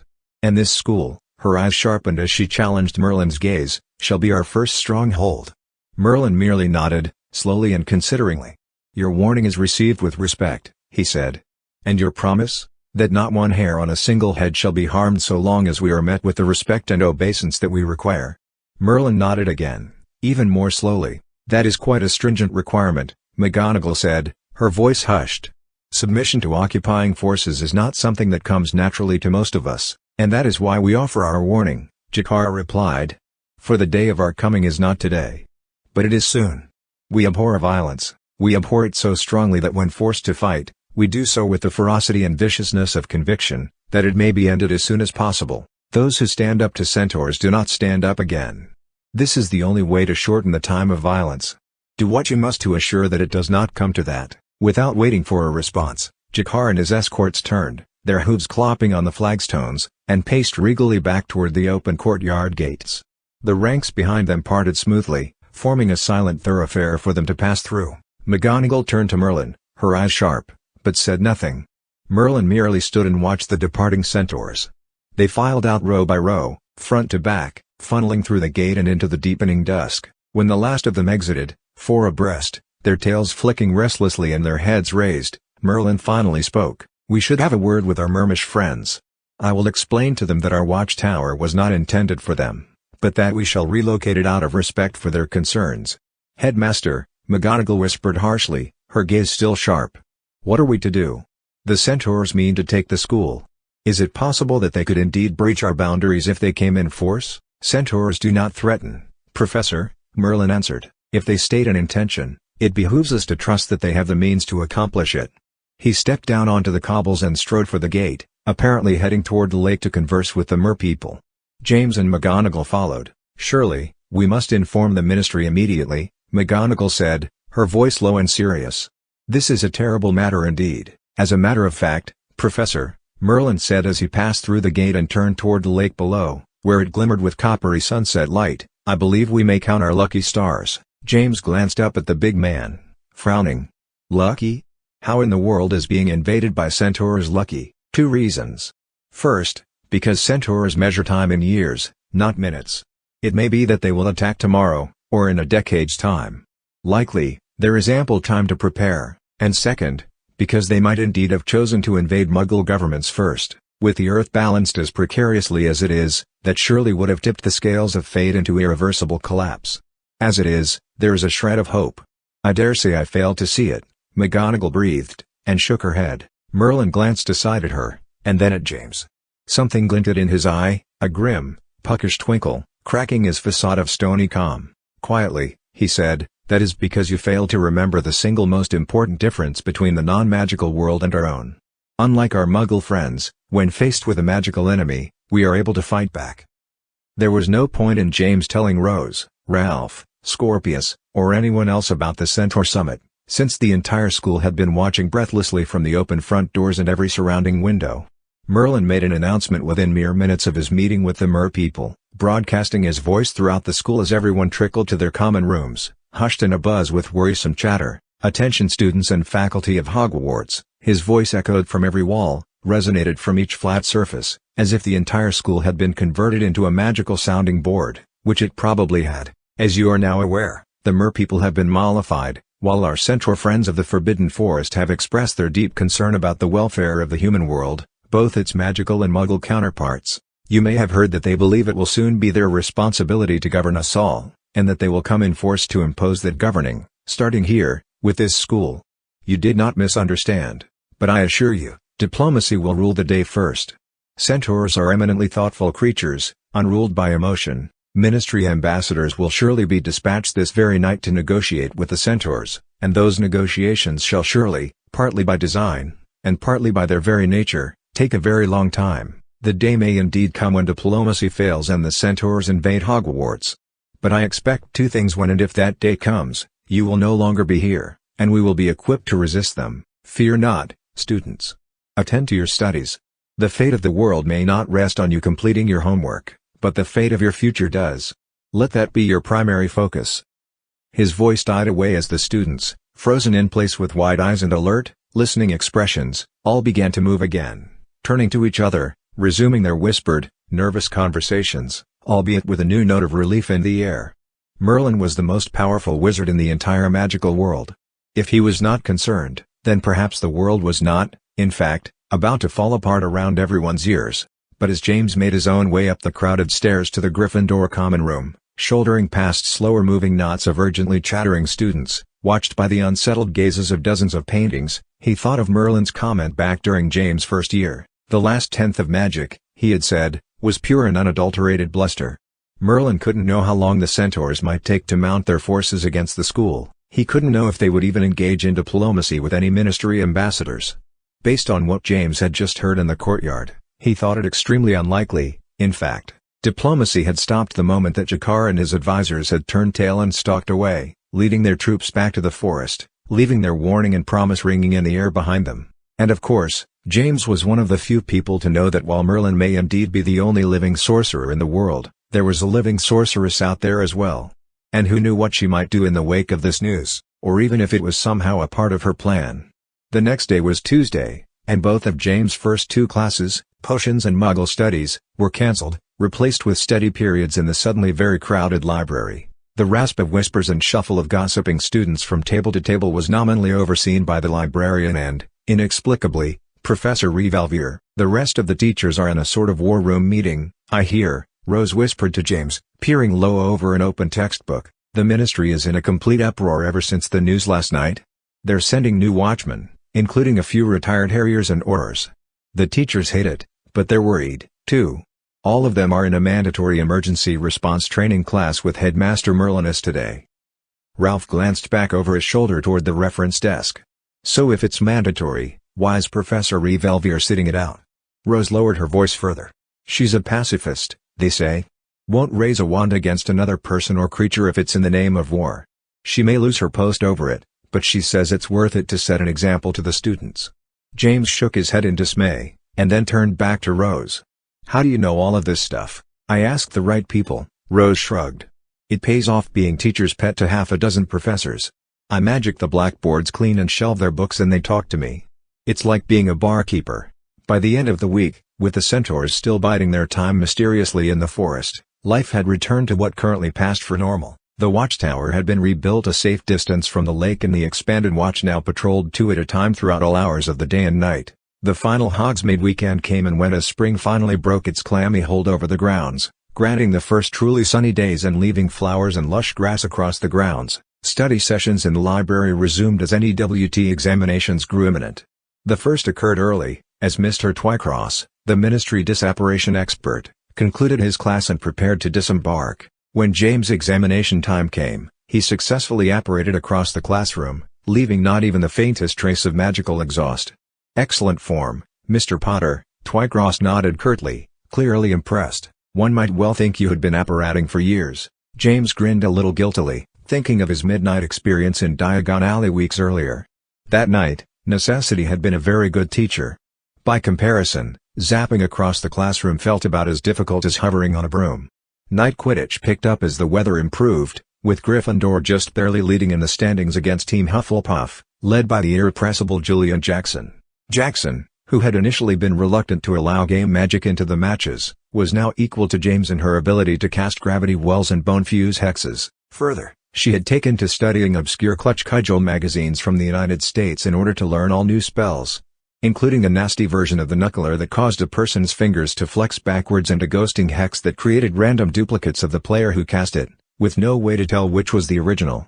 She taught the spells to her teammates, but guarded them vigilantly from being discovered by any other teams. James was annoyed at her devotion, mostly because he felt too distracted to make such efforts himself. For his own part, Ralph continued to chafe at the existence of Night Quidditch, vowing that if he ever found out when a match was going to occur, it would be his duty as head boy and a magical citizen to shut it down. James rolled his eyes at these proclamations, choosing to believe that Ralph made them mostly out of duty, not determination. Indeed, with the watch patrolling the premises 24 hours a day, the Night Quidditch teams had been forced to resort to their own guards, warning of incoming patrols so that the teams could rush away to hiding places in the grandstands every half hour or so. Peering over railings as the watchmen passed obliviously below, James thought often of his recent meeting with Merlin, during which he had almost told the headmaster everything he knew, had only been prevented from telling, in fact, by the incredible intrusion of both the merpeople and the centaurs. The timing of those events, James mused, seemed simply too coincidental to be random, and yet he couldn't imagine how they could be anything else. No one else knew what he and the headmaster had been discussing, and even if they had, who could have orchestrated such a conspiracy with two societies as independent and irascible as the merpeople and the centaurs? Still, he wondered if it had been a blessing or a curse that he had been interrupted before telling Merlin the secret of Albus and Odin Van's involvement with Pentera, the ransom and the architect, according to him. Sometimes he considered seeking the headmaster out and telling him after all. Other times, he tried to stay as inconspicuous as possible, hoping that Merlin would forget about the whole thing. For his own part, Merlin seemed busier than he ever had been before. He was constantly in meetings, or bustling from place to place with members of the Watch in tow, or traveling far and wide consulting with magical administrations and security forces all over Europe. And yet, somehow, the old sorcerer seemed more engaged and animated than James had ever known him. It had been 1,000 years since Merlin had been part of a magical war. Perhaps, as dismaying as it might seem, he had sort of missed it. He was a tactician at heart, after all, a man of action with deep battle instincts. He may not welcome the coming confrontations, whenever or however they happened, but he would know how to handle them. Until then, content with his duties and the competence of his skills, he was preparing. Odin von went missing for a solid week. James didn't know about it until the young professor's classes were cancelled one day, and then led the following few days by Professor Votary as substitute. Sick, I am told, Votary sniffed with a note of disapproval, and contagious as well, quarantined in his quarters with no visitors allowed. Myself, I expect the young man suffers from mere seasonal scumblewort allergies. 'Tis the season. But far be it from me to judge another professor's ability to function while impaired. He plunked his carpetbag onto the desk for emphasis. Graham leaned aside and whispered, I hear he's got dragon packs. Sneezing his guts out through his ears and every other orifice. You're disgusting. Kendra Corner rolled her eyes. Later that evening, James and Rose stole through the corridors to Odin Van's door. Sure enough, they could hear the unmistakable sound of gut-wrenching sneezes from within, the force of them visibly shaking the old door. Tentatively, Rose knocked. Can we get you anything, Professor? They waited, but Odin Van didn't respond. A few moments later, another gusting sneeze rocked the door in its frame. Rose looked up at James, her face etched with suspicion. James understood, and a feeling of deep dismay chilled him. Something was indeed sneezing in Odin Van's quarters, but it wasn't the professor. Perhaps it was a recording of some kind, or even an augury trained to repeat the same violent noise randomly. Either way, the professor was not there. And James had a terrible feeling that he knew where he was. Odin Van was in America, with Petra.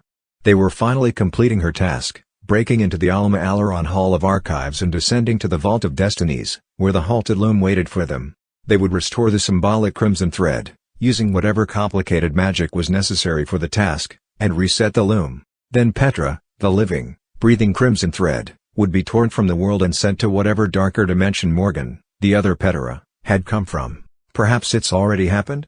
Rose asked in a whisper. James shook his head. We would have sensed it. Wouldn't we? The whole point is for this ruddy destiny to be undone and replaced with our original history. But nothing's changed. Or, would we even know if it had? Rose merely shrugged. Like him, she was worried, but James was also conflicted. He wanted to be the one helping Petra during her final moments in this world, not Odin Van. He wanted to look her in the eyes when she departed her home dimension, and him, forever. He wanted, more than anything, simply to say goodbye, but that was not meant to happen, it seemed. When Odin Van returned, one way or another, the deed would be done. As they hurried back through the darkening corridors, Rose asked, but what about Albus? He's supposed to have some task to perform as well, isn't he? Only he's still here. We saw him an hour ago at dinner, moping at the end of the Slytherin table, just as tragic and morose as ever. James shook his head and shrugged. Maybe he was just a failsafe. Maybe she didn't really need him. Or maybe he can play his part from here. Who knows? James wanted desperately to ask his brother directly, but Albus' mood had indeed spiraled darker and more reclusive since his breakup with Chance Jackson. When he did show up at mealtimes, he sat alone, his brow lowered, his eyes staring sullenly into space. When James approached him, Albus stalked away, either angry or elusive. Perhaps he knew what James meant to ask, and had no intention of answering. James could have pursued his brother, of course, demanding to speak to him. And yet some buried part of him, quiet but persistent, held him back, whispering that the longer he didn't know, the longer the inevitable could be delayed. The truth came home to James on a Friday, as he hurried along the corridor toward divination, his final class of the day. Something small and hard bounced off the back of his head, startling him so that he nearly dropped the crystal ball in his hand. He stopped and turned, clapping his free hand to the back of his head. On the floor behind him, a small badge lay glinting in the sun. It was shaped like a shield and engraved with the letters JW. As he watched, the badge skittered on the floor, spun around, then shot backwards into the air. It socked into the waiting hand of Edgar Edgecombe, who stood along the far wall, his wand in his hand. The boy grinned at James, his eyes squinting meanly. To his right, Polly Heathrow sniggered into the back of her hand. Quincy Ogden scowled at James from Edgecombe's left, his chin raised challengingly. "You little," James began, his face heating with rage. "What is your problem?" The words came out much more loudly and forcefully than he intended, causing students nearby to stop in their tracks, eyes suddenly keen. "We didn't do a thing," Heathrow said, her nasal voice high and smug. "You've got nargles in the brain, that's all." There was knocking to get out. Laughing, Edgecombe pinned his badge back onto his robes. "Walk on, Potter. Before we get annoyed and report the whole lot of your stupid night Quidditch league to the authorities. See if we don't." James knew the boy was trying to pique him, and knew equally well that he shouldn't let him. But he was angry, and fed up, and already feeling helpless about so many other things. He felt the weight of his wand in his robes and longed to pull it out, to brandish it at the horrible little git and his two bratty friends. What's night Quidditch mean to him? Ogden sneered. He's used to making other people pay for his stupid ideas. Sometimes he even lets other people die for them. James felt a rod of ice jam down his spine at Ogden's words. He stood stock still for a moment as every watching eye turned to him. He opened his mouth to respond, but Heathrow spoke first, raising her shrill voice in a parody of woe. "Oh, boo-hoo, my cousin's dead," she cried nastily, cocking her head and drawing a hand up to her thin chest. "Everybody feels sorry for me because I got my cousin killed off meddling in stuff I had no right to. I'm a tragic hero, don't you know? Who else wants to die to prove it?" James' hands moved of their own accord. He heard the brittle crack of the crystal ball as it dropped to the floor and shattered, saw the lunge of his own wand as he pointed it at Heathrow, then Edgecombe as the boy burst into braying laughter, blind to James' furious approach. Only Ogden saw and responded, whipping his own wand forward and pointing it at James' face. They both fired at the same time, James, a blasting curse, Ogden, a total body bind, and both spells spat across the space between them, lighting the walls and faces of the surprised observers with brilliant red and electric purple. And at that exact moment, a quake shook the floor, sharp and sudden. The windows rattled in their frames. The grasses beyond shuddered, undulating across the grounds. Leaves shivered from the trees in the forbidden forest and birds startled in clouds from their nests. And neither boy's spell struck their marks. As James watched, the curses ground to a halt in mid-air, hovering and crackling with energy, as if suddenly suspended in jelly. There was perfect silence apart from the throbbing hum of the frozen spells. No one had ever seen or felt such a thing before. James had a moment to wonder if Merlin was involved. He even glanced around, looking to see if the sorcerer was standing nearby, his staff in his hand, exerting some sort of deadening force over the boy's rash curses, causing the dreadful tremor that had just shaken the world. The headmaster was nowhere in sight. Cautiously, gingerly, Sonia Yadev shouldered through the crowd of stunned observers, approaching the crackling spells where they hung in space. He raised his wand to them, less like a magical instrument, and more like a tree branch with which to poke a spider to see if it's dead. As the tip of his wand neared James' thrumming Confringo spell, it collapsed upon itself, disintegrating into glowing dust and falling uselessly away. A split second later, Ogden's spell did the same. The silence that followed was breathless with confusion. And then, distantly, the silence was interrupted by a chorus of distant yells and howls of surprise. As a single mass, the crowd of students hurried to the windows along the corridor wall, peering out into the sunlight. James saw nothing at first. Then, with a jolt, he spied something falling toward the Quidditch pitch. It was a person on a broom, tumbling end over end, followed by two more and a couple of bludgers, dropping like stones. They dropped past a fringe of trees, sparing everyone the sight of them crashing to the pitch below. Their brooms gave out, Graham Warden said in a high, disbelieving voice. They were practicing for tomorrow's match, the Slytherins were. And their brooms gave out. Did you see it? James still had his wand in his hand. He held it up suddenly. Lumos, he commanded in a dry voice. Nothing happened. His wand protruded pointlessly from his hand, as dead as a stick. He looked up from it, dread suddenly filling his chest, and his gaze met Rose's as she pushed through the crowd, coming alongside him. Look. Nolan Beetlebrick said suddenly, pointing to the window again. Do you see it? James pressed his face to the glass again as Rose crowded in next to him. It was the greenhouses this time.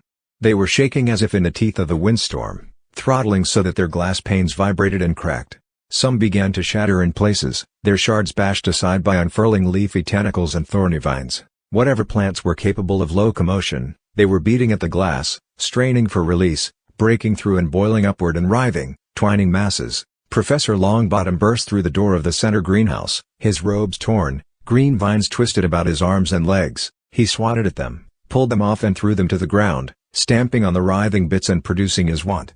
He pointed it back at the greenhouse, seemed to call a spell, and then raised his wand, examining it in silent surprise as nothing happened. Little did James know, at that moment, the extent of the event as its various effects befell the entire world. In nearby Hogsmeade, a group of 3 Muggle hikers stumbled into the high street, having suddenly encountered an entire mysterious village where only dense trees and brush had been moments before. They wandered into the unlocked door of the 3 broomsticks, wide-eyed and gape-jawed, as Madame Rosemarna called helplessly, "Who are you? You shouldn't be here now. You shouldn't be here." In London, the recently repaired brick wall separating Diagon Alley from the Muggle city proper cracked, bowed, and then collapsed in a rain of dust, dry bricks, and fresh mortar. The proprietor of the Leaky Cauldron, an old wizard with a nose the size and texture of a blood orange, peered out the rear of his establishment, took one look at the demolished wall, and then hurried out the front. Jamming an old fisherman's cap onto his head and leaving a sign swinging on the locked front door, "Closed until further notice, or the end of the universe, whichever comes first." In recently reopened and repopulated New York City, thousands of Muggle denizens looked up from the brief earthquake that had only just subsided, blinking at the sight of innumerable strange signs and establishments as they materialized all over and atop the Muggle city. Along with suspended thoroughfares of flying buses and broom riders, many now struggling to stay aloft as the world's magical field flickered disastrously. One such Muggle, an old cabbie of Pakistani descent with a tweed cap pressed down over his thick graying hair, sighed and shook his head wearily. "Not again," he muttered to himself, as screams of awe and terror began to rise from the streets all around. In Philadelphia, where the quake had been worst of all, streets bulged and windows shattered for blocks in every direction as a tiny, empty lot surrounded by an old stone wall suddenly expanded, blasting outward to a size of several square blocks. Shoving space and time aside like an irrumpent crowding onto a bus, vehicles screeched to a halt or rammed into each other as streets rearranged themselves, entire blocks resituated, street signs spun, reoriented, and grew entirely new names. And centered above it all, a sudden storm threw waves of boiling clouds out over the city, swirling and spiraling down over a single dark point, forming a sort of metaphysical compass pointing not at true north, but at the hub upon which the wheel of time and destiny turned, a strange and ancient device buried deep beneath the stone dome of the Alma Alaron Hall of Archives. In the darkness beneath that dome, 200 feet down, surrounded by raining grit and groaning stone as terraces and iron stairways tilted, crumbled, and began to crash in on themselves, 2 voices called to each other in shocked alarm. "Destroyed?" Petra Morgenstern shrieked, her hair gray with dust, her eyes wild with horror and surprise. "How can the loom be destroyed?" "Sabotage, Donofrio Odin von gasped, his face bleeding from a wide cut across his forehead. He limped to her from the ruin of the vault where its brass and crystal leaves lay warped in on themselves, or broken, or melted to glowing sludge by the force of the magical blast which had just shaken the entire earth. Someone, somehow. They knew we were coming. They set up a technomantic chain reaction. It was triggered the moment that we approached with the thread and began the spell of replacing it. Behind him, and all around, the walls shook violently. A dull roar echoed from high above as levels began to collapse down onto each other like dominoes, disintegrating and crushing thousands of ancient, priceless relics in their stored memories. Petra's eyes sparked with furious, desperate light. But how is that even possible? Who could have known? Why would they have risked the balance of the entire world just to stop me? Odin von grabbed her arm, began to pull her away from the destroyed loom. A snarl of frayed threads and torn tapestry smoked from the ruin. The loom itself was nothing more than a smoldering frame of char. "It doesn't matter. Not now. We must go before the entire place comes down on our heads." "No," Petra cried in fury, immobile as stone, her eyes steaming like dry ice. "It can't be finished. I cannot be stopped. There is another way." Odin von shouted, shaking her and making her look at his face. "It will cost much, but there is one final option that I never told you about. A last, ultimate resort. But only if we leave now." Petra glared at him, seemed to tower over him, her eyes glowing orbs of rage, and then, with a shaking exhale, the blinding glare fell away and she was just a young woman again, shaking and dirty and bleeding from a half-dozen ragged scratches. Trembling, she asked, "There's still one other way?" "A terrible way," Odin von admitted reluctantly, palming blood from his face. "An unspeakable way. A path to ripping open dimensions that no one has ever attempted before because it is only one way, and the cost will be great. But if we leave this plane now, Petra, perhaps we can perform it." In a smaller, eerily girlish voice, she asked, "Can we capture back my father's brooch before we do?" Odin von cringed as more of the edifice began to cave in behind him. "We will do what must," he rasped urgently. "But we have to leave this very second. Your Horcrux may save you. But this place is about to kill me permanently." The archive began to sink all around them. Every surface blurred and tilted, shattered and screeched out of true. The death throe of the subterranean edifice was a sustained roar, growing, shaking the very air. Petra took Odin Van's hand. Behind her, space tore open in a blinding fracture, forming a rough doorway into a calmer place, a sunny gazebo with the flicker of water behind it. She turned to the rift, knowing it would be there, and stepped through, taking the young man with her. Far above, the archive's dome gave way. Its surrounding pillars tilted inward, falling ponderously into the massive pit below even as a volcano of dust and grit exploded up out of it, reaching to the boil of bruised clouds high above. And with that, the deed that had begun 4 years earlier finally completed itself. The wheel of destiny finally, ultimately, ground to a complete and fatal halt. In the Alma Alaron Medical College, an old Cajun woman sat up in the chair next to her bed. For the first time in years, Madame Delacroix's mind came back into malignant focus, as sharp and wicked as ever. She turned her blind gaze toward the tiny, barred window and the boil of clouds above, and a slow, helpless grin spread over her face, showing all of her crooked yellow teeth. In the room directly above hers, Nastasia Hendricks, or what remained of her, still wasting away in the years since her lighter half was killed, bolted upright in her bed, her mad eyes blazing with alertness. She unhinged her jaw and belted a scream of laughter, clawed at her face, even as her eyes filled with tears and rolled, both gleeful and horrified in equal measures. As the destruction of the archive subsided, Alma Alaron's time lock tremored back into being and reasserted itself. The lot and its stone wall sprang back to its original tiny shape, sucking the city of Philadelphia in around it, shattering more windows, unbuckling the unruly streets, and leaving stunned Philadelphians dizzy, blinking, and dumbfounded. The magical city of New Amsterdam vanished away again, swallowed back up by its reinforced new secrecy field. The old Pakistani cabbie stood inside the open door of his yellow taxi, looking around as stunned observers frowned, speechlessly asking each other if all those strange sights had really been there, or if they had been merely another masked illusion. The cab rocked as a man dropped into the back seat, slamming the door behind him. The Pakistani cabbie leaned and glanced into the rear of his car. There, a thin man in a trench coat and an old fedora hat met his gaze, his face tense but composed. "I'll pay you 100 simoleons to get us out of the city as fast as this boat can roll," he said, holding up a thin sheaf of bills. "Which direction?" the cabbie asked, a little breathlessly. "Any direction," Marshal Paris answered. "And if you're smart, my friend, you won't come back afterward." An ocean away, behind the leaky cauldron, the pile of broken bricks shuddered, vibrated, and with some difficulty, began to reassemble itself into a wall, once again, for the last time, closing off Diagon Alley from prying Muggle eyes. Hogsmeade shimmered and vanished away into unplottability again, leaving the three hikers dazzled and confused, having only moments before been arguing loudly with Madame Rosemarta about the use of her apparently non-existent telephone. Now, they stood cramped in a thicket so dense that it seemed to physically force them back, stumbling, scratched with nasty thorns and briars. And in the Hogwarts greenhouses, the madden plants began to settle, withdrawing slowly, retracting their vines in sheepish curls. Dangling in James' stunned hand, his wand suddenly and silently burst alight, shining with the Lumos spell he had called only moments before. Stunned and deeply worried, he raised his wand and looked at it. Rose raised her eyes from the wand in his hands to his face. "What was that?" she asked in a bare whisper, nearly mouthing the words. James weakly shook his head. He had no idea, although he would know the truth soon enough. For now, he simply had a deeply sinking sense that, whatever it was that had just happened, it was the beginning of the ultimate end, and in that, of course, he was sadly correct. 22. The end of the beginning.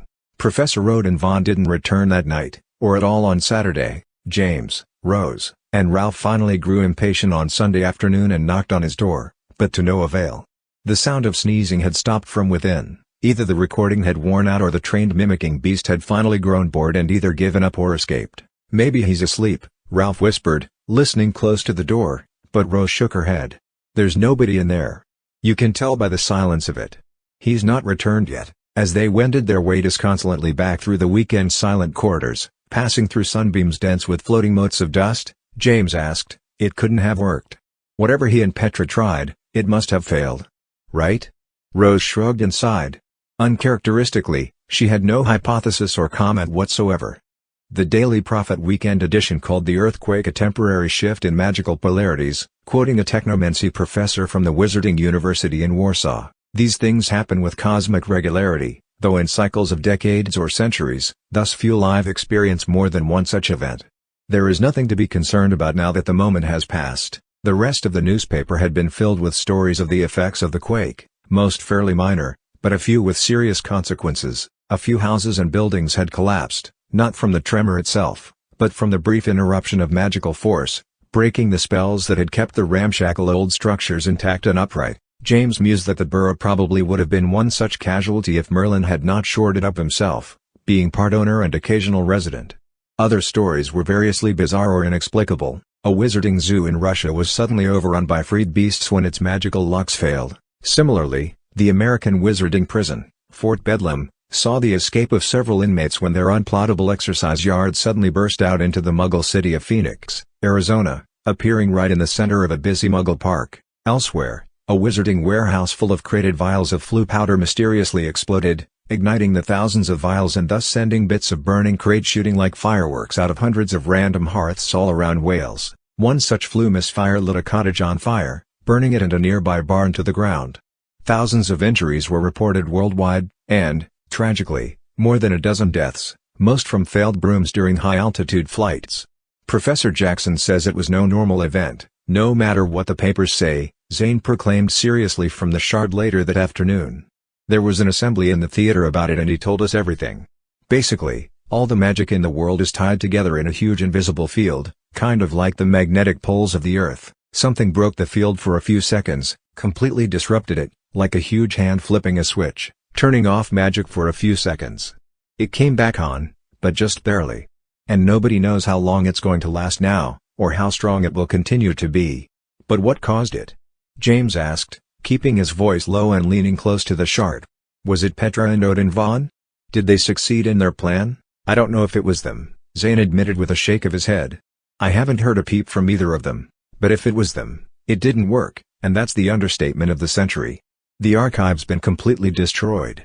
The loom is gone, no more than a pile of ash buried under 100 tons of dirt and stone. Nobody knows for sure what caused it. But there's no repairing it. Rose crowded over James' shoulder where they huddled in a corner of the common room. Awed and frightened, she asked, "What does it mean? The loom was the destiny of the whole world. How can it be destroyed?" "Well, technically, the tapestry in the loom was our destiny," Zane shrugged vaguely in the mirror glass. "The loom was just the machine recording it. And the vault was protecting the whole kit and caboodle. For all the good it did. Point is, the loom had been shut down ever since Judith broke into the vault back in our third year and stole the crimson thread, bringing Morgan here. But at least there was always the possibility that it could be started up again if the thread was somehow put back, and some version of Morgan sent back to her own destiny. That's what's been keeping things together in our world, although less and less every day. Now." He raised both hands, palms up, in a helpless gesture. "But," Ralph said slowly, "we're all still here. I mean, right? So the world's destiny can't be really ended. Can it?" Zane looked grave. "Professor Jackson says that the loom was like the load-bearing wall in a house. Cut it down and the house may still stand for a while out of sheer habit, but slam the wrong door or step on the wrong creaky floorboard, and boom. The whole place comes down forever." "And he means forever." James shook his head fretfully. "But Petra was so certain it would work." What could have happened, Zane didn't know, and no one else had the slightest guess. As the evening wore on and the sun set on Sunday night, James found himself nearly mad with worry and confusion. In a moment of desperate inspiration, he leapt from his seat in the common room and tramped up the steps to his dormitory, Ralph and Scorpius following curiously behind. "What are you about?" Ralph asked, frowning as James bent and heaved open his trunk. Scorpius sat heavily on his own bed. "I think the stress has finally cracked him. I knew it was bound to eventually." James ignored them.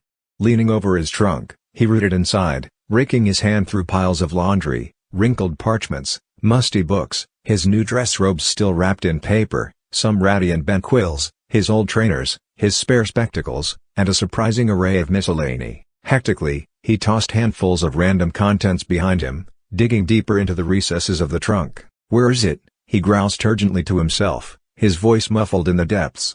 "I almost always carry it with me. The one time it might be really useful." Ralph approached tentatively and knelt down next to the trunk. A little worriedly, he asked, "What?" What are you looking for? Aha! James suddenly cried, leaning back and brandishing something in his upraised hand. Ralph peered at it, still frowning.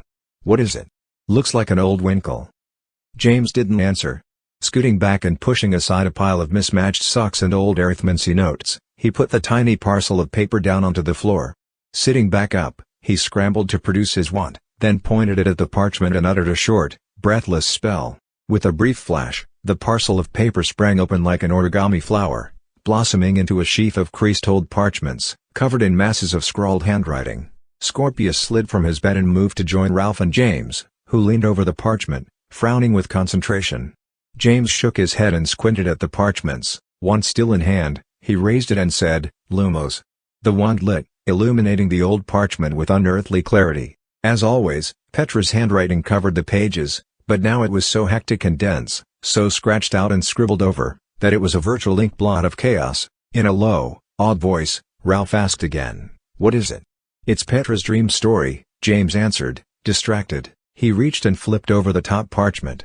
The backside was also covered with scrawled words and sentences, built up to a nonsensical strew, as was the page beneath. Almost nothing was legible. Her. What?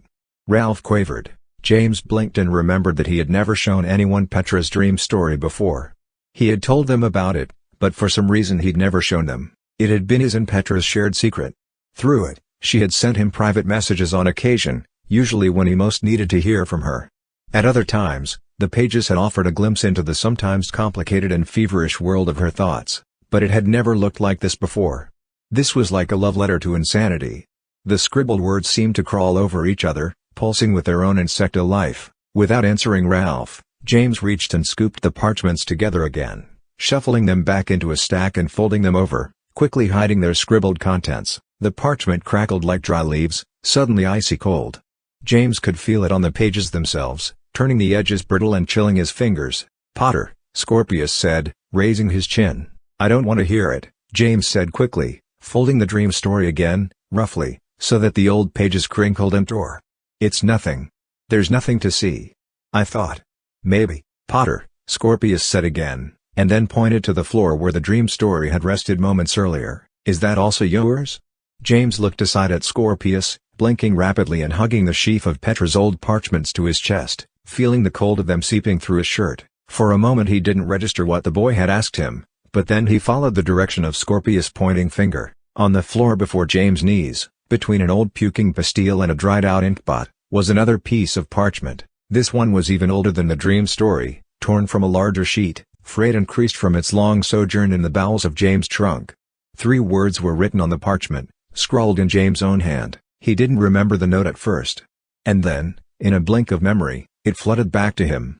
It had been during his second year that he had had the dream, a nightmare, in fact. Shreds of it flickered before his mind's eye, Albus with a young woman, standing in a graveyard, his grandparents' graves leaning nearby, the dark mark exploding into the sky overhead, shot from Albus' wand in the young woman's hand, lighting the cemetery with its eerie green glow. James himself appearing out of thin air, apparating with alarm in his suddenly older voice, warning Albus and his companion that it didn't have to be like this, that others were coming, and that they wouldn't waste time with words. Only now, thinking back on the dream 5 years later, James fully understood. The young woman in the graveyard was Petra. Of course she was. He just hadn't known it then, because he hadn't yet discovered that Petra was the bloodline. Or the crimson thread. He looked down at the old note.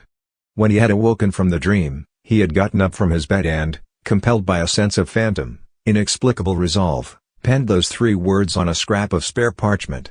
He didn't know why, not then and not now. He had only known that the dream had demanded it somehow. He had only believed that someday, somehow, the words would mean something. He looked up at Scorpius again. Scorpius wasn't looking at the note, but at James. His eyes narrowed. "I've always wondered," the blond boy said, as if musing aloud. "Were you sleepwalking when you wrote that? Or would you remember it again when you came across it?" James felt suddenly exhausted, almost as if he had been hollowed out of all emotion. He merely shook his head at Scorpius, who had clearly observed him writing the note years earlier. "Both, maybe. I didn't remember writing it until now. I don't even know why I did. It doesn't mean anything. It's just a line from the play." Ralph leaned over the note and read it. "The play? You mean the triumvirate?" James shrugged. "We were putting it on that year. For Muggle studies. I was playing Trius, remember? It's just one of my lines. Ralph picked up the old note and examined it critically. On it, the ink had dried to a brackish brown, the color of congealed blood. James looked at it in Ralph's hand and then read the words again, this time aloud. Beware. Foul Donovan. Ralph looked up at him, his brow knitted. He balled the note in his hands and shrugged impatiently. It's nothing, just an old script cheat sheet, right? What was that other thing? He nodded meaningfully at the dream story where James still held it folded against his chest. James shook himself, then reached and stuffed the scribbled parchments back into his trunk. Also nothing, he sighed harshly. I thought it might give us some news, but it isn't. It's useless, just like everything else. Ralph pushed himself up from his knees, clearly preparing to protest, but at that moment a sound of running feet echoed up the nearby stairwell. Graham Warden appeared there, leaning in through the door and looking slightly put out. Rose Weasley says you lot need to come right now, he announced. She says he's come back, and he needs your help. Whatever the bloody hell that means. James jumped anxiously to his feet, slamming his trunk as he went, and joined Scorpius and Ralph as they clambered past Graham, leaving him staring after them in annoyed confusion. And you can tell Weasley that I'm not your bleedin' secretary. He called after them. A moment later, shaking his head, Graham tromped back down after them. Unseen in the now empty dormitory, a ribbon of white vapor snaked from beneath the lid of James' trunk. Inside, the dream story steamed with cold, sizzling faintly as it chilled to absolute zero, freezing the socks and jeans all around it, cracking the glass in James' spare spectacles. Then, with a final, brittle hiss, the pages disintegrated into films of icy ash and fell apart, sifting into bone-white dust. And far, far away, under the darkness of a cloudy night sky, a cold wind at her back, buffeting her dark hair, Petra relaxed her fists and opened her eyes. She sighed in mingled resolve and worry. James, she whispered. Please, James. Stay away. Odin Vaughn, Rose informed them as they hurried through the corridors, was in the subterranean moon pool, watching the door and waiting for them. He had somehow managed to send word to her via her protean duck, even though he didn't have a duck of his own. James, Scorpius, Rose, and Ralph slowed to a breathless stop as they joined the young professor, clambering through the door into the cool darkness of the underground lake. He closed the door immediately behind them, and then stood back and pointed at it with his wand. Without speaking a word, his wand spat an arc of electric pink at the lock, which clacked and latched firmly, presumably until he cast the unlocking charm. James had a moment to muse once again about the professor's sudden prodigious skill with his wand, after his earlier magical impotence under stress. Now, he handled his wand with utmost confidence, and, perhaps even more impressively, with mostly nonverbal spells. When Odin Vaughn turned back from the door, however, James' eyes widened. Dirt and blood stained the professor's face like a mask. His eyes were haunted, sunken and wild in their sockets. His clothing was torn, partially burned, and gray with gritty dust. He paused, noting the students' shocked expressions, then made a conscious effort to calm his features. He raised his left hand, took a step toward them, and nearly collapsed before Rose and James caught him, one under each arm. Professor, Rose cried, what happened? Are you okay? Should we go for Madame Curio? No. Odin Vaughn barked, gasping in pain as his knees buckled. No, I'm all right. It looks worse than it is, I promise. And there are far more important matters at hand than my well-being. I need your help. Or, rather, Petra does. Now more than ever. Ralph's voice was stoic, almost cold, as he crossed his arms and cocked his head. What happened? He demanded firmly. What did you do? Tell us before we agree to any more help. Ralph, Rose scolded him loudly. What's wrong with you? He's hurt, can't you see? He's bleeding and dirty, I'll give you that, Ralph countered.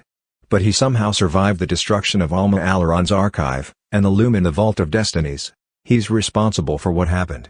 I, for one, am feeling far more inclined to turn him over to Merlin and the Watch than to help him. What's he going to destroy next, eh? What's his newest brilliant idea? Ralph, James said, sudden anger burning his cheeks, but Scorpius overrode him, his drawling voice sounding almost bored. Deedle is right, he commented, and then caught himself and turned to Ralph. Sorry. Dolohov is right, thank you, Ralph sighed. He hadn't drawn his wand, but James could see that his hands were itching to do so. Odin Vaughn seemed to regain his footing and his strength. He straightened his robes and nodded at Ralph. You're right. I'm sorry for rushing you. It's been, he laughed dryly, it was a short, somewhat mad sound. It's been a strange few days for me. But I can't blame you for being extremely suspicious. I would be as well. I shall tell you everything you wish to know, if I can. And yet I cannot emphasize enough, I fear, that time is very much now our enemy." Ralph nodded to himself and firmed his jaw. "Fine," he said, exhaling harshly. "Start by telling us exactly what happened on Friday afternoon." Odin Von looked up at Ralph, meeting his eyes with impatience and desperation etched onto his face, but then, with the force of apparently Herculean effort, he calmed himself again. "Very well. But let us go to the ship. It is our destination, at any rate. If you hear my short tale and decide to help, then we shall embark immediately. If not," he shrugged and shook his head, "then you are free to return to whatever remains of our lives." "Hey guys!" a voice called from the vicinity of Hagrid's ship where it bobbed on the dark waves. James turned to look back, surprised. He recognized the voice and, even in his distress, couldn't help smiling. The figure of Zane Walker stood on the deck of the Gertrude, his hands cupped to his mouth as he called, "You all gonna stand there kibitzing all night? I'm starting to feel a little left out." Petra asked for him as well, Odin Von sighed, turning back from the ship. "And she brought him here. The same way that she brought me back. By opening space like a door. She can do that now. She can do, well, just about anything. Except return the crimson thread," James commented pointedly as the crew began to hurry down to the waiting gangplank. "No," Odin Von agreed, limping as he walked. "Opening a path to the right dimension is beyond even her powers. For that, she will need all of us." The group's footsteps clumped and clanked up the gangplank to the deck of the Gertrude, where Zane greeted everyone with his irrepressible grin and a hearty handshake, as if he was a cruise director welcoming a gaggle of tourists. Above them all, the inverted mirror of the Black Lake hung precipitously, clapping its own waves and dropping cool mist. "Let us sit," Odin Von said, and James could hear the exhaustion in his voice. "Just here, on the deck. I don't have it in me to go below. This won't take long, I hope." James hunkered down along the outside railing and felt the gentle roll and dip of the ship beneath him. Odin Von sank to an awkward sitting position against the wheelhouse, while the others formed a rough circle. "Petra found me in my dormitory," Zane admitted quietly to James. "Didn't knock or anything. Just stepped right out of the black hole and onto my fake Yeti skin rug.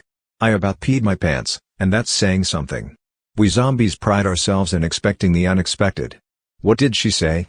James asked. "She said that time was short and you lot would need me to do what needed to be done," he answered with a shrug. "And that's pretty much word for word. She was in a major hurry." "So what needs to be done?" Ralph asked, turning back to Odin Von. The young professor shook his head wearily. "With the loom destroyed, there's only one more chance to set everything right," he answered. "One last way to replace Morgan with Petra and to reset the balance. But it will take all of us. Petra plays the most important part, and it will cost her everything, a higher price than I am willing to admit, in fact. But without us, without you lot, there's no hope whatsoever." Ralph asked again, his eyes narrowed. "What did you do?" "Someone sabotaged us," Odin Von answered flatly, meeting Ralph's accusing stare. "I had prepared so carefully, so thoroughly, I was ready for anything that might go wrong with actually restarting the loom and replacing the thread. The spell work was perfect. But we never even got a chance to try it. The moment we approached, we triggered something, a boundary hex of some kind, attuned either to Petra, or the thread itself, or both. The vault contracted like a fist. It didn't crush the loom, that device was far too magical to be destroyed by brute strength, but it compressed its power, condensed it with titanic force, until it simply combusted. The loom consumed itself with the blinding singularity of its own compressed energy, and the vault exploded. The repercussions demolished the archive and ruptured the magical fabric of the entire world. But worst of all, it halted the inertia of our dying destiny entirely. There is nothing supporting us anymore. No fate. No purpose. No providence, or luck, or fortune. We are untethered from any intelligible directing force whatsoever. If we don't succeed with this last, final chance, there may be no world for us to come back to." "But," Rose said, her voice low with odd worry, "what can Petra do?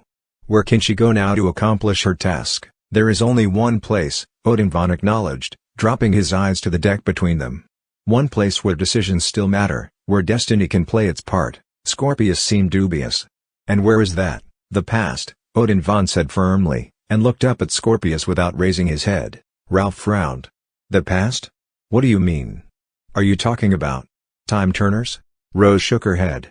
"Time turners can't change history," she said tiredly, glancing from Ralph to Odin Von. "At least, not major history. That's their fatal flaw. The past has a sort of inertia. The bigger the event, and the longer ago it happened, the more it will find a way to keep happening, no matter what you do in the past to try to change it. Besides, a time turner is a personal device. Go back in time and walk a mile in any direction, you'll stumble right out of its influence and back into the present. Right, Professor? Time turners are for reliving short moments in the recent past, by one or two people, in a small vicinity, Odin von agreed unhappily. Changes can be made in that past, but only if their effects haven't yet had major repercussions in the present. Rose is right. Once history has been made, trying to change it in the past is like trying to steer this ship with a teaspoon. It would have to be something that almost happened right anyway, but didn't for some reason. And it would take monumental, immeasurable power, Scorpius said. So if history can't be changed, how can going back to the past help us? Odin von shook his head, growing animated. I don't mean traveling back in time, he said, lowering his voice with urgency. I mean going someplace that Petra has already been before, someplace with deep, elemental meaning to her, someplace that defines her. We need an object, a talisman that will connect Petra with Morgan on a quantum level. That way, when we open the rift between dimensions, it will connect with the proper place and time, taking Petra back to Morgan's original world. But, James said, I thought there was no way to open a rift directly into another dimension? You have to go through the world between the worlds, and there's no way to find one specific dimension from inside there. It would be like finding a single star in a billion galaxies. Odin von was shaking his head again, his eyes bright with fervor. No. It is possible to go straight into another dimension. But no one has ever tried it because it's only a one-way trip. And the cost is terrible. But it is only possible if we can find the right talisman, the right key to Morgan's original world. So, what's the key? Rose asked. Odin von looked at James.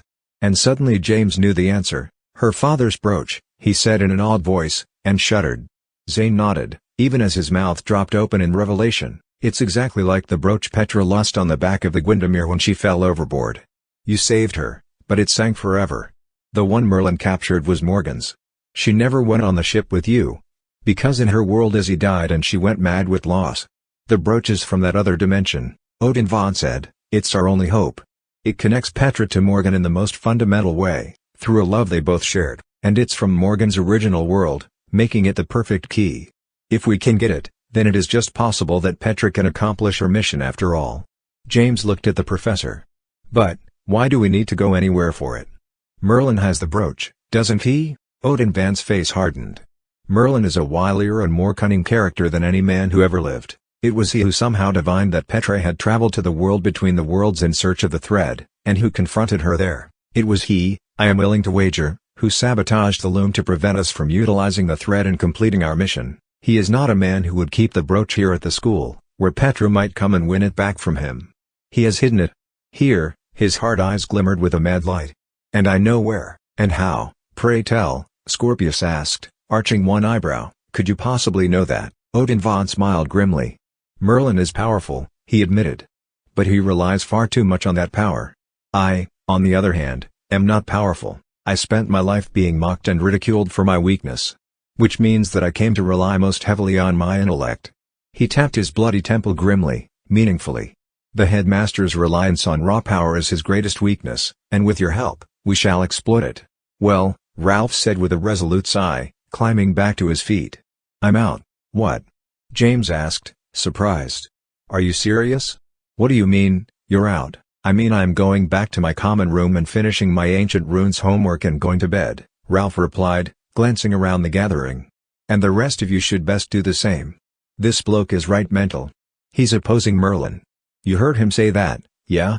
Merlin is Ambrosius. He's not opposing him, James rasped, pitching his voice low. He's just. Merlin doesn't know what he's doing this time. He doesn't understand Petra's mission, that she's the world's only hope. He would confront her instead of help her, and he would probably end up dead. You think so? Ralph said, raising his eyebrows. Merlin's no fool, no matter what this nutter says. We should have gone to Merlin months ago with this whole mess. He could fix it. He would have worked with Petra. And she would have been a damn sight better off partnering with the headmaster than with us. This. He gestured at Odin von where he still sat, leaning against the wheelhouse. Ralph, Zane said, climbing to his feet as well. Are you going to go tell the old man? I mean, you have every right to your opinion and all, but it's a little late in the game to be switching coaches now, isn't it? If you tell on us, He shrugged helplessly, then it's all over. Ralph heaved a huge sigh as he glared at Zane, and then James, and then Rose. Don't look at me, Scorpius said, raising a hand, palm out. I'm just here because it's better than watching Warden and Finnegan snog in the common room. Ralph finally shook his head weakly, hopelessly. What good would it do me to tell now? It's too late, like you say. But I won't be a part of this anymore. It's not right. I should have done something about it months ago. I should have stood up to him when there was still a chance to make it right. He turned to Odin von again, his face going stony with angry disgust. Then, without looking back, he turned and stumped down the gangplank. From his seat on the deck, Odin von raised his wand, aimed it at the far-off door, and tapped it. A spit of pink light flashed and, distantly, the door latches unlocked. Mr. Malfoy, Odin von said a little coolly. You can leave now as well. Petra only asked for James, Rose, Zane, and Ralph. Scorpius shrugged. I think I'll stay, actually, he said. I can't fill Dolohof's shoes, of course.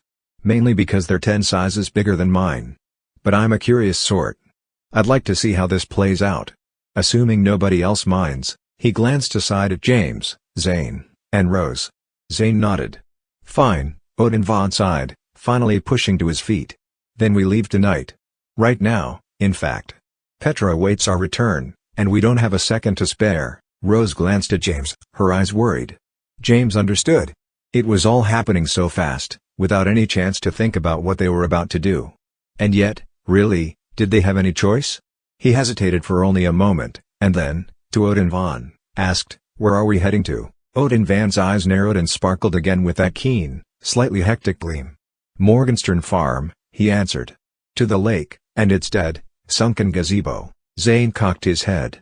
Why there? Odin von turned to the wheelhouse and wrenched open the door. Because it's the very last place in the world that Merlin would expect us to look. Odin von piloted the ship himself. The ship's wheel was nearly as tall as he, but he held onto it with determination, turning the Gertrude toward a different tunnel entrance than they had traversed before. This one had no destination inscribed across its arch, but the professor, or the ship itself, seemed to know where to go. It's not the same without Ralph, Zane said quietly. On James' other side, Rose nodded. James looked at Scorpius, expecting a snide comment, but the blond boy said nothing, merely looked ahead, toward the approaching darkness as the tunnel sucked the Gertrude in, drawing her inextricably into its rushing current. The masts folded with a heavy thump. Darkness swallowed the ship and dizzying speed replaced the gentle rocking of the moon pool. James barely noticed it. He held onto the brass railing bolted to the back wall of the wheelhouse, watching the repaired lantern as it swung over the bow, providing the only light in the rushing maw of the tunnel. We must be quick, Odin von called without looking back. Each of you will have a role to play, and what will those roles be, exactly? Scorpius called back. James looked at Odin von, who didn't seem prepared to answer that question just yet. Then, seeming to consider his words carefully, he said, We shall come up in the center of the farm lake, but it will be difficult to keep the ship from beaching on the shallow shores. Mr. Malfoy, you will stay in the wheelhouse and keep us steady, hands on the wheel. He glanced aside quickly, his eyes bright with the reflection of the swaying lantern ahead. It cast wild, swooping shadows in the darkness. Rose, you and Mr. Walker will raise the gazebo from its sunken state. It will be very heavy and waterlogged, but I know that you can manage it together, as well as keep it upright while I collect the hidden brooch. And James, he glanced back again, fleetingly meeting James' eyes while struggling with the ship's wheel in the rushing dark beyond. Gray water exploded around the speeding bow, throwing rafters of mist back against the windows, blattering them noisily and blurring the view beyond. James, you shall assist me in retrieving the brooch. That hardly seems like a two-person job, Scorpius observed. After what happened at the archive, Odin von replied darkly, I won't be taking the slightest chance. The journey took longer than James expected. The Gertrude rocked up one side of the tunnel, then another, barreling through seemingly endless dark. After a while, Rose covered her mouth with the back of her hand. I think I'm going to be sick, she warned with a deep, gulping breath. Nearly there, Odin von said, steeling himself as the tunnel angled upward beneath them. James tightened his grip on the railing and planted his footing. Water welled up over the bow in waves, and then washed over it in a flood, submerging the lantern and rushing over the windows. The roar of air was swallowed up in a deep, gurgling boom as cold darkness engulfed the Gertrude. The ship angled steeply upward, still blasting forward, but now through seamless, rushing depth.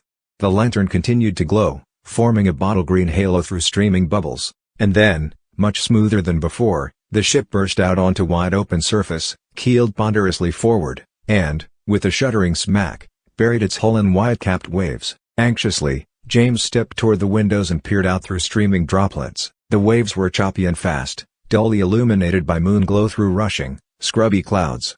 No land was visible in any direction, only a dark horizon, unbroken and flat. Zane pressed in alongside James. "This is a pretty big woodland lake, isn't it? We're not to Morgenstern Farm yet," Odin von explained, releasing the wheel and exhaling harshly. "Going to Oswestry isn't like going to London, it's not a straight shot. This will take some good old-fashioned sailing, I'm afraid. We're just past the Isle of Man. When we see the lights of Liverpool we'll submerge again and come up through the lake on Morgenstern Farm." Scorpius glanced aside at the professor. "It's a good thing you know how to operate a ship like this, isn't it?" Odin von shrugged wearily, and then reached to pull a brass latch. With a click, a ratchet, and a whip crack of rigging, the masts creaked upright again, shuddering into place. "The ship's been charmed to take us where we want to go. All we have to do is wait and watch." "How convenient," Scorpius nodded, turning back to the dark view beyond the window. "Morgenstern did the hexing herself, did she?" James glanced at Scorpius. Odin von frowned and blinked, then shook his head faintly. "Petra? Oh. Yes, of course. She charmed it. I wouldn't have any idea how to do such a thing." "How humble of you," Scorpius mused, seeming to merely think aloud. "Thus, I assume that we are committed to our destination no matter what." Odin von didn't answer. "To the assembly," he said. "I'm going to go below to wash up and try to sleep for an hour. Wake me when the coast comes into sight, eh?" Aye, Cap'n," Zane said, standing rigid and giving a stiff salute. "I really am going to be sick," Rose moaned, and pushed toward the door. "Cool night air and mist rushed in as she heaved it open and fled out onto the wet deck, angling toward the railing. Odin von followed her and turned toward the stairs into the ship's hold. "He certainly seems to have relaxed now that we're underway," Scorpius commented, gazing after the departed professor. James tilted his head at Scorpius. "What are you getting at?" "I don't know what he's getting at," Zane said, rubbing his stomach, "but Petra nabbed me just as I was heading down for dinner, and I'm starved. Does this tub have a galley, you think? A snack bar? A vending machine, maybe?" James glanced back at him. "Seriously? How can you eat at a time like this?" Zane shrugged, unperturbed. "Saving the world makes me hungry." James determined that accompanying Zane was marginally better than simply waiting in the wheelhouse. Leaving Scorpius, they slipped out onto the dark decks and explored around. There was very little to see. Above decks, the wheelhouse, paddle wheels, and masts were the only structures. Below decks, most of the space was separated into cargo holds, divided down the center by a narrow hall. Close to the bow was a small common area for the crew, where James had sat with Merlin and Millie on their return trip to London. Here, Professor Odin von lay sprawled on the bench, one arm over his eyes, one leg kicked out onto the deck, feet akimbo. He snored fitfully. "Here we go," Zane whispered, wrenching open a series of small cupboards. He rummaged and withdrew a cellophane-wrapped package. Squinting in the low light, he read the label. "Halbert's Humble Hardtack. Ever heard of it?" James shook his head, distracted. Zane used his teeth to strip off the wrapping, revealing a stack of biscuits that looked, both in size and color, like roofing shingles. He shrugged and bit one. Then, he bit it harder. Unable to crack a corner off the allegedly edible biscuit, he lowered it and struck it against the edge of a counter. It knocked like stone. He sighed mournfully and tossed it away. Rose joined them a few minutes later and the threesome sat in the hold, not talking, leaning in time to the rocking rhythm of the hull. Nearby, Odin von continued to snore haltingly. Growing stiff and frustratingly bored, James stood and headed back along the hall that divided the cargo areas. No one joined him. Scorpius was seated against the wall at the end, his knees up and his hands dangling over them. James plopped down next to him. "Why did you really come along?" he asked. "It sure wasn't out of the overflowing goodness of your heart." Blandly, Scorpius said, "You wound me, sir, I'm serious." Scorpius gave a weak shrug. "You don't really believe that cock and bull story Odin von told about finding Morgenstern's talisman on her grandfather's farm, do you?" James sat up and turned to Scorpius. "The brooch? What do you mean?" "I mean, the likelihood of him outsmarting the headmaster is about as high as you beating Dolohoff at wizard chess. In short, not at all. He's either deluded, which is entirely possible, or he's lying." "But..." James shook his head, caught between alarm and annoyance. "Why would he lie? He's helping Petra, isn't he? Just like we all are, just like you all are," Scorpius corrected. "I just came along to keep an eye on Rose and Walker. He's got a thing for her. And I'm the jealous type." "Don't change the subject," James said, watching the blonde boy closely. "You think Odin Vaughn is lying to us? Do you agree with Ralph about him? That he's not to be trusted?" "Don't tell me you haven't figured it out yet," Scorpius sighed. "It was you that wrote the note to yourself after all. Surely you don't need me to spell it out for you. You know what I'm sick of?" James suddenly declared, gesturing angrily with both hands. "People hinting at big, important revelations without ever just giving me a direct answer. Millie's grandmother, Headmaster Merlin, and now you. Out with it, or learn to keep your dodgy suspicions to yourself." Scorpius allowed a small smile, clearly enjoying James' discomfiture. Then, he nodded and grew serious again. "It's all in your note. You remember the play, just like I do. The roles are all in place, now just as they were then." James slumped. Yeah. Petra is Princess Astra," he said with a roll of his eyes. "And I'm Trius, blind with love and all that. What's the point?" "Like I said, you wrote the note," Scorpius answered loftily. "All I'm saying is that here we are, in the final act. The two of you are on center stage once again. And I think you wrote yourself that note for a reason." "I dreamed a crazy dream," James shook his head dismissively. "About Petra in a graveyard with Albus. I woke up with an idea in my head. It made no sense, but apparently I wrote it down. I barely remember doing it. I was probably still dreaming. It's called automatic writing," Scorpius said, sliding a disdainful eye toward James. "We learned it in Trelawney's first class. Just because she's a daft old nutter doesn't mean there's no such thing as prophecy." James frowned. "I pay as little attention in her class as I can," he admitted. Scorpius rolled his eyes, and then said, "Automatic writing is what happens when your subconscious knows something that your waking mind doesn't. It's when the buried part of your brain takes over your body for a moment to send your waking mind a message." James considered this, and then shook his head again. "I don't see what the message could be. It's just a line from the play. Beware foul Donovan." "Not actually," Scorpius said. "Nowhere in the play are those 3 words spoken. Trius comes close during his rallying speech. But the word beware isn't anywhere in the script." James blinked as he thought back to the play. He tried to recall his own lines. Reluctantly, he realized that Scorpius was right. Still, it was just as likely that his second-year self had gotten the line wrong in the note as it was that the 3 words had any prophetic significance. He mused on it, strained and concentrated, trying to determine what the words could possibly mean in their current situation. But nothing came to him. Finally, mentally exhausted, he gave up. A minute passed, and then he said to Scorpius, "You really should just break up with Rose." Scorpius glanced aside at him, his brow darkening. "I don't know if I'm more impressed that that's what you're over there mooning about, or annoyed that you would actually say it." "Neither," James said, staring darkly down the length of the hall. "I just realized I don't care what you think anymore." Scorpius relaxed a little. "Facing the possibility of the end of the world is that, I suppose." "I'm serious," James said dully. "You don't even know what to do with her. I swear, you deliberately lash her emotions back and forth just because you wouldn't know how to have a normal human conversation with her." This from the person who can't choose between an entitled, bossy aristocrat and a neurotic criminal sorceress. James drew an annoyed sigh and blew it out. He wanted to argue with Scorpius. He wanted to tell him that he, Scorpius, wasn't a bad person, exactly, he was just bad for Rose. But there didn't seem to be any point. He realized, almost clinically, how late the hour probably was. Midnight? Even later? His jaw cracked as a monumental yawn overtook him. Next to him, Scorpius kicked out one leg and leaned aside, turning away from James. James no longer cared. Weariness stole over him, weighing his eyelids down, turning his muscles into sandbags. He gave into it, and time began to stretch out, first dulling every sensation, and then turning minutes into hours. He did not dream. A sudden hard shudder racked the ship, and James felt himself falling forward.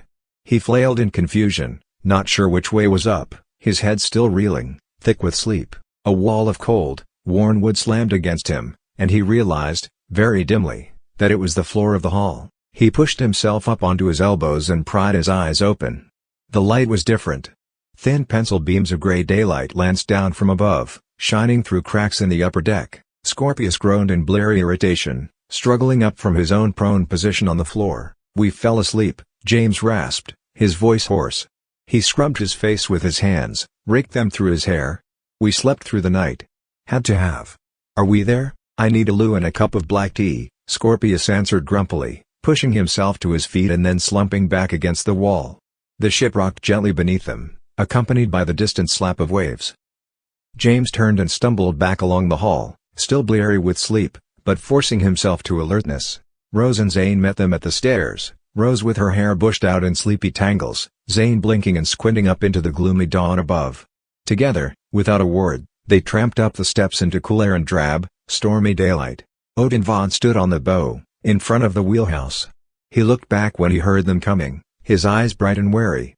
"We're here," he announced in a hushed voice, and pointed ahead.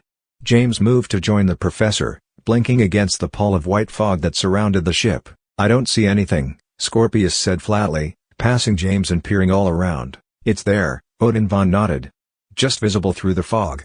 Trees on all sides and there, just ahead, the old dock and the sunken gazebo." "James, you've seen this place, yes? At least, the decades-past version of it that Petra can conjure? You recognize it, don't you?" James inched toward the bow railing and peered critically out over the leaden waves. Now that Odin Vaughn mentioned it, he could see the shadows of trees, an encircling wood, all shrouded and ghostly beyond the lurking fog. He turned his gaze to the front. The boat did indeed seem to be pointed at a skeletal dock. It swam in and out of drifting gray mist. "This is it," he nodded. "In Petra's version, the gazebo is still there, at the end of the dock, but the version in our time is broken away and sunken. I don't know how deep." He glanced down at the water, but nothing was visible through it. The waves slapped at the hull, reflecting the cloud of the sky, turning the lake into a shifting, broken mirror. "We're drifting," Odin Vaughn said, his eyes still on the dock in its mantle of fog. "Scorpius, take the wheel and keep us in the center of the lake." "I didn't want to say so last night," Scorpius replied, tired and terse, "but I don't think that's how boats work."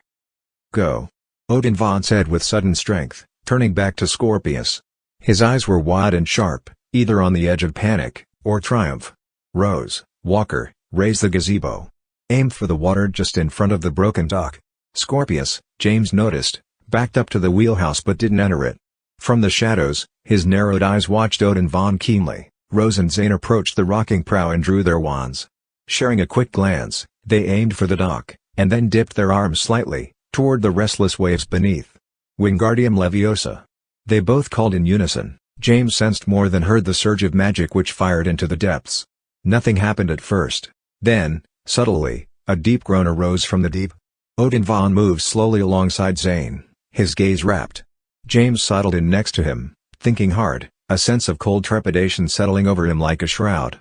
It was all happening so suddenly, too quickly for anyone to think about, and then, a thought that had haunted the back of his mind since the previous night finally pushed to the fore, bringing with it a deepening suspicion. "Professor," he whispered, even as he watched the water at the base of the dock.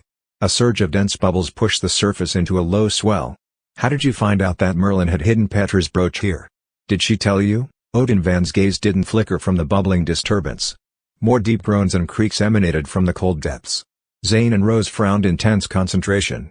"Come, James," Odin Vaughn said, holding out his hand and swinging one leg over the railing. James glanced up at him in surprise.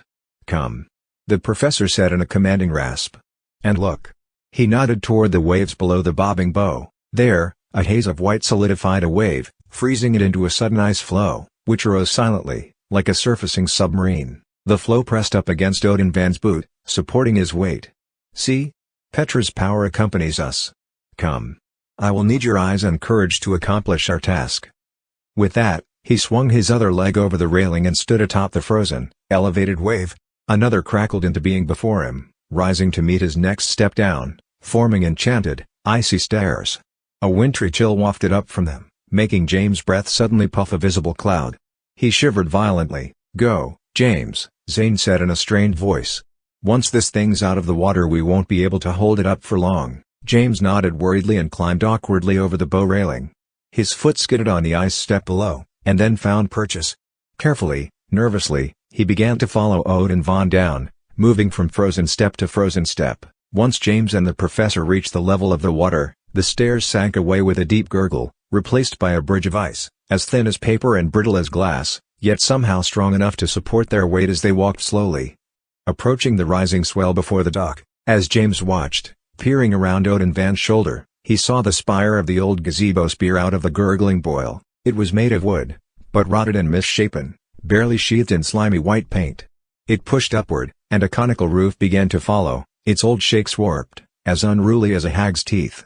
Water began to pour down the roof as it widened, unleashing the weight of the depths. Only, James whispered, more urgently now. I had a meeting with the headmaster. He told me how he was keeping the brooch because he was hoping Petra would come to him. He had it with him, right there in his office. Did he? Maybe. Hide it here later? Odin von didn't answer. He inched closer to the rising gazebo. Ung. Rose grunted from behind. This is heavy. Just a little more, Odin von called back, holding out one hand in a calming gesture. The ice bridge had narrowed as it stretched out, as if its power was weakening. Waves swamped serenely over it, wetting James' shoes as he turned sideways, edging along in the professor's wake. Beware, foul Donovan, he thought. The words teased him, seemed to nag at him. Surely you don't need me to spell it out for you, Scorpius had said the night before. Almost there, Odin von said, almost to himself. A long, creaking moan emanated from the gazebo as it rose further into the gray air, casting off its freight of water. It was crooked, turning as it rose, wallowing like a bloated corpse. Slick drapes of seaweed hung from its edges and coated its upright supports. James stopped as an awful idea began to form in his mind. The cold of the ice bridge welled up over him. Beware, foul. The roar of water was too loud to speak over as the gazebo disgorged from the lake, finally bobbing fully to the surface. Its interior was obscured by curtains of limp, slimy seaweed. As it settled, it rocked and turned slightly, groaning against the old pilings. Donofrio Odin von, James whispered urgently, his eyes widening in horrible, stunned revelation. Don, oh. Von. The gazebo shuddered against the dock, and as it did so the seaweed tore loose from its roofline, falling away like a sodden veil. Someone was standing inside the gazebo. The shape was barely a silhouette, wasted and skeletal, and yet still, somehow, recognizable by her long, sopping red hair. James, she said in a chiding, rasping, ancient voice. I warned you, did I not? On the lake just this past winter, I told you to abandon your Petra. And yet here you are. Predictable. To the last, ahead of James, Odin von's arm jerked spasmodically, whipping his wand up and back. James flinched in terror as it seemed to point at him and fire a bolt of blinding blue. The spell sizzled over his shoulder, however, striking a mark further away, back on the boat. Scorpius grunted in surprise. James turned in time to see the boy flung back against the wheelhouse, his wand falling from his hand. A moment later, he collapsed heavily to the deck. James drew breath to yell, but a sudden horrible pressure squeezed the air right out of him. The world spun upside down as he was lifted from the ice bridge and heaved away from the ship, pressed in the grip of a monstrous watery tentacle. A second later, he struck the cold, rotten floor of the gazebo, rolling hard enough to bash against the rear railing, smashing a leg through it. I would not. Judith called toward the ship, her voice a hoarse shriek but still with the same imperious tone of command. Drop this structure back into the depths and poor James goes down with it. James tried to struggle up, but his leg was tangled in the broken railing. Judith was standing directly before him. Her once glorious robes were now matted and sodden, rotted threadbare. Beneath them, her body seemed to be all angles, mere bones and tendon. She stank abominably. 30 yards away, Zane and Rose still leaned over the bow of the Gertrude, ones outstretched, straining, eyes wide with shock and fear. Between them and the gazebo, Odin von stood on the ice bridge with his wand still raised, pointing back at the boat, but his face looking forward, eyes locked upon Judith. His expression was misty with something very near adoration. Professor. James called, half attempting to snap the man out of the trance that Judith had cast over him. Odin von dipped his gaze for a moment, blinking at James, and his face hardened. James understood the terrible truth. Judith had not cast any entrancement over the man at all. He was doing this entirely of his own free will. It was you, James exclaimed with sudden, sinking surety. You sabotaged the loom. But why? Judith answered, the good professor and I have certain mutual interests, James. As she spoke, she turned to look down at him. Her face, James now saw, was a shrivel of filmy white skin over bone. Her lips were gone, revealing the ivory grin of her teeth. Her eyes were like peeled grapes in the hollows of their sockets, but her hair was still long and red, draping her skull in wet ribbons. As you can see, I need a new host. Petra has broken from me. Without her, my time in this sphere is nearly over. But Mr. Odin von is more than willing to take her place. He is eager. James recoiled from the horror of Judith's dead stare. Trembling, he tore his gaze away from her and focused again on the professor. But what could you possibly get out of it? Odin von frowned and shook his head. slowly but firmly, as if James had finally confirmed something that he had been suspecting all along. "You really don't know, do you?" He seemed to wonder aloud. "Early on, I thought perhaps you would prove different. When you were attacked and humiliated by the little bullies, Edgecombe and his friends. I hoped you might grasp the truth. But now I see that you really are just like all the rest. Too arrogant in your own perceived superiority to understand what it's like." He edged toward James, his face contorting into a mask of furious, age-old misery, to be mocked, to be belittled at every turn. To be coddled like a child by those who believe they are good, and beaten down like a dog by those who know they are bad. He moved forward more resolutely now, homing in on James, raising his chin and speaking with the fervor of long-suppressed rage. "Both of those acts arise from the same pathetic delusion. That they are better than me. That they are more powerful than me. That I will always be what they believe me to be. A weak, slow, bookish, clumsy little embarrassment. But now the world will see. I used my brain to defeat them first. I made my wand." He brandished it in his fist, which vibrated with manic tension. His eyes blazed. "Slow, was I in the past? Now, I am the fastest wizard alive. Weak? Now I have the power of instantaneous strength. I have finally programmed my wand with every counter jinx, every protective charm, every repulsion hex in the caster's lexicon. Thus primed, it can sense and deflect any spell that anyone dares attack me with." He drew a huge, firming breath and held it. "With this tool finally perfected, I knew I was unstoppable.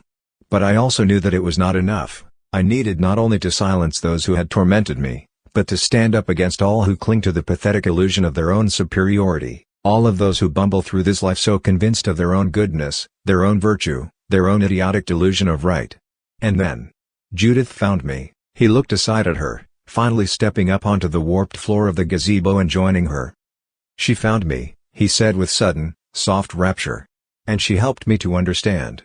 Petra, my old school friend, would come to me." Judith divined this directly from Petra's thoughts, for as yet they are still, if barely, connected. "And when Petra did come to me, I would assist her. Judith helped me to see that it was my duty.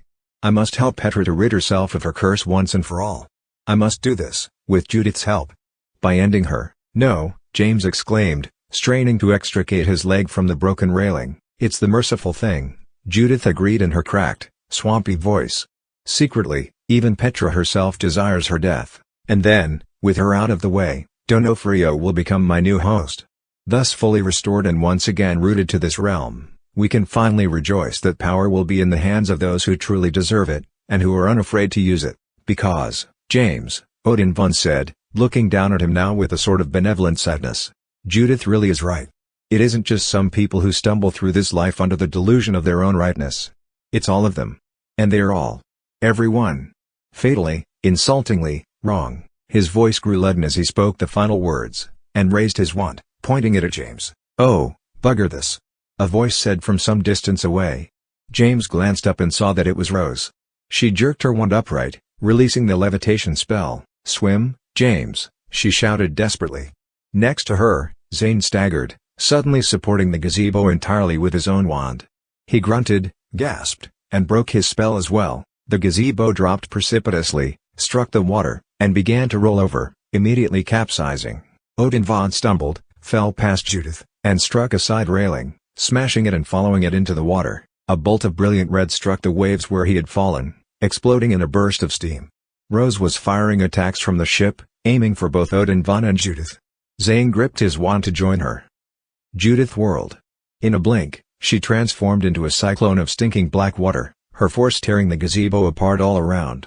Writhing tentacles uncoiled and scooped Odin Von from the water. His body was borne up into the throat of the waterspout, which roared, circled James with fury as he thrashed amidst the ruin, and then fled away out over the lake, bypassing the Gertrude and vanishing into the dense pall of fog all around. "James!" Zane called, stabbing out his wand again. Breathlessly, he repeated the levitation spell. James, along with a messy assortment of broken railing, floor planks, and destroyed roofing, rocketed up out of the waves with breathtaking speed, streaming water in a corona. "Yikes," Zane gasped, grabbing onto his wand now with both hands. "You're a lot lighter than that crazy gazebo. Hold on while I rein it in a little." Clumsily, trembling with exhaustion, he bobbed James, along with his entourage of sodden debris, over the deck and set him down. James stumbled as his feet met the planks. "We have to go after them," he gasped, grabbing onto a railing for support. "None of us even knows how," Rose cried helplessly, dragging a still woozy Scorpius to his feet. "We don't know how to sail this ship." "How hard can it be?" Zane said, stuffing his wand back into his pocket. "We watched Hagrid do it, didn't we? All we have to do is set the destination lever back to Hogwarts. Down we go and we'll be on our way back." "I don't think it's going to be quite that straightforward," Scorpius said, pushing fully to his feet and nodding toward the deck near James' feet. James glanced down. A chunk of rotten railing lay on the deck, transported aboard along with himself by Zane's levitation spell. But as James watched, the broken wooden chunk melted away like an ice sculpture, losing all color and draining into a loose puddle. Behind him, a hunk of roof did the same. In a moment, all the gazebo debris had vanished into nothing but melted seawater. "Oh no," Rose said, her voice high and faint. She ran to the railing and peered out over the waves. Beyond her, the fog was drifting away, fading from view, revealing nothing. There was no encircling shoreline or fringe of woodland. Only dark waves marching off into further and further leagues, eventually stretching all the way to the horizon. James reached the railing alongside Rose and looked out, speechless. Faintly, Zane asked, "We're not in any country lake, are we?" "They got rid of us," Scorpius mused aloud, almost as if he was impressed. "Odin Von and the Lady of the Lake. They got rid of us because we were the only ones who know enough to stop them." "But, where are we?" James asked, banging his fist down onto the railing. "I think where we are matters less," Zane said, nudging James and pointing upward, "than that does." James looked up. Revealed by the retreating fog, a low, hulking boil of clouds bore down on the Gertrude, driven before a rising, whipping wind. It was a storm front, dark as a bruise and flickering with gouts of lightning, rumbling with distant thunder. "Am I crazy?" Rose breathed, eyes wide, "or does that storm seem to be aiming directly for us?" "Into the wheelhouse," James cried, finally engaging to action. He turned, grabbing Zane and pulling him along. "We need to get back into the tunnels below, and as soon as possible. The storm won't be able to reach us there, and we can get back." Fat drops of rain began to pepper the ship, striking with stinging force, pinging off the metal wheelhouse and pattering in the sails. Together, the foursome poured through the door of the wheelhouse. Scorpius tugged it shut with a heavy clang. James moved behind the wheel, which was turning loosely back and forth with the increasing rock of the ship. Wind suddenly tore over the deck outside, whumping in the sails and singing a high, whipping note in the rigging. Scorpius scanned the instruments ranged below the window, spying a large brass dial with an attached lever. He gripped it and tugged. The lever ratcheted, turning the dial past several notches. When it stopped, the readout showed a single word, white letters printed on black, "Hogwarts." The wheel began to turn in James' hand, spinning ponderously and bringing the Gertrude about. With a lurch, it rocked forward. A spray of mist began to plow up beneath the bow. Then, heavily, the bow began to rise and fall on the waves, striking with sickening force and sending up gouts of spray. The Gertrude drove onward, faster, but it did not submerge. This was all part of Judith's design, James realized, to maroon them far from any hope of escape, to set a murderous storm upon them, preventing their return, and hopefully killing them all. It was just as Scorpius had said, this was the final act, and the stage was set. It was the triumvirate brought to horrifying life, a ruse of an ocean journey, a magical storm racing them back, and the villain Donovan, along with his ally, the Lady of the Lake this time instead of the marsh hag, forging ahead, ready and prepared to freely execute their final, fatal plan. And yet their intent was no mere wedding conspiracy in pursuit of a seat of power. Their plan was to somehow kill Petra, leaving Odin Von to take over as Judith's host, harnessing her chaotic power instead of thwarting it. As James finally grasped this horrible change of events, a surge of undiluted anger welled up in his chest. Odin Von had lied to Petra all along about helping her to fulfill her destiny as the Crimson Thread. He had never intended to help her save the world. He had tricked her, sabotaged her, fed her guilt and the madness of her scheme, only to betray her in the end in the worst way possible. "But," Rose asked James, not taking her eyes from the rushing waves and the advancing, terrible storm, "how can Odin Von and Judith kill Petra? They know she made a Horcrux." "Potter here knows better than anyone else," Scorpius answered darkly. "Horcruxes can be created, and they can also be destroyed. They needed Petra alive for some reason, until this moment. Where there's a will, there's a way." James knew that Scorpius was right. But he had a deep suspicion that Judith's answer would be a lot simpler, and more final, than even Scorpius suggested. 23. Chaos descends. The Gertrude could not outpace the storm. Even as it plowed forward through the rising waves, the arms of the tempest encroached on both sides, surrounding the blockade runner in a smothering embrace. Wind tore across the deck in capricious gusts, shrieking in the rigging and whumping the furled sails hard enough to shudder the entire boat. In the wheelhouse, the windows rattled in their frames. Raindrops fell hard enough to ring on the roof like coins. "It's slowing us down," Zane observed, raising his voice over the gale. "The storm is coming around against it, forcing us backwards." Scorpius leaned toward the window and peered up. "It's the sails and masts," he said. "Too much wind resistance." James understood. "We need to lighten our load and get more streamlined. Come on." He reached for the door. "What are you going to do?"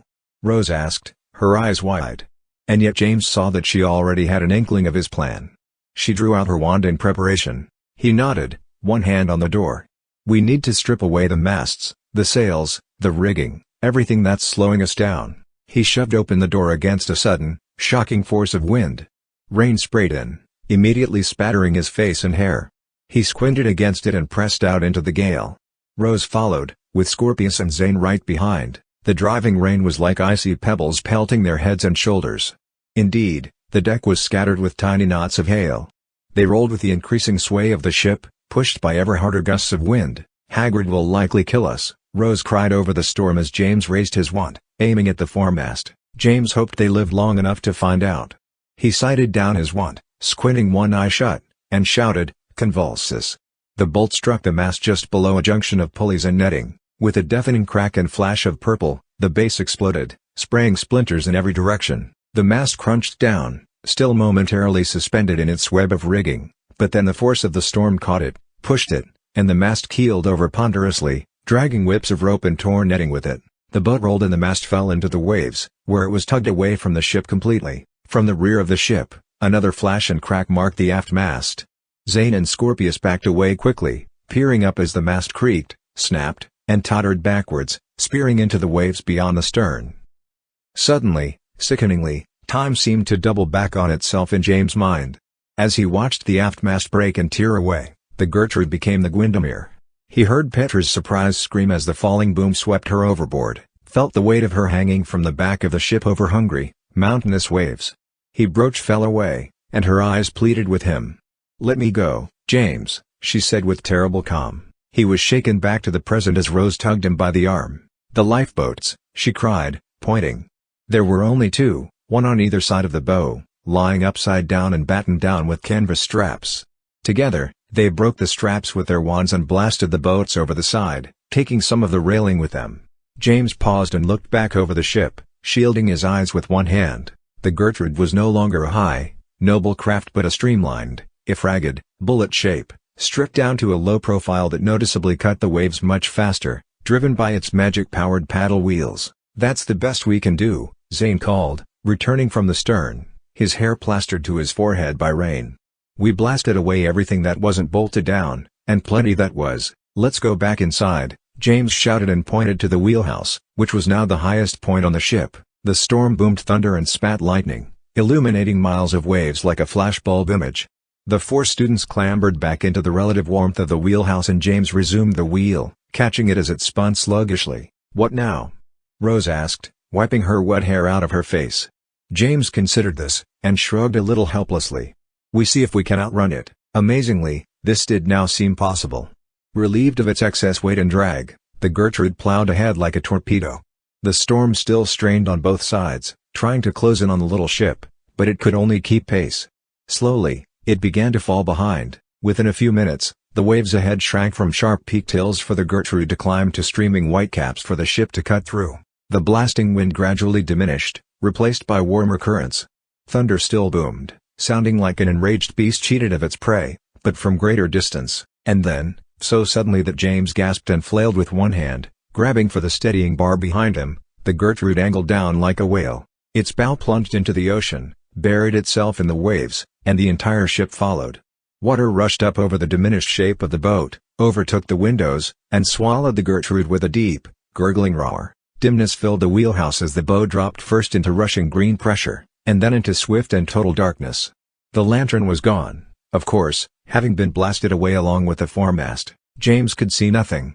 The ship creaked ominously all around, adjusting to the pressures of the deep. "I hate this part," Rose said in a strained voice. The external pressure changed somehow. James felt it in his stomach and the very sockets of his eyes. With a shudder and a blast of bubbles, the Gertrude sucked into some smaller, tighter space, accelerating at an even more alarming rate than before. Stripped of its external structures, the ship was an underwater arrow, careening into blind darkness. The ship suddenly dropped, fell through a burst of loose water, and landed with a shuddering thud in the sluice of the returning tunnel. Freed of the surrounding depths, it sped onward, rocking with the angle of the walls. The storm was behind them now, and they were utterly beyond its angry reach. It may be a magical storm, as James suspected, but they would outpace it easily, at least until they reached their destination. All that was left was to return to Hogwarts and hope that they weren't too late to stop whatever Judith and Odenvon intended to do. With this in mind, James leaned forward into the rushing dark, peering uselessly through the black window. He groped and put his hands on the wheel again, doing whatever he could to keep the ship pointing straight ahead, willing the boat to go even faster. "We can't confront them, you know," Scorpius said, sensing James' thoughts. "Judith and Odenvon. She's too powerful. And he countered my stunning spell before it so much as left my wand. He can deflect any spell we might cast. There's no way to battle either of them." "I don't care about battling them," James said grimly. "We just need to get to Petra. We have to tell her what we know." After a worried moment, Zane asked, "And then what?" James narrowed his eyes in the blind dark. With conviction, he answered, "Then she can battle them." The return journey seemed to take far longer than James thought possible.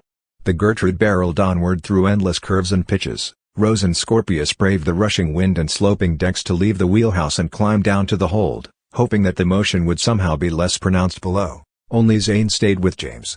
Neither spoke, but James was glad of his old friend's presence. After what felt like hours, James loosened his grip on the wheel.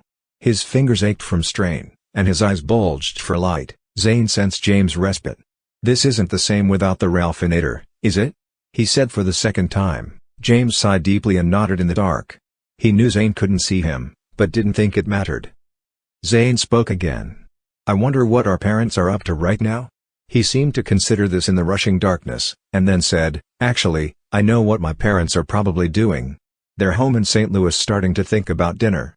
Greer is probably at the table doing her homework and being really grumpy about it, while my dad teases her, thinking it will put her in a better mood, although it never does. They're muggles, so they don't know anything about halted destinies, and rogue sorceresses, and magical snafus threatening to end the whole universe. I think, for the first time in my life, I'm a little jealous of them. My dad is probably home in his office," James mused quietly. "Probably looking over the latest reports and emergency procedures, but not really reading any of it, just moving pages around while his brain spins on like a machine, trying out ideas, testing plans, figuring out what he's going to do next. I've seen him like that 1,000 times. We should call him somehow when we get to Hoggies," Zane said with resolve. "He's Harry Potter. He'll know what to do." James shook his head slowly.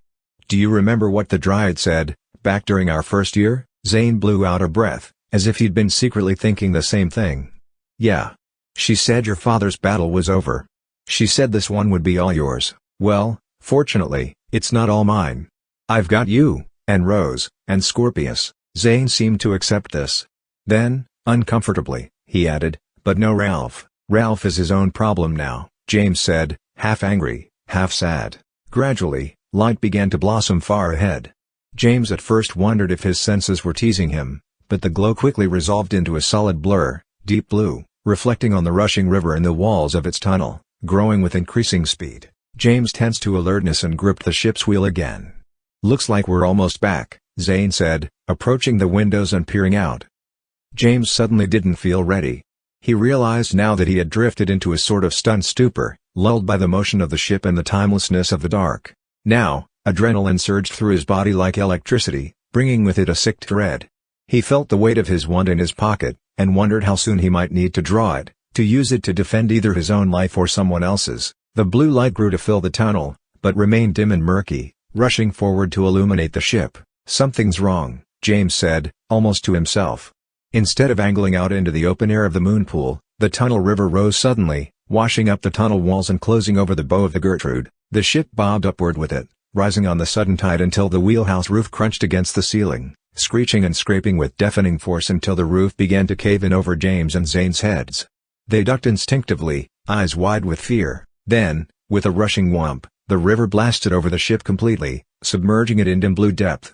The Gertrude sank away from the tunnel ceiling, fortunately, but began to turn, rolling into a sluggish corkscrew. James held onto the ship's wheel while Zane grappled with the railing behind, struggling to stay on his feet as the wall and floor began to switch places. The view ahead changed.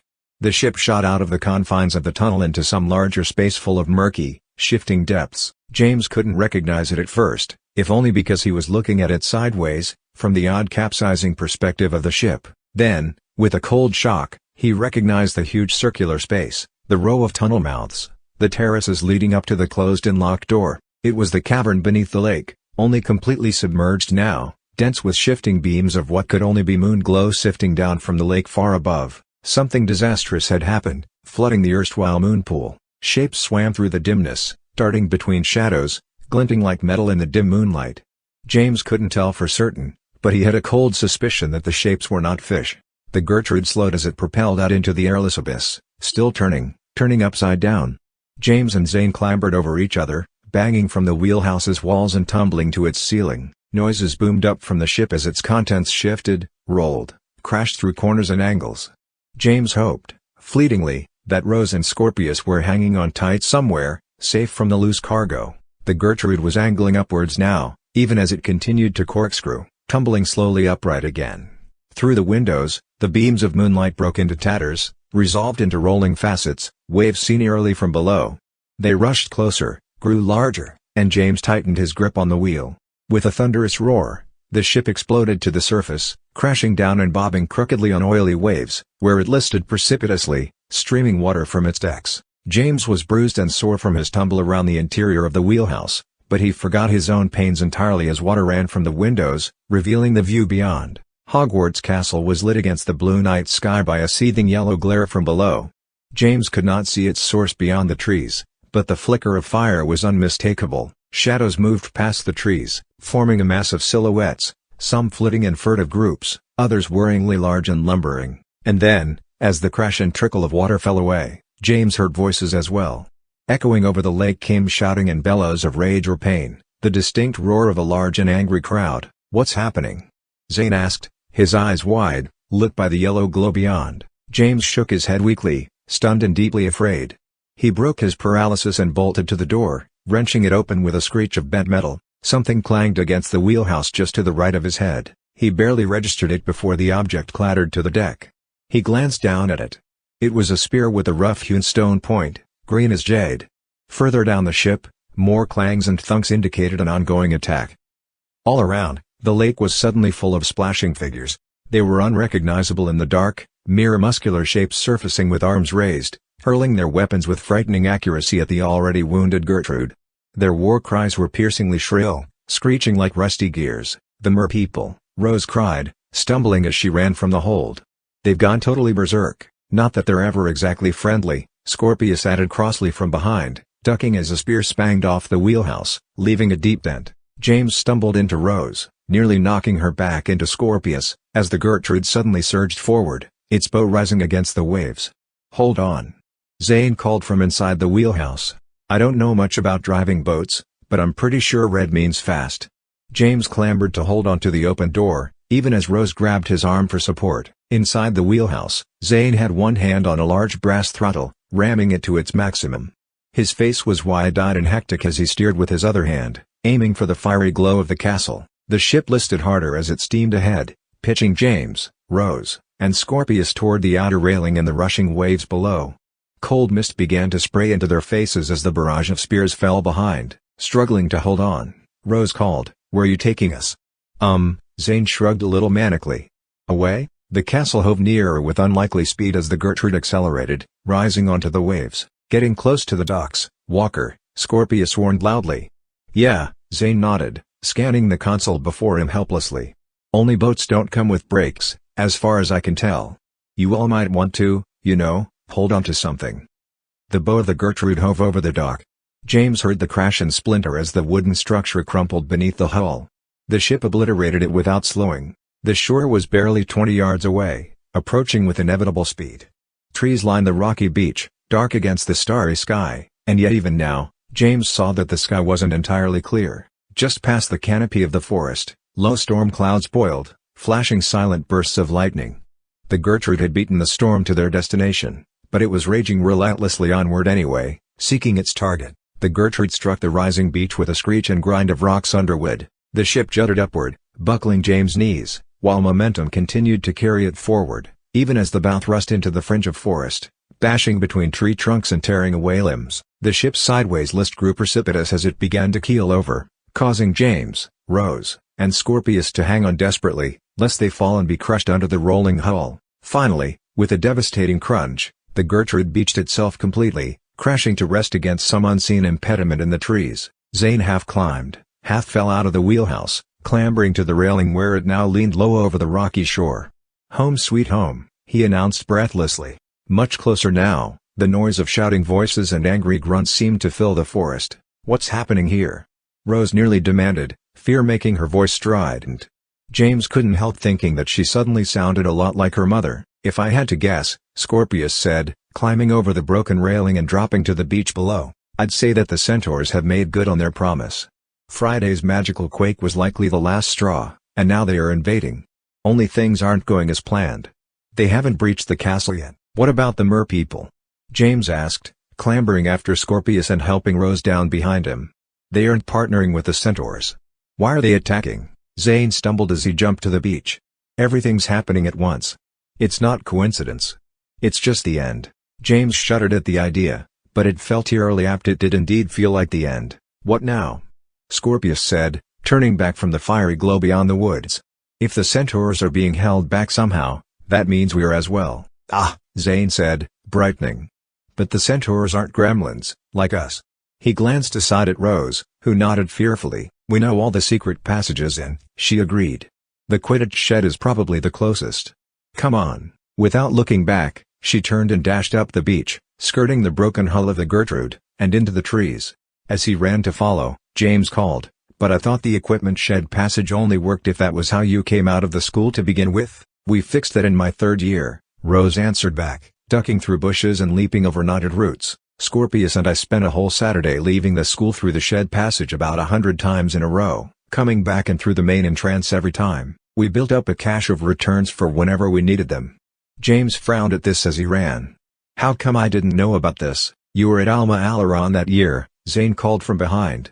"Not that we would have invited you anyway," Scorpius suggested, crashing along in the rear. Twin spears of light suddenly intersected the student's path, bobbing wildly and accompanied by a throttling roar. Rose skidded to a halt, braking herself against a tree, just as a large vehicle bounded over the path, its headlamps glaring through the trees. It was some sort of off-road vehicle with huge knobby tires and gunmetal gray sides.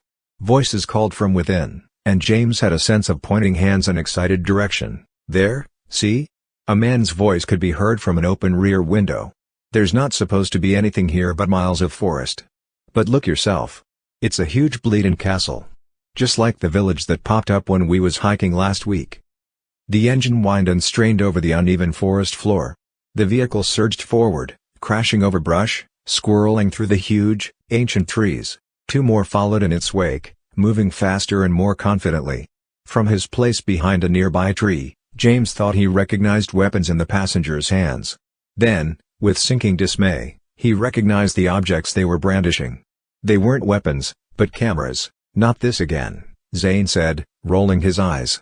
"Come on," Rose called again, leaping ahead as the vehicles crashed onward through the wood, crawling in the general direction of the castle in the flicker of fire. As the four neared the castle themselves and began to bypass it, running along the edge of the forest, they caught glimpses of a huge rabble gathered against the seamless wall of fire. Centaurs moved in galloping groups, orderly and ranked, their weapons raised. Merlins erected a defense, James realized aloud. "That's no normal fire. It's a fiend fire boundary. It won't last," Scorpius said, and then pointed as he ran. "And what's that?" James saw it as well. "That's no centaur," he agreed with sinking realization. Gathered in their own knot, facing the centaurs against the wall of magical flames, was a gaggle of the huge lumbering shapes that James had glimpsed from the ship. They advanced haltingly toward the ranks of centaurs, hunkering their massive shoulders around their tiny heads. They were giants, dozens of them, in all different monstrous sizes. "Grop and Prichka," Rose cried shrilly. "They came here on their own, even though Hagrid warned them to stay away." and they brought their whole tribe. Even in silhouette, James recognized the hulking figure of Prichka. She shied away from the centaurs as they galloped toward her, then around her feet, their weapons raised threateningly. Her potato-like head bobbed and swiveled as she tried to see them all, tried to avoid their stamping, teeming hooves. And then, horribly, she attacked. She was compelled more by terror than anger. James could see it in the clumsy way that she moved, the panicked lurch of her shoulders. She kicked, and one centaur flew through the air, flailing all 6 of its appendages. Then, spastically, Prichka hunkered, grabbed 2 more centaurs, one in each hand, and jerked them up to shoulder height. With a massive lunge, she bashed them together like a pair of meaty cymbals. Even over the roar of the fire and the bellowing voices, James heard the horrible crunch of bones. "No!" Rose called, stumbling to a halt and raising her hands to her face, unable to tear her eyes away. "No, Prichka, leave her be." Scorpius called, his voice suddenly commanding. "The time for civility is past. It's her skin or theirs. And soon it might be ours. Keep running, holy hanky punks," Zane breathed in a high, scared voice. That was brutal. Light sprayed over the increasing melee and the vehicle from the forest burst into view, bouncing over the hillocks. It ground to a halt, its brakes screeching, its body leaning on its springs. The passenger door burst open and a man scrambled out in sudden panic, his eyes bulging up at the giants. He scrambled backwards in terror, tripped and fell at the feet of a stamping centaur. He glanced up at it and screamed, covering his head with his arms. The other 2 vehicles bounded forward in pursuit. The middle vehicle crashed into the suddenly halted lead vehicle, nearly running down the panicked passenger. Glass tinkled and voices shouted, "This is beyond us." Scorpius called urgently, "Go." Distracted and numb with terror, the group ran on again, even as the giants fell fully to battle against the centaurs and the vehicle doors sprang open, disgorging terrified muggles and their clattering, forgotten cameras. The fiend fire raged along the Quidditch pitch, barely missing it but engulfing the Slytherin grandstand, which was already reduced to a mere blackened skeleton, roaring with flame. Running hard beneath the seething light, Rose led the troop toward the equipment shed, which sizzled and smoked from its own proximity to the fire. Furnace heat swarmed across the pitch, turning the air into writhing shimmers and baking the sweat on James' brow. In the near distance, James noticed a flailing, writhing mass, boiling with fiend fire. His stomach fell as he realized that it was the Whomping Willow. Sparks arose in swirling rafters as it heaved its flaming limbs, its leaves glowing like coals as they burned away, transformed to swarming cinders. He tore his eyes away, grimly deciding not to point out the terrible sight to the others. Rose reached for the equipment shed's door handle, and then jerked her hand back in pain. "Hot," she gasped, cradling her burned fingers. Scorpius raised his arm, his wand already jutting from his fist. "Convulsus," he shouted, and the blast of light struck the door, bashing it open. The inside was dark, much deeper than the tiny shed itself. Cool air wafted blissfully out of it, rising from a rank of stone steps. Scorpius led the way, running down into the subterranean corridor below. James gulped as he followed. Everything felt out of control. He didn't know what he intended to do. He didn't know where Petra was, or even if she was still alive. Chaos seemed to have fallen over the entire world, throwing every imaginable obstacle and distraction in his way to stop him. His side ached as he ran into the cool, eerily quiet darkness. And then light bloomed ahead as Scorpius reached the passage exit. The 4 clambered out, pushing around the statue of Locomagus the Perpetually Productive, and into the glow of torchlight in a perfectly prosaic Hogwarts corridor. No one was in sight, and yet voices could be heard echoing distantly, shouting with alarm and urgency. The school had not been vacated, it seemed. That's why Merlin was protecting it. But even he could not hold off the centaurs much longer. As if on command, a huge boom shook the castle, raining grit from the ceiling and shattering a nearby window. The centaurs were attacking through the fiend fire, though James couldn't guess how. "It's all a distraction," he said, turning to Zane, Rose, and Scorpius. "I don't know how or why, but we still have just one job, and that's to find Petra and warn her. If Odin, Vaughn and Judith get to her first." "But how?" Rose cried, stamping her foot in frustration. "We don't even know where she is." James drew a resolute breath and glanced at Scorpius. "We have to find Merlin," he said firmly. "He has Petra's father's brooch.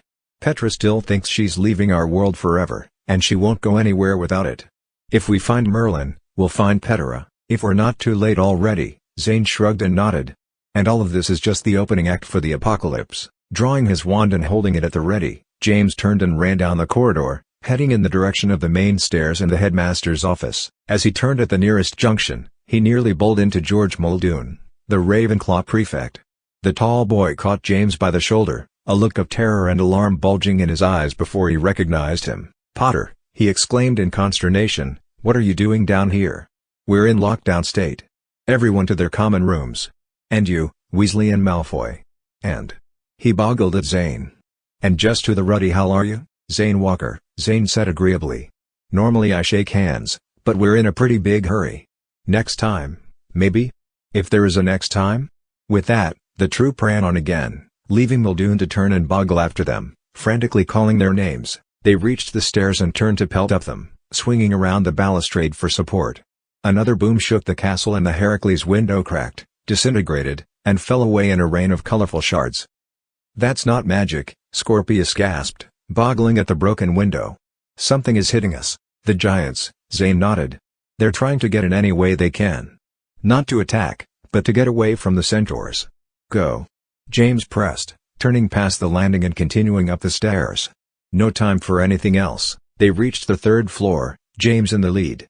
He turned down Gargoyle Corridor, aiming for the spiral staircase at the end. Another boom sounded, this one from directly next to James, and a pillar keeled toward him, breaking into heavy chunks.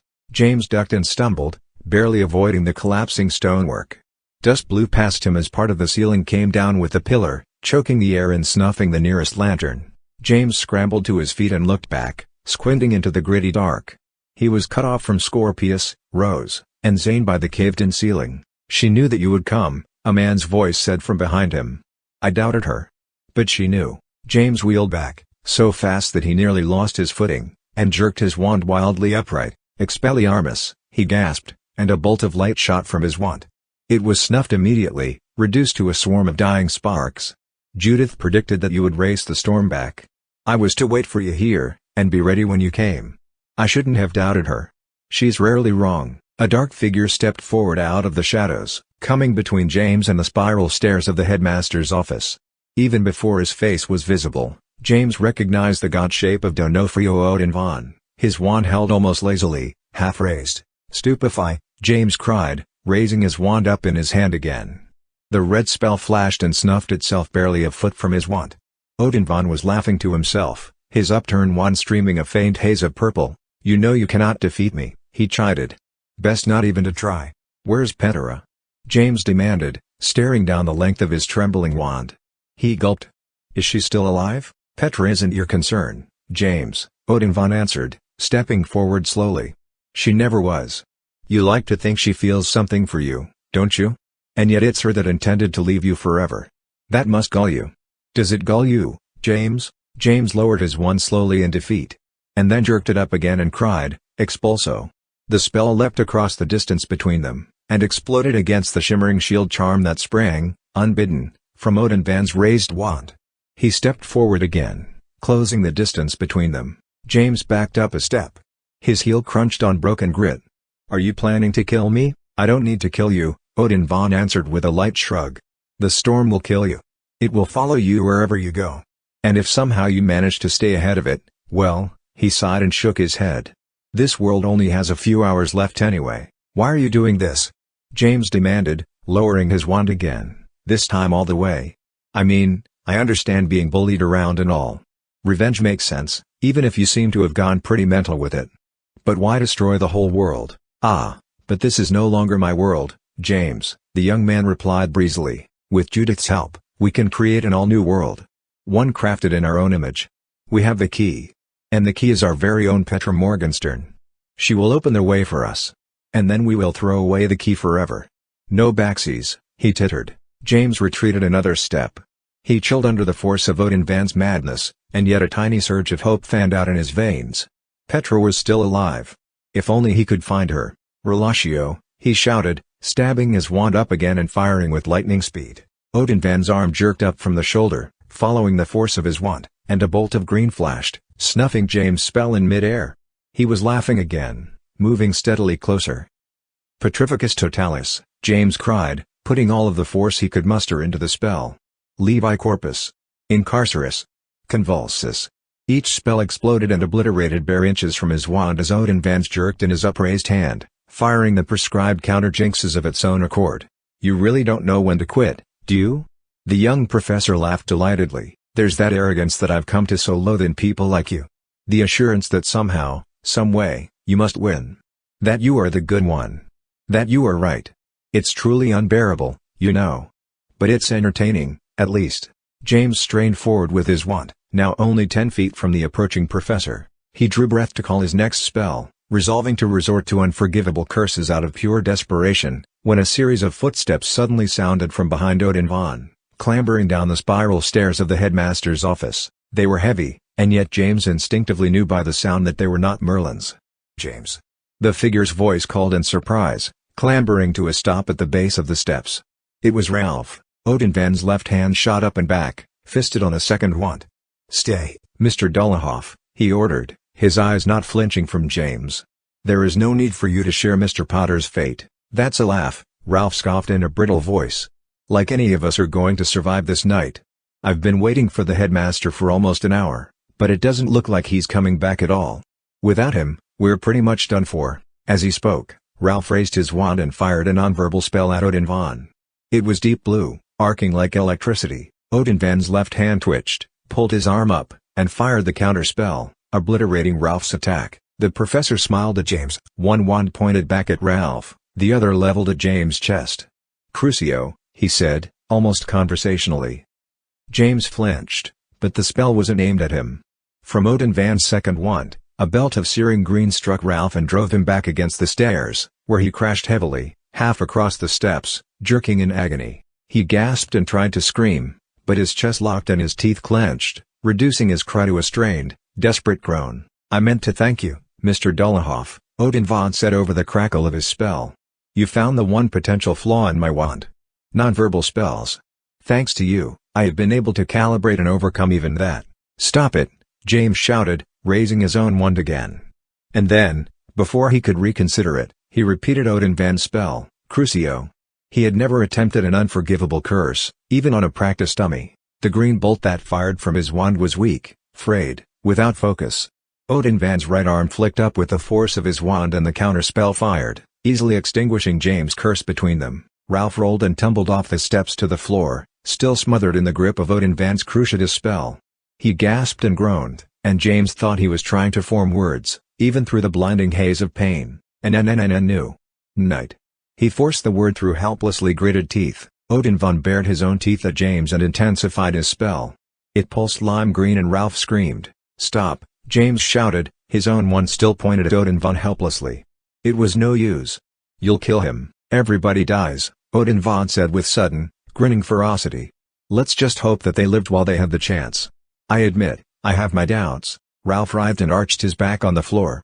He gasped a whistling breath and strained again, struggling to speak. "New night. Quidditch." James frowned in terrified confusion, his fist taking on his useless, outstretched wand. What could Ralph possibly mean? Was he going mad with pain? Why in the world would he spend his last, desperate words talking about something as inane and stupid as night Quidditch? The Cruciatus curse lanced into him, boiled over him, enveloped the big boy in unspeakable, maddening pain. And then, somehow, James understood. His mouth dropped open as the realization washed over him. His mind raced, searched for exactly the right option, the one final gambit that would either turn the tables or doom them all. Resolved, he stabbed forward with his wand one last time. "Os Claudius," he shouted. The spell was a lance of white.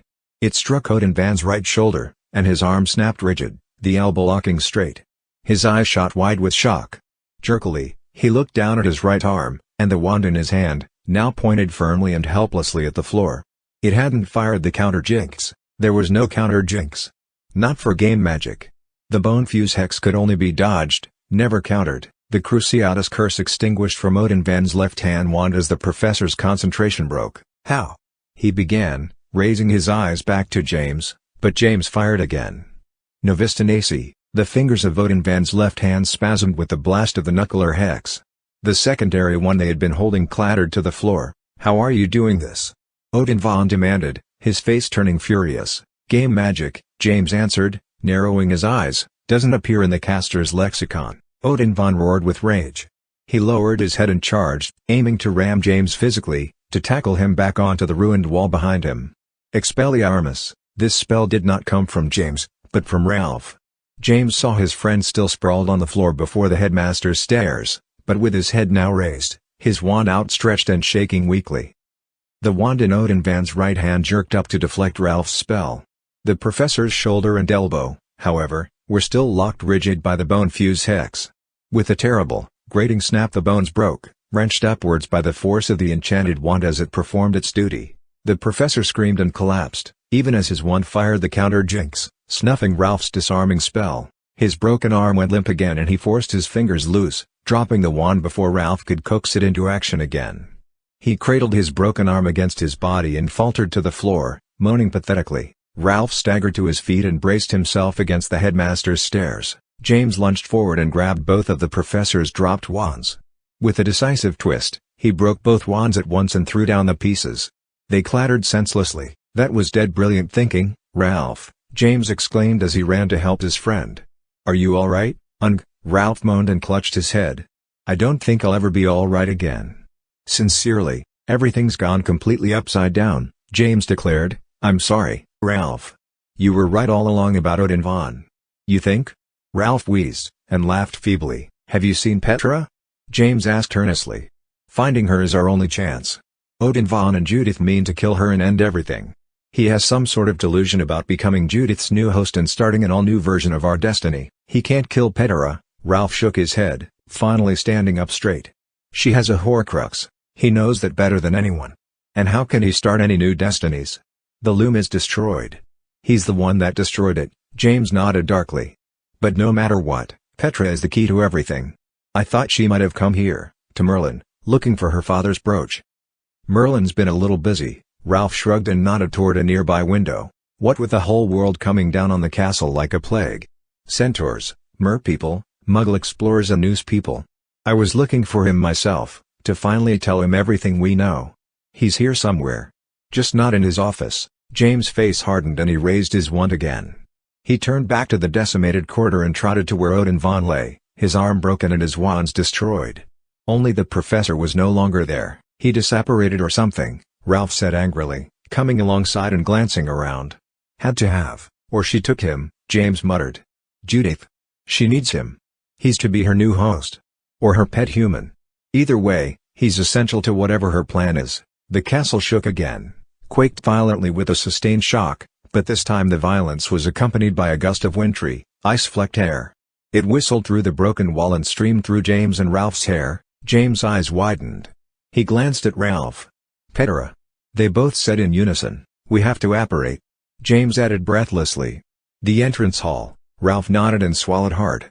James could see that his friend was nervous about testing his apparating skills under such conditions. James gave him a bracing grip on the shoulder. "You know the entrance hall as well as you know your own house. You've been there 1,000 times. You can do this, Ralph." "On 3. Ralph nodded, firming his jaw. "On 3. 1, James said. 2.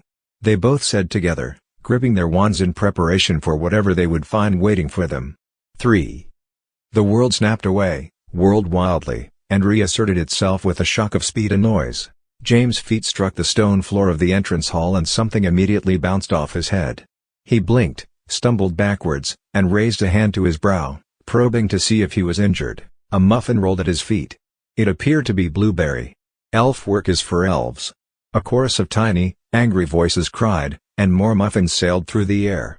They pelted the walls, bounced from portraits, pattered and rolled down the staircase steps. "We have quite enough to handle at the moment without your little elven uprising," a shrill voice exclaimed. James turned to see Professor McGonagall near the stairs, her wand raised warningly.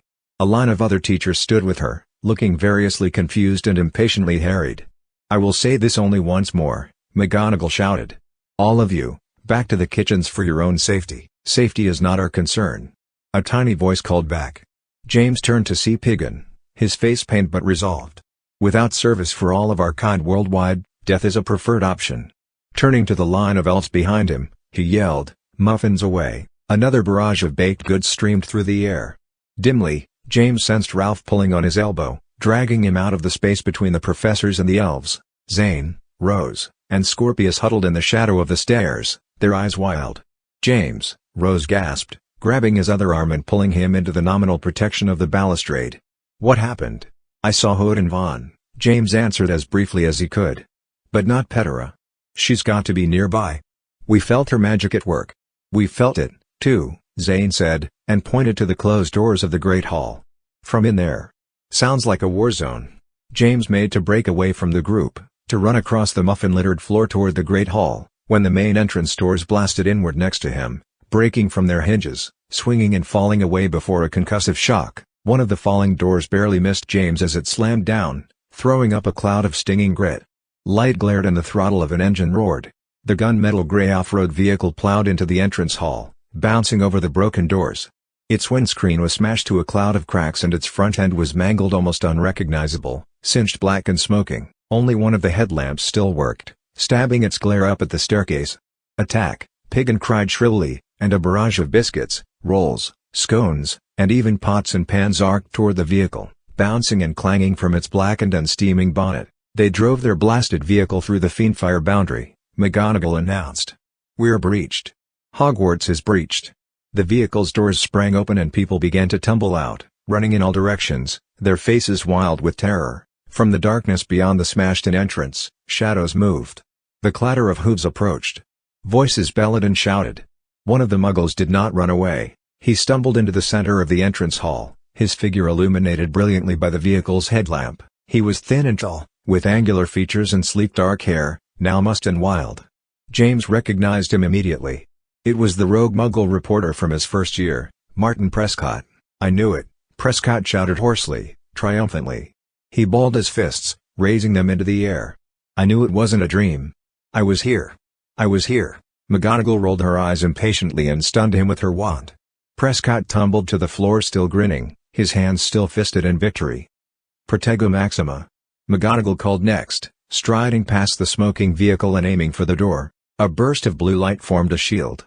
Behind her, Professor Shirt, Votary, and Heretofore surged forward and added their strength to the charm, defending against the approaching centaurs. The castle boomed again. The ceiling of the entrance hall cracked along its entire length. Broken plaster and chunks of masonry rained down. Portraits tilted and fell from the walls. Windows broke and shattered all around. "Potter!" One of the portraits commanded in a steely voice. James turned to see a painting of a very ugly farmer standing in a field of blooming spinoswort. The farmer's face was vaguely recognizable beneath his wide-brimmed hat. "Your brother is not in the castle," the painted figure said quickly. "Every other student is accounted for except him." "Albus?" James asked, his mind spinning. "Albus Severus, my namesake," the disguised portrait of Snape said. "And our names are not all that we have in common. His loyalties are divided. You must find him." James shook his head. "No, it's Petra I have to find. She's here, in the Great Hall. I have to warn her." "No," Snape insisted, his eyes blazing from the painting. "For once in your insipid, reckless little lives would one of you Potters listen to me? The headmaster has divined the truth. Odin Vaughn, whom you were lucky enough to best, was the architect, but your brother is the ransom. Without him, their plan fails. Find him right now, Potter. This is not about his safety, but the balance of worlds." James was shaking his head, barely listening now. Another deep shudder shook the floor and broke chunks from the ceiling.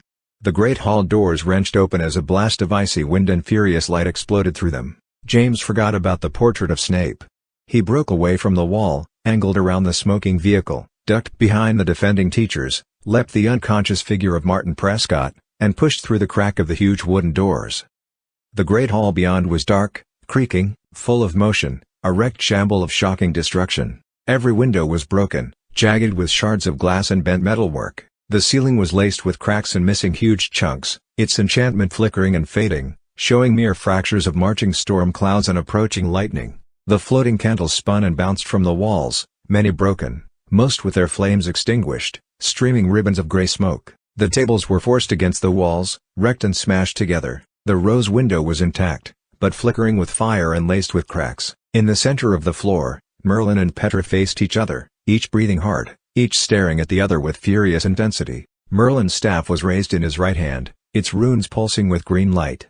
Petra's hair was wild around her face, her left hand raised palm out, fingers splayed. It was clear that the duel between them had descended to brute attack, a stalemate between equal powers and level cunning.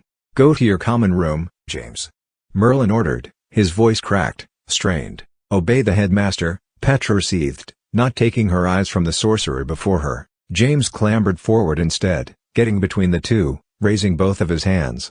"Petra," he began. The rose window exploded in a cloud of glass as something huge bashed through it, taking its pillars and supports with it. The head table broke under the weight of the object as it slammed down, and James dimly saw that it was a tree trunk, freshly torn from the ground, its roots still clotted with earth. A monstrous shape wielded the trunk, following it through the raining debris, head down and shoulders hunched.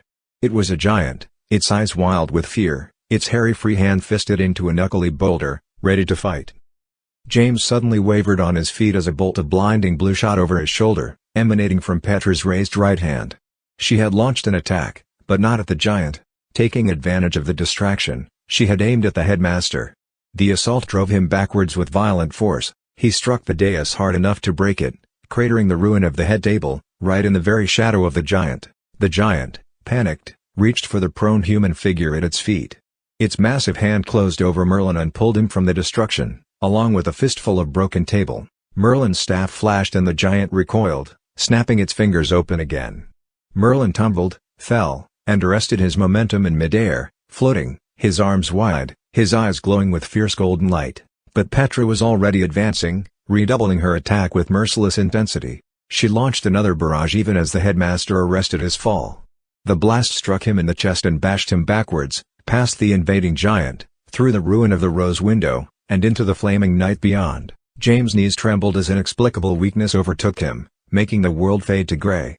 He remembered the same feeling when Petra and Merlin had battled in the world between the worlds. Somehow, James was like a battery in Petra's presence, holding a reserve of her power. She siphoned it from him through the invisible cord that connected them, just as he had siphoned it from her during the debacle of the Morgan web, right in this hall, and years before that, when he had first conjured the cord of her power to save her very life. He staggered in the smoky dark, his head spinning. Petra strode forward purposefully, climbing the dais and raising one hand to the giant without even looking.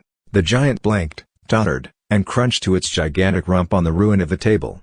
Its head dipped to its chest and the huge creature snorted a massive, grating snore, even as its bare feet, as large and hard as crypt doors, slid forward, grating on broken glass. "Petra," James shouted, clambering forward in her wake.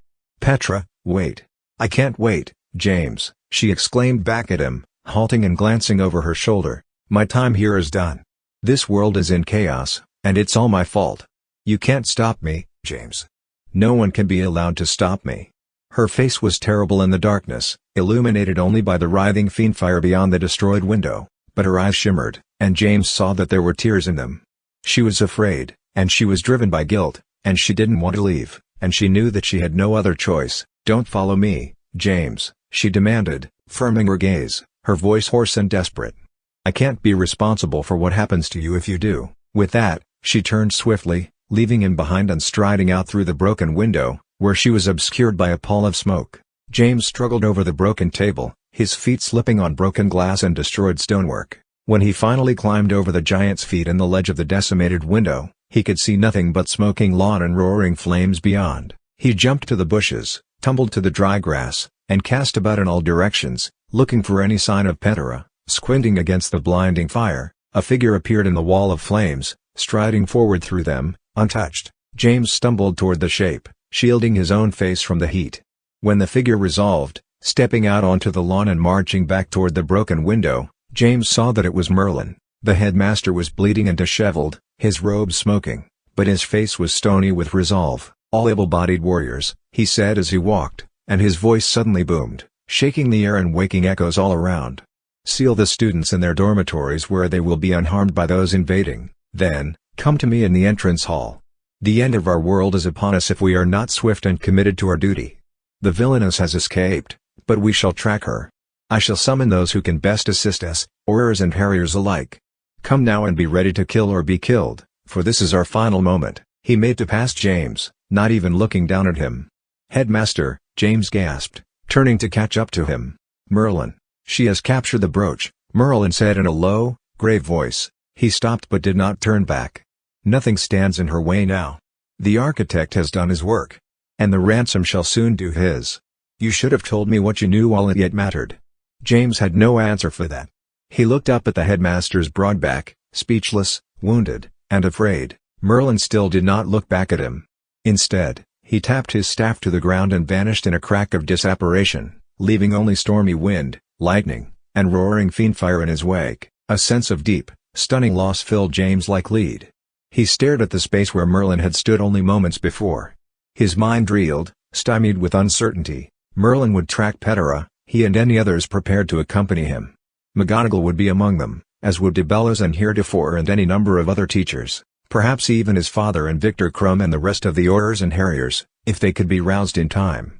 James thought it very likely they would leave the students locked and shielded in their dormitories, trusting that the Centaurs would honor their word and not attack unless attacked first. Merlin and those with him would abandon Hogwarts in pursuit of Petera, since she, they believed, was the cause and source of the chaos that had befallen the world.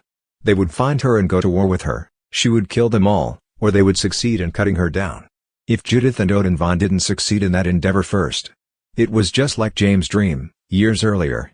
They were coming to destroy Petera, and they wouldn't waste time on words. And with that, a sense of preternatural calm settled over James. Because he knew exactly what he had to do. After all, he had already done it, in a manner of speaking.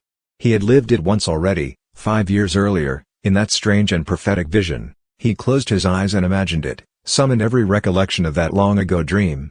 He remembered a freshly dug grave. He remembered Albus offering the young woman, Petera, his wand. It was necessary, James now understood. For Petra no longer had a wand of her own, having broken and abandoned hers years earlier. Sorceresses used their bare hands to perform magic. Unless, that was, they needed to cast a particularly unique spell that relied on a wand. A spell like the Dark Mark, because Petra had stopped resisting the evil of the bloodline.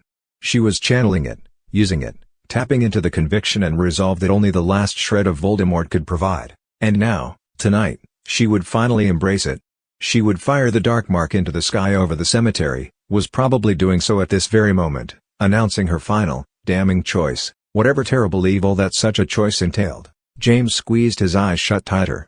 He envisioned the cemetery, his grandparents' leaning headstones, the freshly dug grave like a blot of ink under the stormy dark. He focused, firmed his grip on his wand, drew a deep breath, held it, and flexed the metal muscle of disapparition. With a hard crack, he vanished, just as Merlin had done moments before. Neither would return to the same Hogwarts ever again.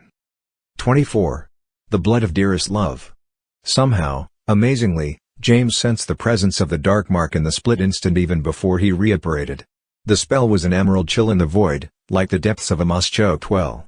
He passed through it somehow as the world resolved around him, depositing him onto a wind-scoured hilltop, beneath the hulking sprawl of a dead tree. He faltered and fell, never yet having apparated such a distance, and unaccustomed to the strange inertia of it.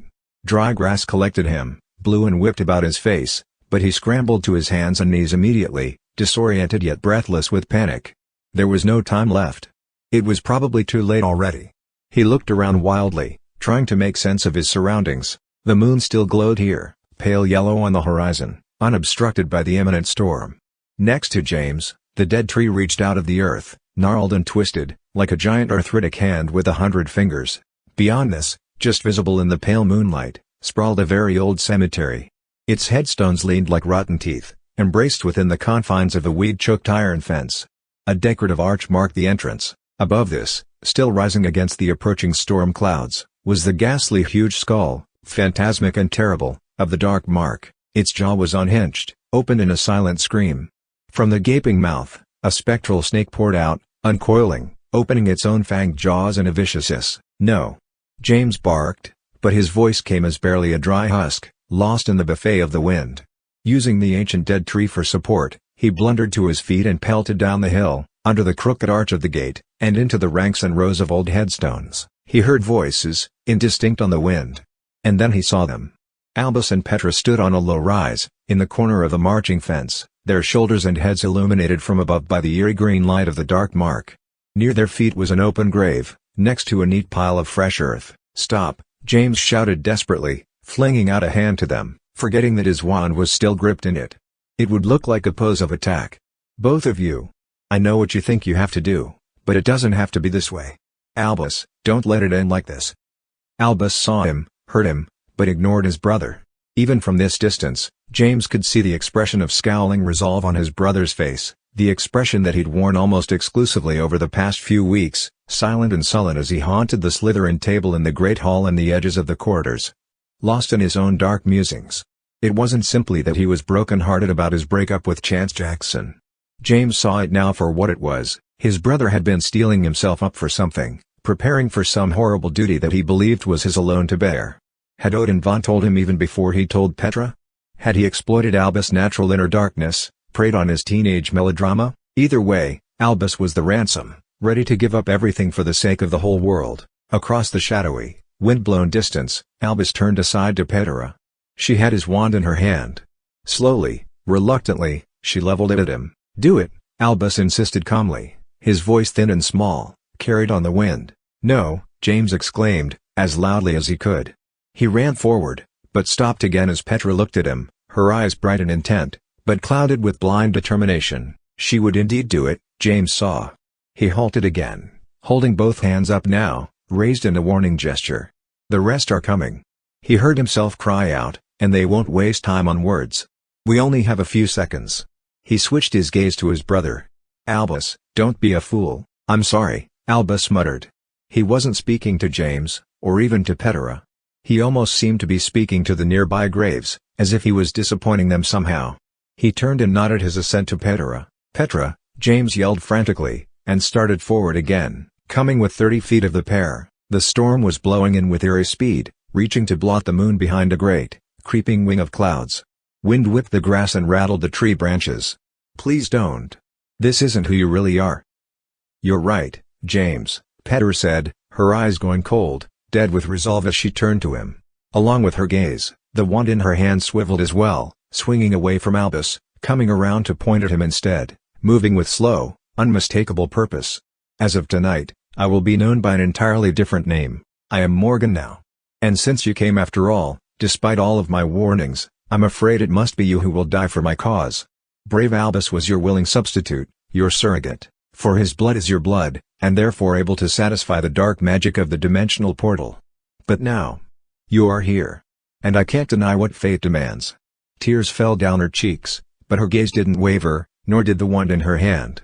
"I'm so sorry, my love." "No," Albus cried, and lunged with both hands, even as Petra's face crumpled and the wand in her hand exploded with vivid green light. James felt the power of the spell as it blasted toward him, illuminating the graveyard, spraying inky shadows in a radius behind each and every headstone, every individual blade of grass. The killing curse arced across the distance between them and James watched it come, as if time had become plastic, allowing him to stretch his final instant into patient infinity. He saw Albus' hands on Petra's wrist, saw the tears wet on her cheeks, her mouth pulled into a frown of wretchedness, her eyes squeezed shut, unable to watch, and James thought, "It's okay. I'm glad to be the one to serve Petra. Even if it means my death. Even if she's wrong, and killing me won't make a dimensional portal, as Odin Von Shirley told her, at least it means that Albus doesn't have to be the ransom. She tried to save me. She loved me by sending me away. But it was always supposed to be me here in the graveyard with her, not Albus. If dying is serving her, even if it's based on a lie and a mistake, then I'm glad to do it." The killing spell struck and exploded. James felt a spray of grit pepper his face and hair, faltered backward a step with the force of the blast, and then felt himself fall backwards, almost gently, landing in a drift of heather and weeds. And yet, even as he stared up at the terrible glow of the dark mark, he sensed that he was not dead, or even particularly hurt. Dazed, he pushed up onto his elbows and raised his head. Directly ahead of him, a headstone tottered, crumbled, and fell apart, still fuming with green sparks. Albus' intervention had been just enough to spoil Petra's aim, sending the killing curse into the gravestone instead of James' chest. And then, in the breathless silence that followed, chaos broke out all around the cemetery. A sequence of piercing cracks echoed from every direction and figures apparated into place, surrounding the cemetery and moving immediately into defensive positions. They hunkered behind trees, crouched behind tombstones and mausoleums. There were 6 of them, and then 10, and then more than a dozen. "Where?" A deep voice, "Merlin," exclaimed from the darkness near the dead tree.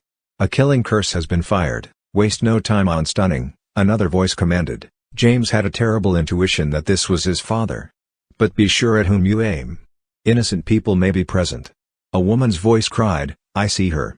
Northeast corner." Spells exploded across the graveyard, illuminating it in deadly firework colors. Albus reached for Petra, but she darted away from him, approaching James at a frantic run. He cringed away from her in sudden fear, but she dropped the wand as she came, running between sizzling bolts of light.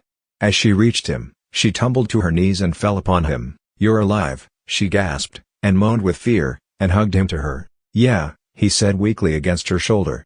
"Sorry about that." "No," she said, and squeezed him harder. "I let Albus ruin my aim. I didn't have the strength to do what I must. I've failed everything. It's all my fault." He hugged her back, and she seemed to go limp in his arms, either with relief or hopelessness. He supposed, under the circumstances, that they might both be the same thing. "Odin von lied to you," he said, or at least began to. Halfway through the sentence, a streak of orange light struck a nearby obelisk, destroying its base. It crumbled, broke away, and began to topple. James saw its looming shadow in the instant before it struck. With every ounce of his strength, he pushed Petra, throwing her away from him and out of the obelisk's path. It struck him on the shoulder, crushed him down beneath it so hard and fast that he barely even felt it. Darkness plummeted over him, but not the darkness of unconsciousness.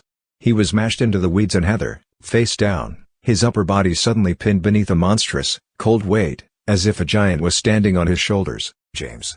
Petra screamed, her voice brittle with horror and fear, but the sound was distant, strangely unimportant, like a thing heard on a wireless in someone else's house. Still, some deep, buried part of James' mind hated to hear Petra upset. He tried to call out to her, to tell her it was all right, but no breath came to his crushed lungs. When he opened his mouth, only blood came out, hot and sticky, tasting like copper. He knew, with only vague interest, that he was probably dying, crushed under the fallen monument. But then, blissfully and suddenly, the weight was gone. His chest spasmed, gasped for air, and pain came instead. He felt the splintering grind of his ribs, sensed tearing as the broken bones punctured things deep inside his body. "No!" Petra screamed, this time with low, furious emphasis. There was a rush of terrible wind. A sound like shattering crockery. And then, a series of whomps, thumps, crashes, and distant cries. "Minerva!" A voice bellowed, "Hardcastle is down." A woman called breathlessly, "Fall back." His father's voice, panicked and desperate. James felt himself lifted from the ground, gently, and yet another pall of pain racked his body. Blearily, he sensed movement all around. Large, heavy objects whirled around the cemetery like a cyclone, bashing through trees, clanging from the broken fence. They were tombstones, monuments, mausoleum doors, iron gates, all wrenched loose and powered by Petra's vengeful will, forming an impassable maelstrom. And yet her eyes were soft, pained with regret as she looked up at him. James realized that he, like the tombstones and monuments, was also being held aloft in Petra's sorceress grip, but tenderly, as if gravity had simply forgotten about him for a moment. Dimly, he realized that blood was wetting his shirt, cooling fast in the stormy wind. Petra studied him, seemed to look into him.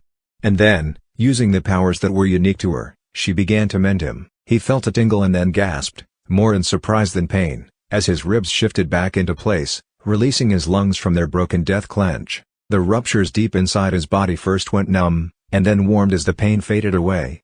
Tentatively, he took a breath. His chest expanded, drew air, and his head swam. "That was stupid of you, James," Petra said quietly, affectionately, as she settled him back to the grass, coming to meet him. The cyclone of headstones still swam all around, rushing and surreal. "I could have withstood the falling stone, and protected you from it." "I didn't think about it," James whispered, buckling slightly as gravity collected him again. "I just acted." "That's you in a nutshell," she said, and smiled wanly. She reached out to him, placed a hand on his chest. His shirt was still soaked with blood. It stuck to her palm, greased it with red. James looked down at her, her own face was bloody. It was a shocking sight to see. Something, probably a hunk of the falling obelisk, had struck her temple and cut it. Blood trickled from beneath her hair, down the line of her cheek, and dripped from her chin. Falling stone might not be capable of killing her, but she could still be cut. She was still just human enough to bleed. He cupped her cheek, felt the warm wetness of her blood against his fingers, tried to wipe it away from her skin. She took her hand from his chest and looked down at it. Her palm was slick and tacky with his blood.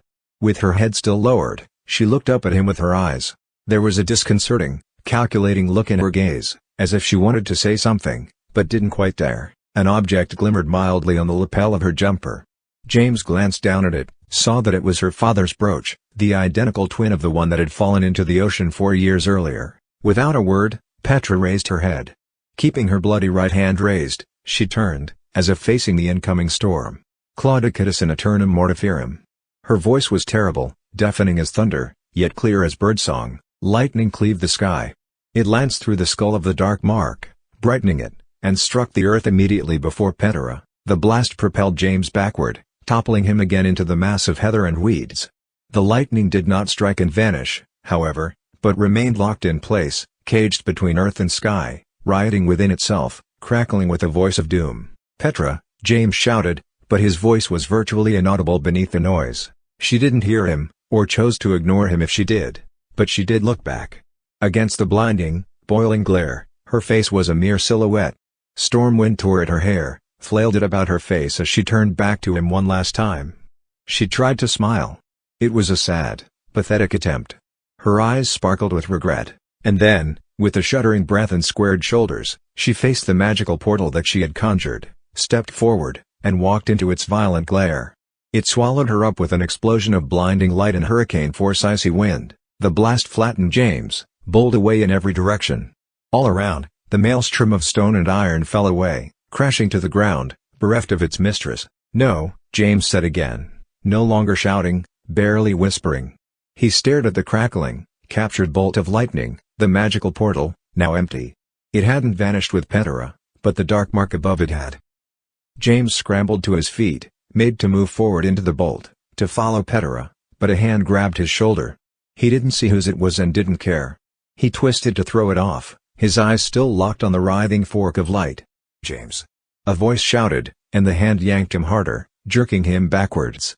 Still James fought it, lashing out, struggling to bat the grasping hand away. More hands gripped him, tugged him, wrestled him back. "If you go into the portal without the sigils," the voice exclaimed breathlessly, "you'll be killed instantly. Stop fighting us, you great idiot." James finally blinked and turned, as if snapping out of a trance. He found himself looking into the face of his brother, Albus. "She's gone," another voice said, this one female. James glanced aside, still stunned, and saw Rose holding onto his shoulder. Beside her was Ralph. Scorpius and Zane stood on Albus' other side, their eyes wide and haunted. "What happened?"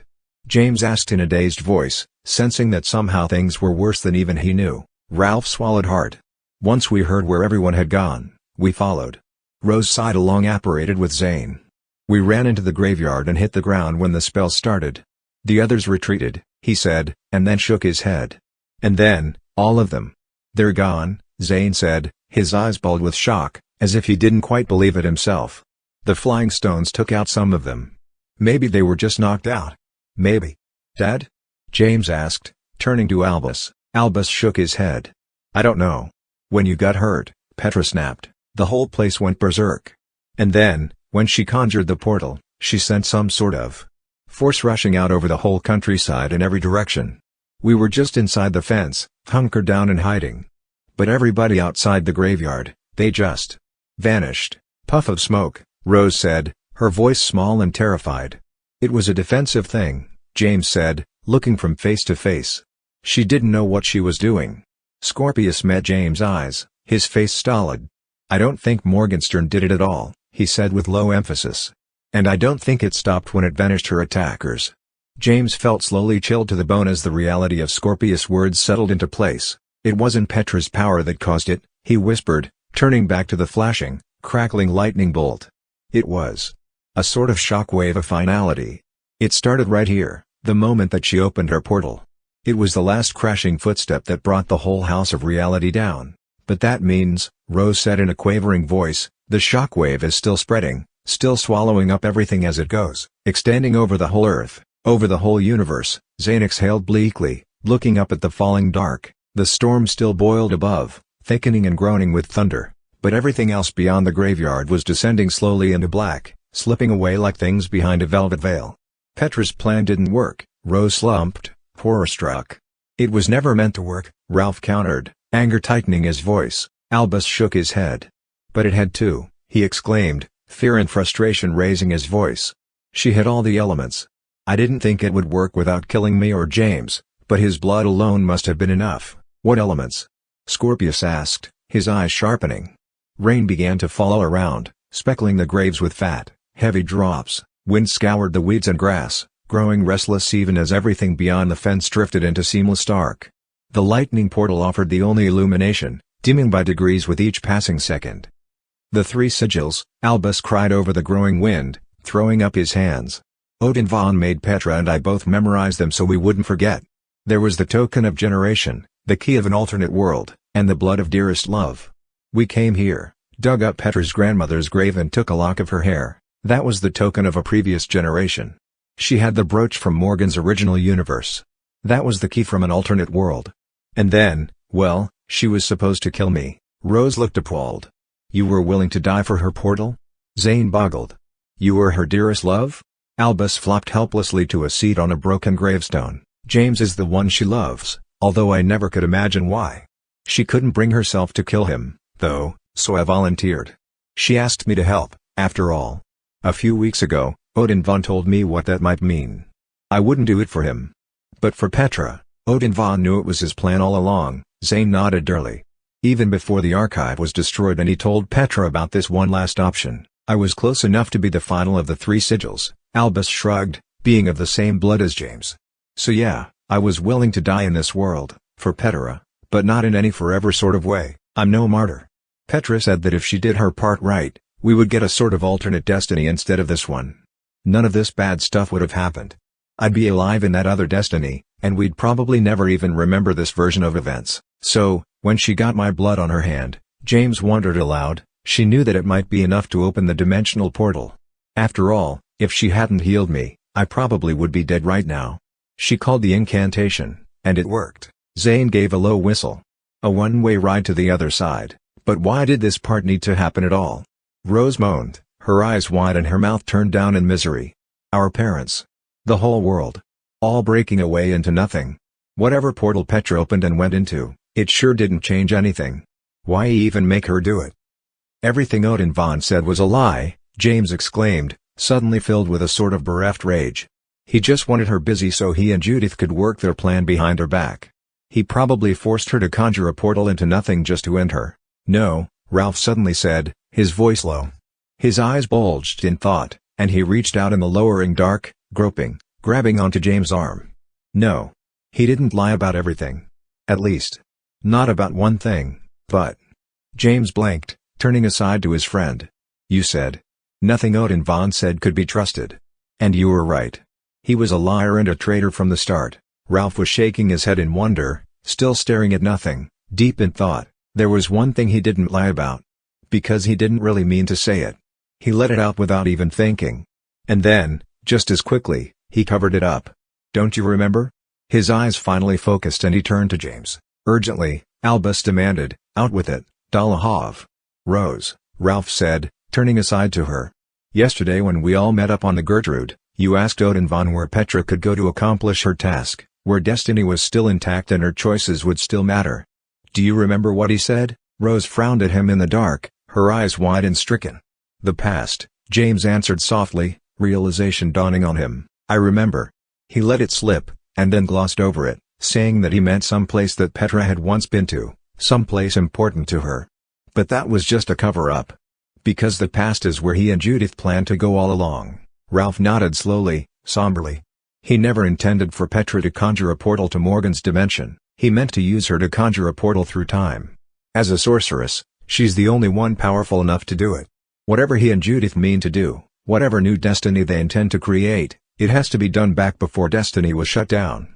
When choices still mattered, before all of this happened, Rose said faintly. "We have to follow her," James cried, rousing and stepping toward the lightning portal again, even as it thinned, still fading. "We can't," Albus said, grabbing his brother's shirt sleeve again. "I already told you. Anyone who enters the portal without the three sigils is killed instantly. It's dark magic. It requires payment." "Here you go," Scorpius said, approaching and taking James' hand, dropping something onto his open palm. James glanced down, his mind spinning, and saw a pair of old black spectacles resting on his hand. They were heavy, the lenses fogged with dust. He looked up at Scorpius again. The blond boy shrugged and twirled his wand. "Accio casket," he said simply. "I saw where this was headed and ran back to visit your grandparents' graves. They're right over there in the corner where these two started out. He tilted his head toward Albus. Those are your dead grandfather's spectacles.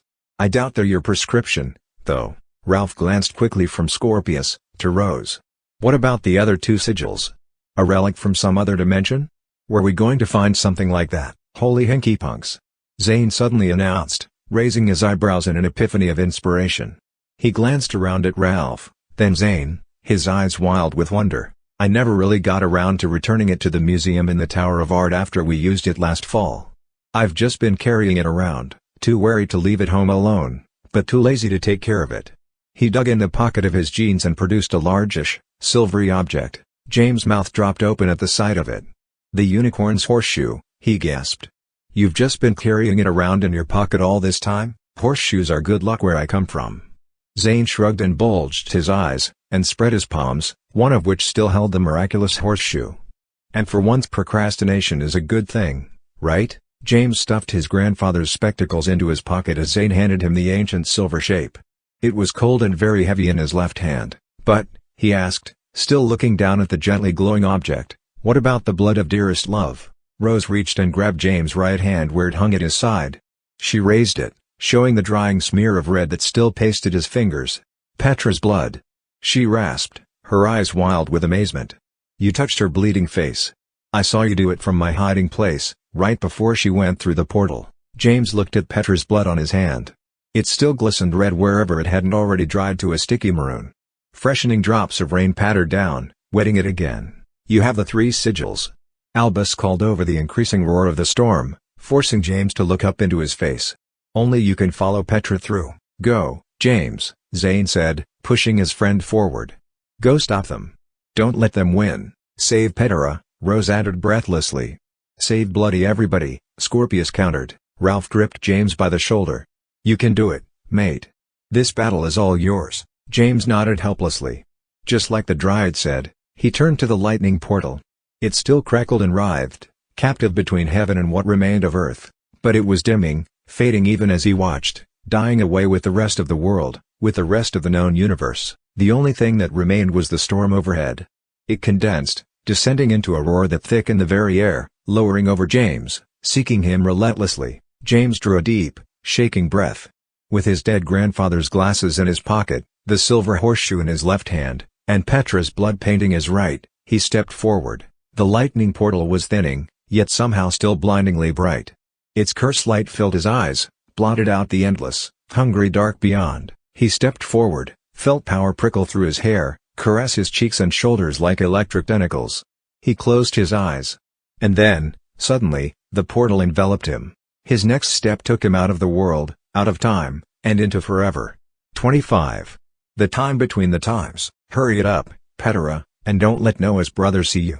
It was Dead Lupin's voice, young and blithe, untainted by worry. The girl nodded, brushing past James as the portrait of the fat lady swung open to reveal the firelit glow of the common room. James began to follow her, and when Ted threw an arm around his shoulder, turning him around and bringing him back out onto the landing. My dear James, you can't imagine we're going to let you toddle off to bed at such an early hour, do you?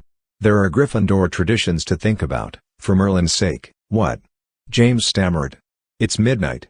You know that, do you? Commonly known in the Muggle world as the witching hour, Ted said instructively. A misnomer, of course, but the witching and wizarding pulling tricks on unsuspecting Muggle country folk hour is just a bit too long for anyone to remember. We like to call it, simply, raising the wocket. Ted was leading James back toward the stairs, along with 3 other Gryffindors. The what? James asked, trying to keep up. Boy doesn't know what the wocket is, Ted said mournfully to the rest of the group, and his dad's the owner of the famous Marauders map. Just think how much easier this would be if we could get our hands on that bit of skullduggery. Turning back to James, he said, let me introduce you to the rest of the Gremlins, a group you may indeed hope to join, depending on how things go tonight, of course. Ted stopped, turned and threw his arm wide, indicating the 3 others skulking along with them. My number 1, Noah Metzger, whose only flaw is his unwitting relationship to his 5th-year prefect brother. Noah bowed curtly at the waist, grinning. Our treasurer, Ted continued, if we ever manage to come across any coin, Sabrina Hildegard, a pleasant-faced girl with a spray of freckles and a quill stuck in her thick reddish hair, nodded to James. Our scapegoat, should such services ever be required, young Damien Damascus. Ted gripped the shoulder of a stout boy with heavy glasses and a pumpkin-like face who grimaced at him and growled, "And finally, my alibi, my perfect foil, everyone's favorite teacher's favorite, Miss Petra Morgenstern." Ted gestured affectionately to the girl who was just returning from the portrait hole, her long dark hair framing a face that James immediately memorized, recognizing straight away that she was soon to become the solar center of his universe, although he barely knew how or why. She met his gaze and smiled, her eyes twinkling but deep with hidden secrets. She was so young, so seemingly carefree. James had no idea what lay beneath that easy, pretty smile. Except that he did. Both of her parents were dead, her father at the hands of vengeful Azkaban guards, killed for dark secrets they insisted that he was keeping, her mother in childbirth, dying even as Petra's first cries met the world. Now, Petra lived with her grandfather and his hateful, vicious, muggle wife, Phyllis, whose bullying even extended to her own mentally handicapped daughter, young Izzy Morgenstern, whom Petra loved like a sister and protected as best she could. "How is this happening?" James asked Petra as she moved to join the rest of the gremlins, only they were alone now. The other gremlins walked on into the past, their voices fading.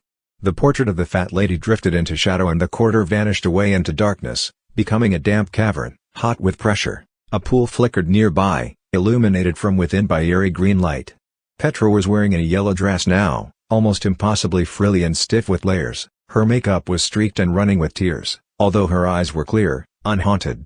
"You followed me," she stated with a sort of weary, disapproving affection. "James, I really just don't know what to do with you." He shrugged and moved next to her, looking around. "Where are we? Do you know?" She glanced about, used the back of her hand to wipe a streak of mascara from her cheek. Only, as she did so, the chamber of secrets blurred, dimmed, and grew huge. The floor became the wooden planks of a dock. A woodland lake spread away toward a misty forested shore. The gazebo wasn't there. Or, it was, only long since fallen away, sunk into the dark depths. "It's not anywhere," Petra said, turning alongside James and taking his hand, walking to the end of the dock with him. Together, they looked down toward the hidden, phantom shape below the waves. Petra wore a plain calico dress now, warmed by a pale blue hooded jumper. "I thought I was opening a portal to another dimension, but I see now that I was lied to. I understood it in the space between entering the portal and your joining me here. People say that hindsight is always clearer. Here, hindsight and foresight are the whole fabric of reality. It's pretty much impossible to be deceived here." He sensed that she was right, and began to understand. "We've both been to the world between the worlds," he said, squeezing her hand and looking aside at her. "This is like that, isn't it? It's the time between the times." She nodded. The wound on her forehead was healed now, James saw, or perhaps had never yet happened. She looked both younger and older than he knew her. Probably, he appeared the same to her. The lake faded away. In its place was a vast open space. There were neat benches arranged at intervals, and the suggestion of platforms, a sense of patient waiting, even though the space stood entirely empty. It was, James realized, a train station. King's Cross. Petra smiled, and stepped away from him.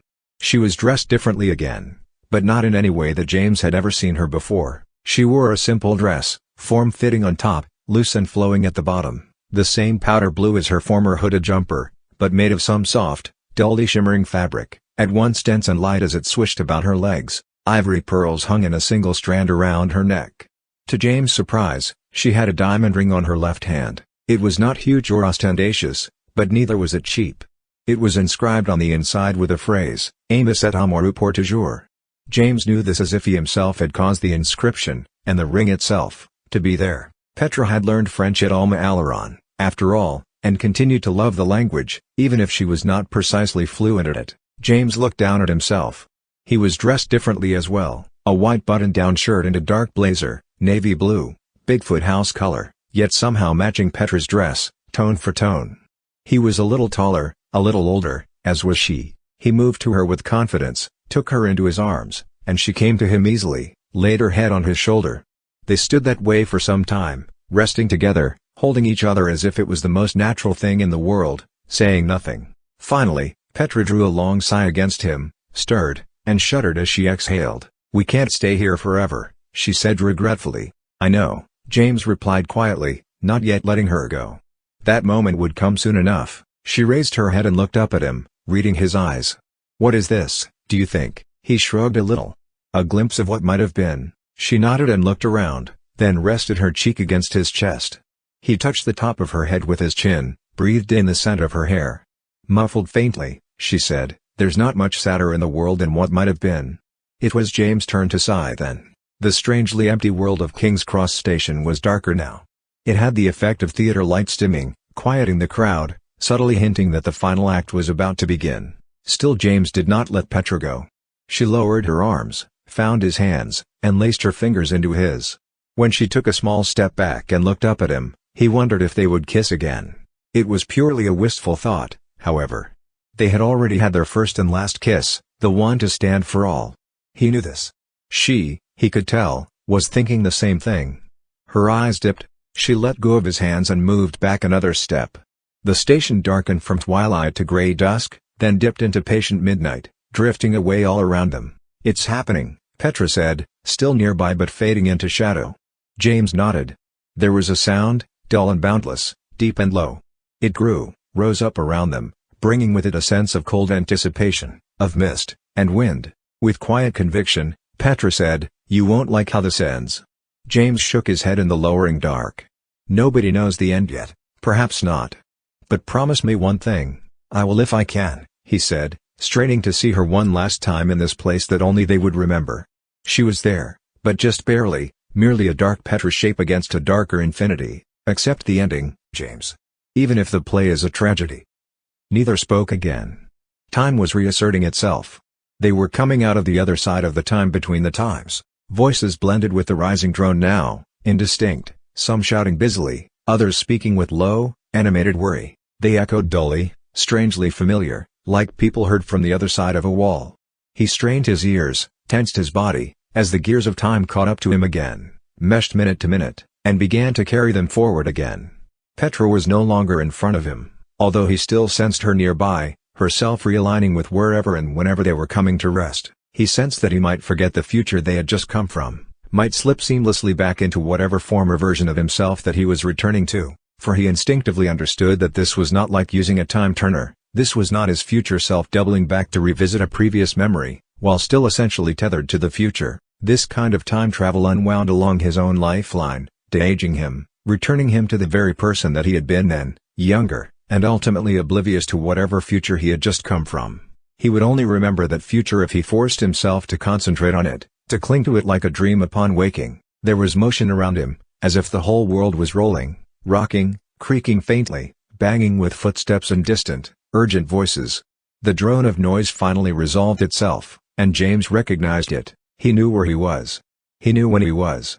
There was a bliss of relief, even in the midst of the worrying motion, the creaking and rocking, the ominous groan of approaching thunder and howling wind, because none of it had happened yet. Somewhere, far away, the vault of destinies was still intact. The loom was still spinning its mysterious, unbroken tale of earthly destiny. The vow of secrecy was yet intact, absolutely inviolate, and amazingly, wonderfully nearby. James sensed this almost as if he could hear and feel her very beating heart, was his cousin Lucy. She was still alive. "This won't be any magical storm," Barstow, the first mate of the Gwyndomere, had said to James. Not like what nearly overtook the fabled Trius and his crew. How wrong he had been about that. As James clambered up the stairs to the swaying, rocking midship deck, he recognized the storm that bore down on the ship, chilling the wind, whistling through the rigging and sails, growling with deliberate intent. It was Judith's cursed tempest, unrelenting, still seeking payment and death. It had pursued James first to Hogwarts, and then to the cemetery, and now, incredibly, it had followed him back through the years, into his own past, to the ocean voyage of the Gwyndomere. During James' third school year, he remembered the smell of it, the sudden roaring violence of it, only unlike the first time he had encountered it. Now he understood it. It had always been Judith's cursed storm, seeking payment in blood. It had been cheated once, but only for a time. The clock had turned back. James had a sinking certainty that, this time, there would be no escaping payment. The sky moved overhead with sickening speed, as dark and heavy as a tombstone.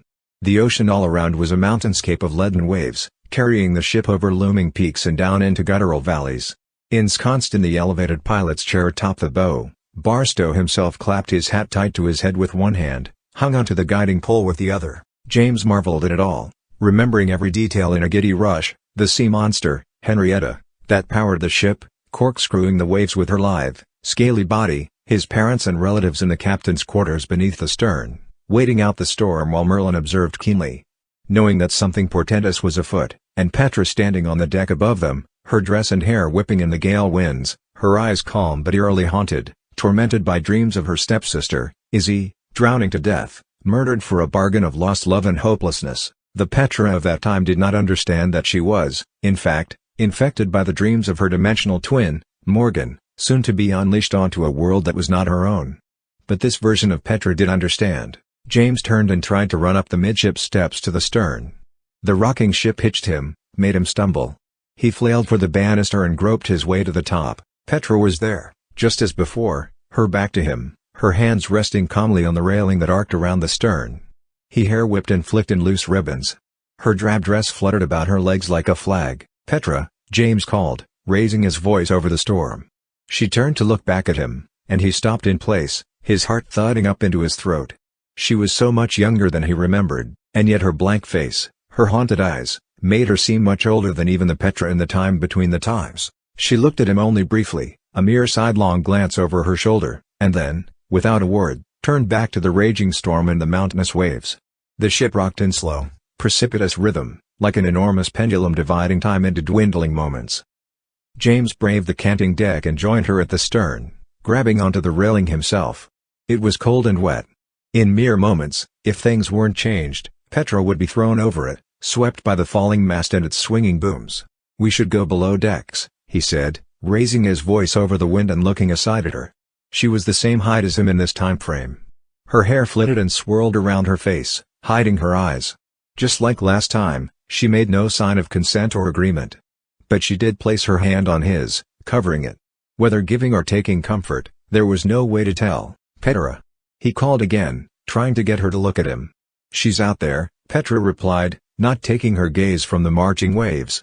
Each was of nearly alpine height, dwarfing the ship, topped with white crests that tattered in the gale winds. James looked out and up at the constantly shifting ocean topography. He nodded. She always was, wasn't she? Water is her medium, after all. She was the waves and the rain. She followed us the whole way, biding her time, watching, waiting for her moment. We can't give it to her. We need to go below, Petra. Right now, Lucy is still alive here. Petra nodded to herself, ignoring him. If we do it right, she won't have to die again. None of it will have to happen. A shiver coursed down James' back, chilling him. He reached to touch her elbow. Odin von let slip with his plan, he said. The wind batted his words, tried to steal them away. He said that the only way to change the past was to find something that almost happened differently, and to make sure that it does. "I think. They mean to see you fall from the back of the ship, to die, like you almost did the first time. Then, Odin von will take over as Judith's host in this world." Petra nodded again, slowly, her eyes still hauntingly clear as she looked out over the tempest, measuring it. She will be weaker with him as her host than she was when Izzy and I were her sister fates. She knows this. She is a creature from outside of time. Her future, dying self has informed her past, vibrant self. D'Onofrio won't multiply her power as we did. But neither will he oppose her. Where Izzy and I defied and broke her, he will submit and bow to her. That's all that matters to Judith now. "Petra," James said, using her name as a talisman, trying to rouse her to action. "Don't you understand? We can't let them win. They will stop me from saving you somehow." Petra shook her head. "I don't think they will. I don't think they will have to." Finally, she turned to him. Her eyes were eerily dead. "You were so wonderful, James. So sweet and gallant. You fused your love to my power, connected us. We are still connected even now. I can feel it. The thread between us has been there ever since. You saved me that time." "That time?" James asked, although he had a sinking feeling that he knew exactly what she meant. "She will be less powerful with D'Onofrio as her host." Petra nodded, her eyes unfocusing, drifting back out over the waves. "Merlin will be able to defeat her. Or your father. Or even you, perhaps. None of it will need to happen as it did. The broken loom. Lucy's death. The night of the unveiling. The Morgan web." James was shaking his head firmly, growing deeply alarmed. "But Odin von didn't even follow you back in time," he insisted, reaching to take Petra's hand, to shake her out of her fatalistic fugue. "Nor did Judith. You and I were the only ones that went through the portal." She blinked aside at him, as if surprised that he didn't yet get it. "I was the only one that needed to come back, James. Don't you see? Judith's origins are outside of time. In some vague way, she is always in both the past and the present. It's her unfair advantage, and D'Onofrio already exists here. She has surely already found him in this timeline, prepared him, poisoned his already broken mind with delusions of power and revenge. The version of him that you knew will never be. A new D'Onofrio Odenvon will spawn from this changed moment. She looked at James once more, assuring that he saw the conviction in her eyes, albeit tainted with regret. They only needed me to come back in time, James, because I am the one who will make the change. I should have gone over to my death the first time we went through this cursed storm. You saved me. But you should have let me go. You have to let me go. I can't let you interfere this time. That's crazy, James exclaimed, nearly shouting in the face of the blaring, rainy wind. You can't give them what they want. You can't just give up. I'm not giving up, Petra said, her voice going firm, her eyes hardening. This is the cruelest thing of all for me, don't you see? I don't want to die. I don't want to leave Izzy. It's even worse than when I thought I was just returning to Morgan's dimension. But this is what should have happened. Just look at the terrible things that occurred as a result. This time, without me to amplify her power, Judith will be defeated. Merlin will destroy her, assisted by you and all the others who will join him. You know the truth of all this, James. You must tell them. You must make them believe, and act. This is your duty. No, James cried firmly, taking Petra by the shoulders, turning her to him. Come down below decks with me. It can't be like this. You've always wondered, Petra mused thoughtfully, studying his face, when you invoked the same deep magic that your grandmother did to save your father, how it was that you didn't have to die, like she did. The love covenant is a force of sacrifice, after all. But now we know the answer, don't we? The bargain wasn't over.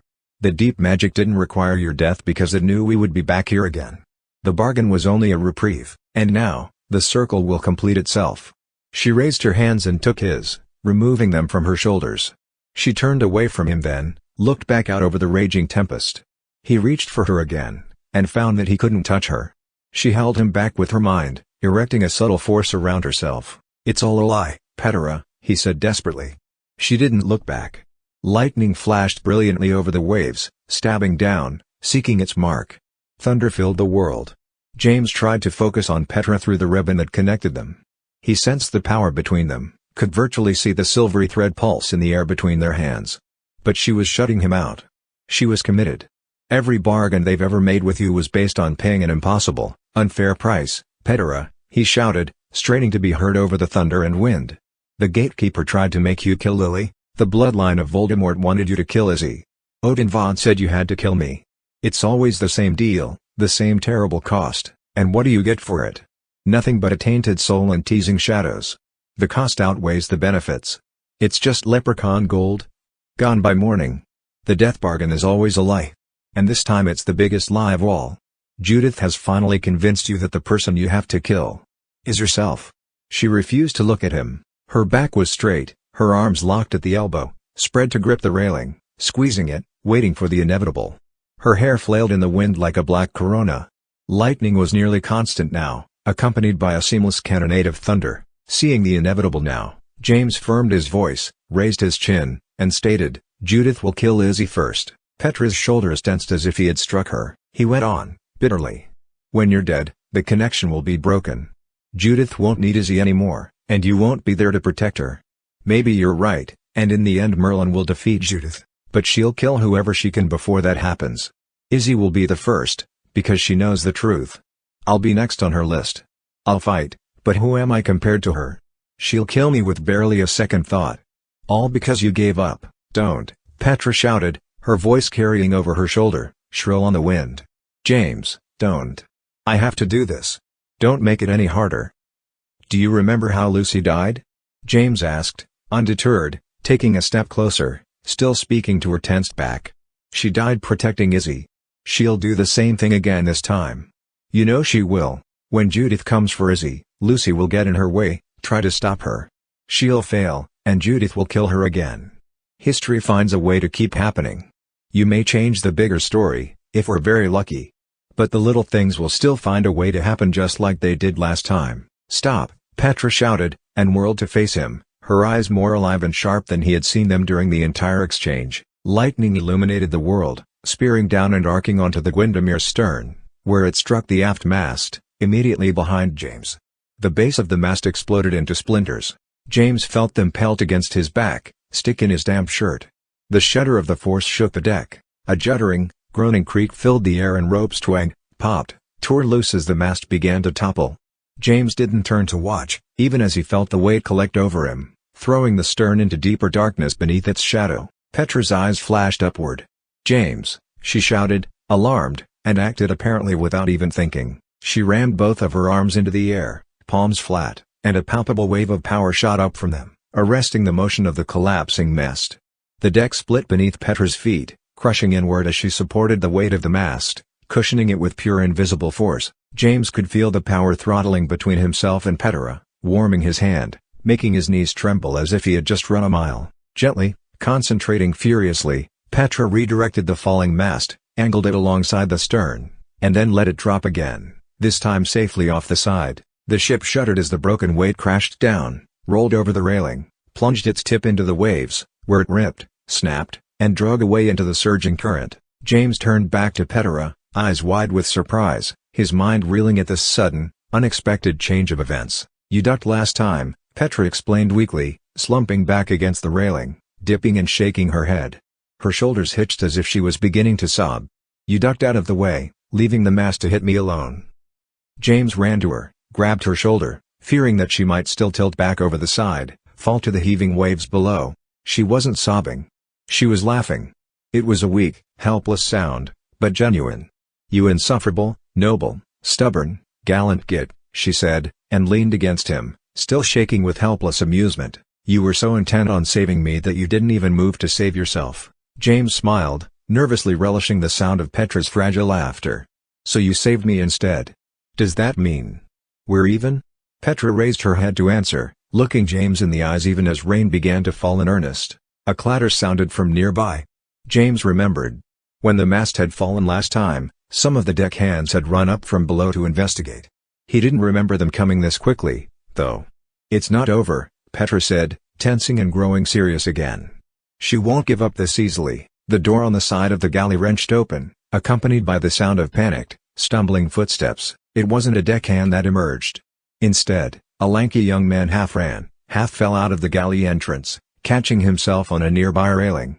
He pushed rapidly upright, brandishing a wand in one hand, pushing his hair out of his face with the other, looking around frantically. It was D'Onofrio Odin Von, only not as James knew him. This version of the future professor appeared barely out of his teens, smaller and more gangly, the thick sheaf of his hair longer, greasy and lank on his forehead. "He stowed away," James said in dark wonder, his voice nearly lost in the stormy wind. "He was on the ship the whole time." "He wasn't, actually," Petra said, her brow lowering at the newcomer. "At least, not the first time through. This is a changed event, Petra." Odin Von stammered, clearly surprised to find her there. His voice was higher than James remembered, cracked from disuse during his days of hiding. He shot his gaze around at the wet deck littered with splinters, the missing aft mast. "You're still here." "Only," she said. "Who said, Dawn?" Petra asked coyly, cocking her head, her eyes narrowing. He tried to straighten his matted robes, to recover and mask his surprise. "Your, friend. You know. The lady," she said. "She said that you and she were very close. But she said that you would want it this way. I hope you haven't had any sort of—" He gulped, and glanced around. "Of falling out?" Petra shook her head slowly. She seemed caught between rising anger and sad pity. Resignedly, she asked, "What did she tell you, Dawn?" He gulped again and looked around, his eyes bulging at the raging mountains of water, the seething magical storm. She said that you called her into the world, but that I could take the burden from you." He called readily over the rushing wind. "I would host her, and get her power in return. All the power I ever wanted, because she's some sort of goddess. I would be her new sponsor in the earth. And then she would grant me the strength to. He forced his eyes back to Petra, blinking rapidly, apparently reluctant to go on. Petra said, "The power to have revenge on all those who mocked you and bullied you. More, the power to never be mocked or bullied ever again." "You don't hate me, do you, Petra?" the young man said earnestly. "You always understood me. We always supported each other." She shook her head again, with sadness and betrayal. "I never really knew you at all." "Did I?" Odin Von gave a grimace. "Does anyone ever really know anyone else?" James saw, with frustrating dismay, that this young man was not yet the manipulative mastermind that he would grow to become, and yet he was clearly toxic with power delusions and fantasies of revenge, dangerous more for his desperation than his power or intellect. James only hoped that Petra understood the same. "You made yourself a fool, Don," Petra sighed, confirming this. "The Lady of the Lake won't help you. She will only use you. That's what she does. She uses, and manipulates, and lies. And then, when she is done, she kills." Young Odin von nodded a little, and a tentative smile curled his lips. "She said that's what some people would say. But she also said that you would be happy to be relieved of the burden of being her host. I don't know how you summoned her into the world, but I do know that you don't want that responsibility anymore. We're going to help you let go of it." Here, young Odin von's eyes switched to James, squinted with an insincere smile. "And this is young Mr. Potter, then, is it?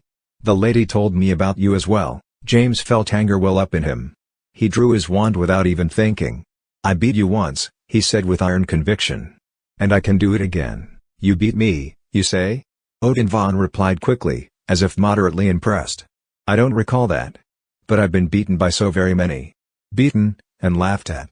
But soon, the laughing will stop. Even yours, Mr. James Potter. I hope you enjoyed your one victory. I think it will be your last." The confidence in his voice was puzzling. A split second too late did James realize what was happening. The stowaway young man was distracting him and Petra, keeping them talking, goading and occupying them for his own nefarious reason. James turned back to the raging ocean behind them. A tentacle of icy water blasted him backwards, knocked him to the deck so violently that he lost all sense of direction, knew only vicious motion, and the sound sudden screaming laughter, and a jolt of racking pain as he struck some hard surface, smashed through it, and crashed into darkness. "You didn't play your role, dear sister." Judith's voice screamed, bright with good humor, horribly vibrant. "But no matter. I remember how the story is supposed to go." James tried to find his footing. He slipped and tripped over broken pieces of something, a table and chairs, smashed by his passage through the galley wall. Cold wind and mists of ice battered through the dark, pushing him back down, forcing him to strain against the force. Petra didn't respond to Judith's taunt. Instead, shudders of violence shook the ship, battered it as it rocked atop the heaving waves. James crawled forward, cutting his hands on broken glass, not feeling it. The broken galley wall loomed before him, revealing a barrage of magic and flailing, watery motion. Odin von was there, but cringing in terror, backing away, his hands raised. James realized, on some dim, faraway level, that it was not only the blasting force of Petra's and Judith's confrontation that was pushing him back. His arms and legs trembled with weakness. His vision pulsed with waves of gray. He could feel the drain as Petra drew from him, drawing strength like water from a deep well. The cord between them throbbed like a pulse. He was her battery. Somehow, he stored and held her banked power. He forced himself to his knees and clambered through the shattered wall. The storm raged harder than ever, forming a torrential backdrop to the battle. Judith was in her prime again, James saw. Beautiful and terrible, her red hair loose and flying in waves, her eyes blazing with strength, her teeth bared in a fierce grin. She lunged at Petra, launching a cloud of icy arrows. Petra hunkered and dug in, extending both arms and erecting a shimmering shield, obliterating Judith's attack. Footsteps clanked and pounded up the midship stairs.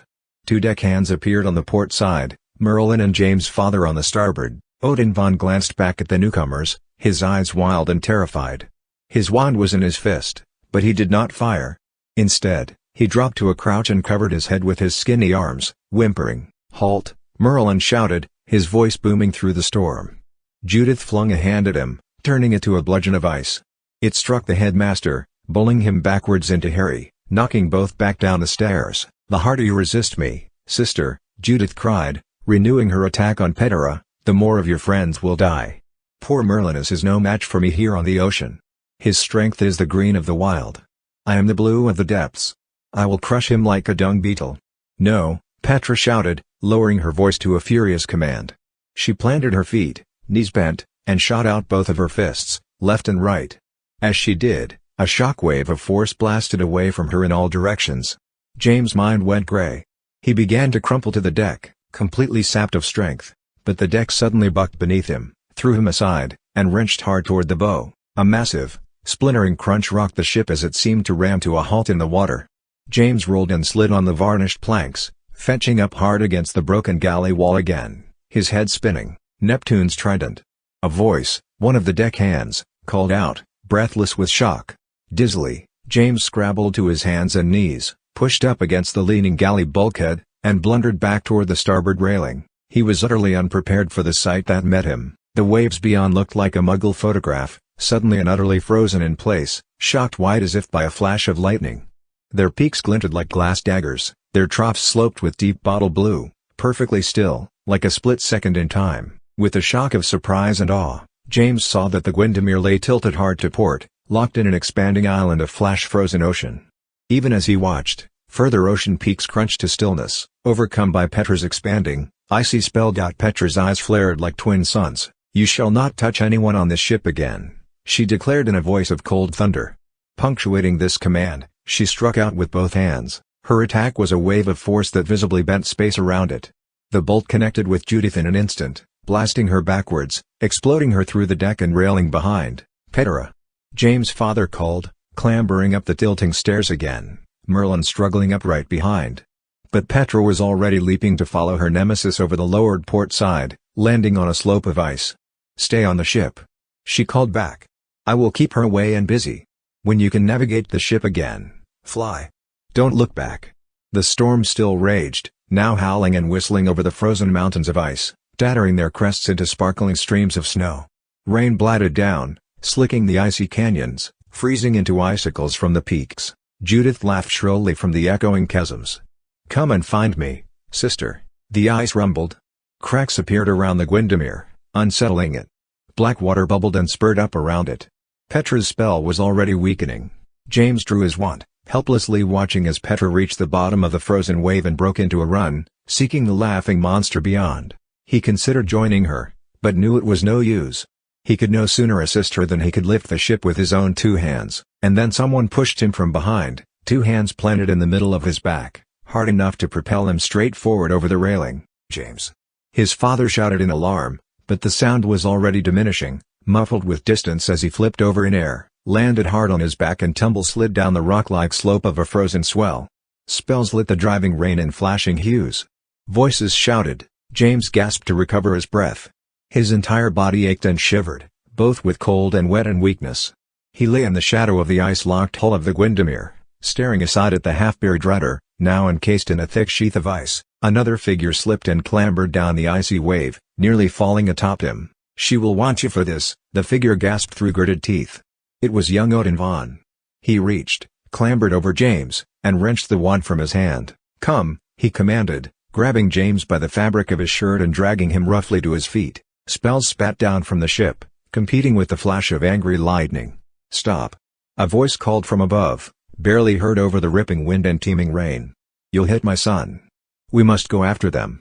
James clambered along after Odin Vaughn, off balance, tugged in the young man's merciless grip.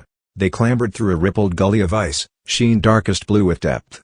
Before them, James sensed Judith and Petra still battling, just around the nearest mountainous peak. He felt the drain of power as Petra struggled frantically to match Judith's prime force. It wasn't working. He sensed her desperation, the faltering quaver of her strength. Petra's element was the city, after all.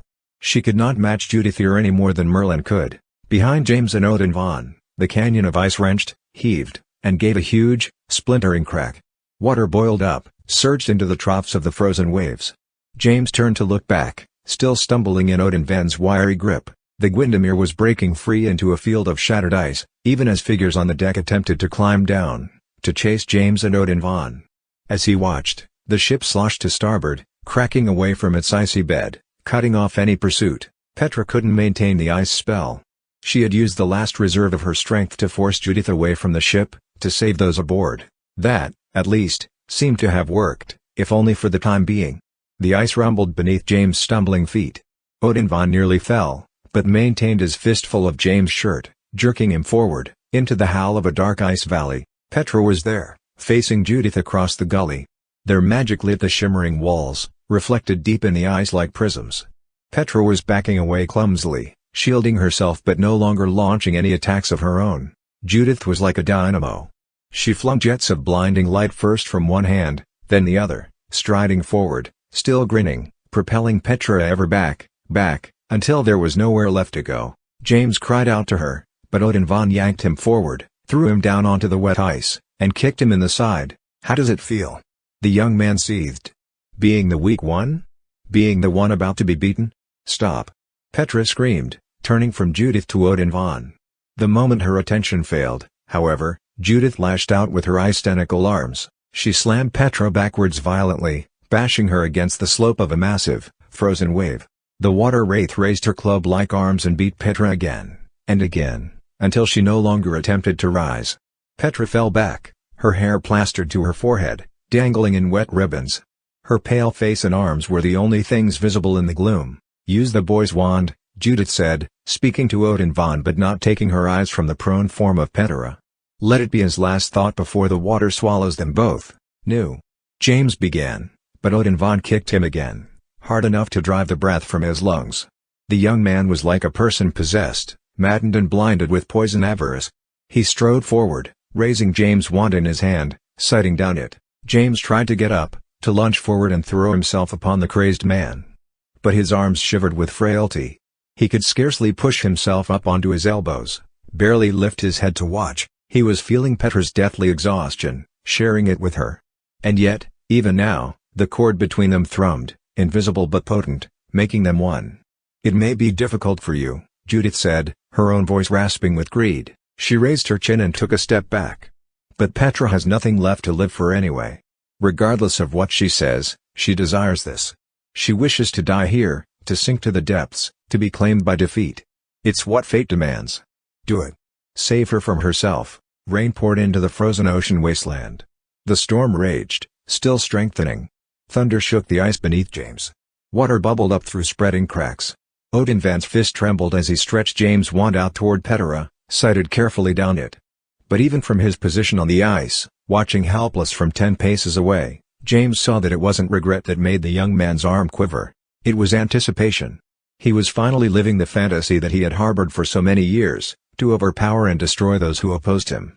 Petra had been his confidant, his one solace, but in the end she was merely an obstacle to true power. He would kill her and marvel at the feeling of it, of taking the life of a young woman that he had once called a friend, simply as payment to become Judith's new host, for the immense power that his petty, broken mind had craved for so long. Petra began to get up. It was a struggle. James could feel it, broadcast to him through the invisible cord. "Don," she said, and raised a hand to him, as if asking for his help. "Avada Kedavra," he barked, hoarsely, seeming almost to relish each syllable. James' wand burst green. The bolt spat, sharp as a needle, flashed the canyons of ice and curtains of rain into unearthly emerald daylight. The spell struck Petra just below her throat. It blasted her back down again, slamming her against the ice hard enough to make her head jolt, her damp hair to flail and fall over her open, knowing eyes. The hand she had raised recoiled across her chest, and then flopped down to her side, where it lay suddenly still, horribly still. She was dead. James could feel it. The cord was still there between them, connecting them hand to hand, soul to soul, but in that instant her length had gone completely, finally dark. James screamed. The sound was bestial, utterly bereft, empty of words. He drained his lungs completely and then seemed unable to draw another breath. His chest was locked tight, clenched with shock, and loss, and horror. He no longer noticed Odin Vaughn as he took James' wand in both hands, broke it, and tossed it away. He barely even noticed as Judith approached Petra's dead body, reached down, and plucked the moonstone brooch from her jumper, smiling at it in her hand before pinning it to her own robe, claiming it as a trophy of smug triumph. How is this possible? James' mind raged. Petra had a Horcrux. Only she didn't, of course. Not in this timeline. She had traveled back to her previous self, but the dark magic of the Horcrux had not accompanied her. Here, she hadn't yet created it. And now she never would.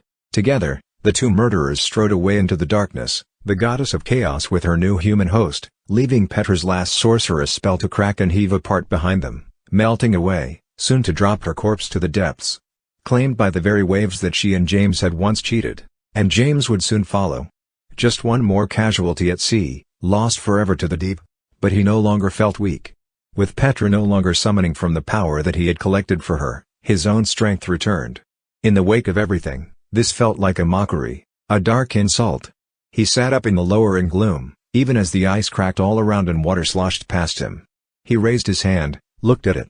The ribbon was visible as a moon-colored glow, no longer tainted with any trace of crimson. The thread wafted back toward Petra's body, her power, Her very essence was still in him, banked away, albeit useless. But how was that possible? Somehow, through some enchantment that he barely understood, he had served as a battery for her. He had used her stored power himself on occasion. And she had drawn it from him, right up until the very end, via the cord that bound them. After all, Petra's power was the city. There were no cities here, in the middle of the ocean. Here, she had been at her weakest. But James had been to many, many cities since he and Petra had become bound together. He had been to New York and New Amsterdam, London and Philadelphia.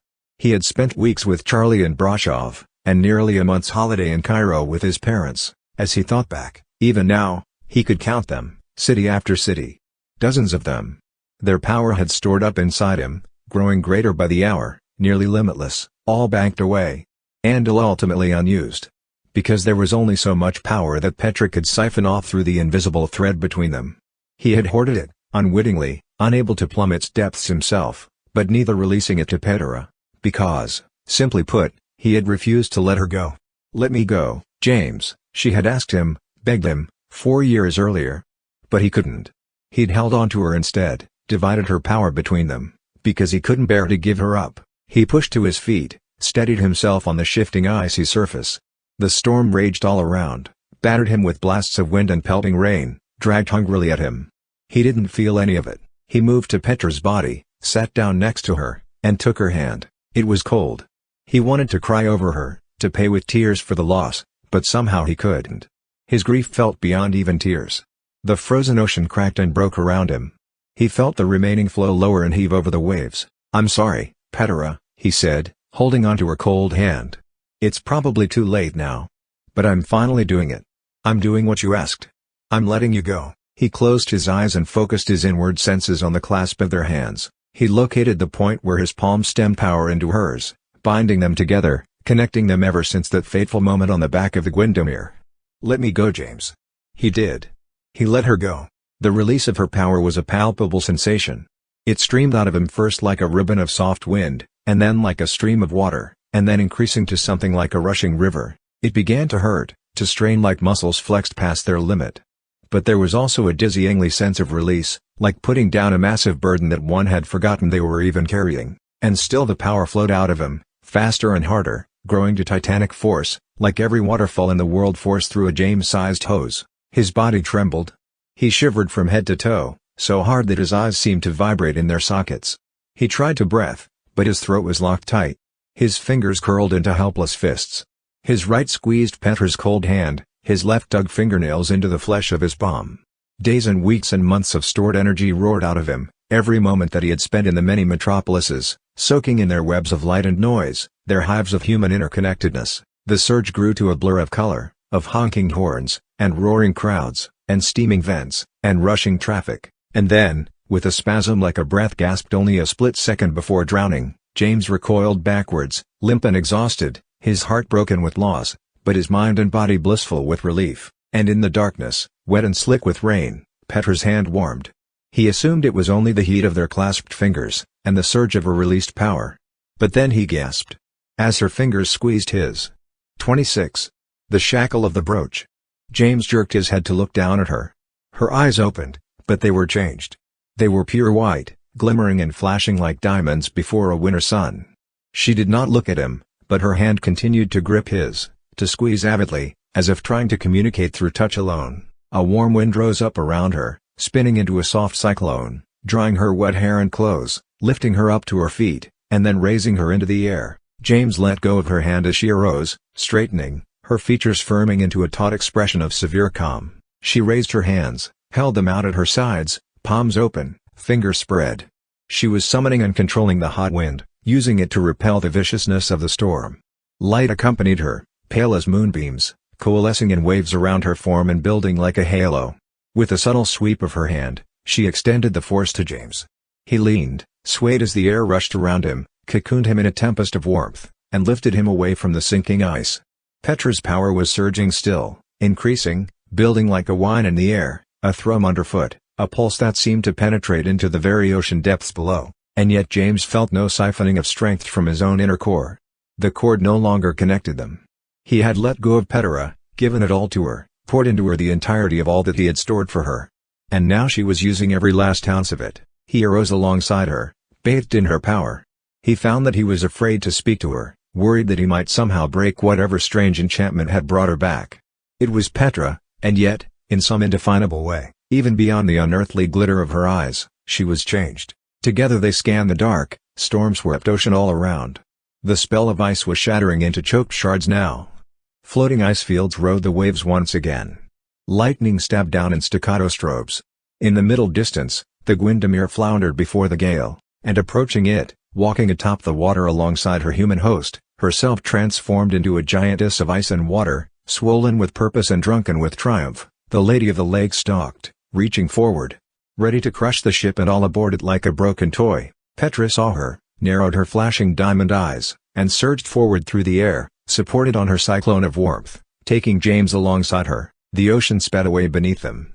The peaks of the waves reached for them, but never touched them, or even so much as cooled them with mist at their passage. Odin Von was like a child next to Judith's bloated form, stumbling uncertainly atop the waves, his robes and hair battered by wind and rain. Ignoring him, Judith stalked forward, made of the ocean and drawing it up into herself, feeding from its power to grow to behemoth proportions, intending not only to kill, but to terrify first. Petra did not slow to confront Judith.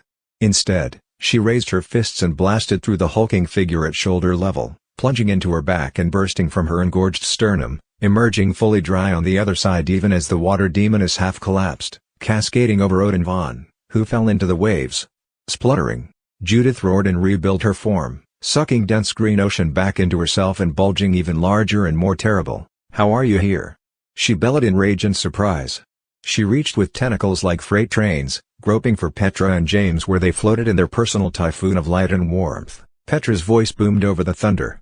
"Be still and resume the form that granted you entry into this world." The tentacle arms fell away, breaking into rushing torrents of loose water and crashing to the waves below. The behemoth herself shrank and writhed, mounting an agony of resistance, but seemingly unable to disobey. She screamed and twisted in on herself, constricting into a shape like 100 tentacles, bound into a thrashing, tightening knot. And then, the tentacles obliterated into spray and Judith herself emerged from their center, soaked and streaming, her robes dense with icy water, her hair hanging and sopping, coppery streamers around her face. She dragged up into the air, captured in the iron grip of Petra's implacable power, thrashing and screaming, her face contorted into a rictus of affronted hate, apparently robbed of words. Petra lifted the Lady of the Lake before her, suspended her with a barely raised right hand and a calm glare, until they were eye to hateful eye, 10 feet apart. Judith spat and hissed, twisting like a snake, snapping her body in enraged convulsions. "Come, Donofrio," Petra said, and lowered her left hand. With a slow flick of her wrist, he lofted up from the waves to join them, gasping and cascading torrents of water. He arose alongside Judith, and James saw that his eyes were utterly terrified, his throat constricted rhythmically, as if he was trying to scream but couldn't summon the breath. James did not pity him. The horrible, deluded little man deserved no remorse. And still James found himself turning aside to Petra.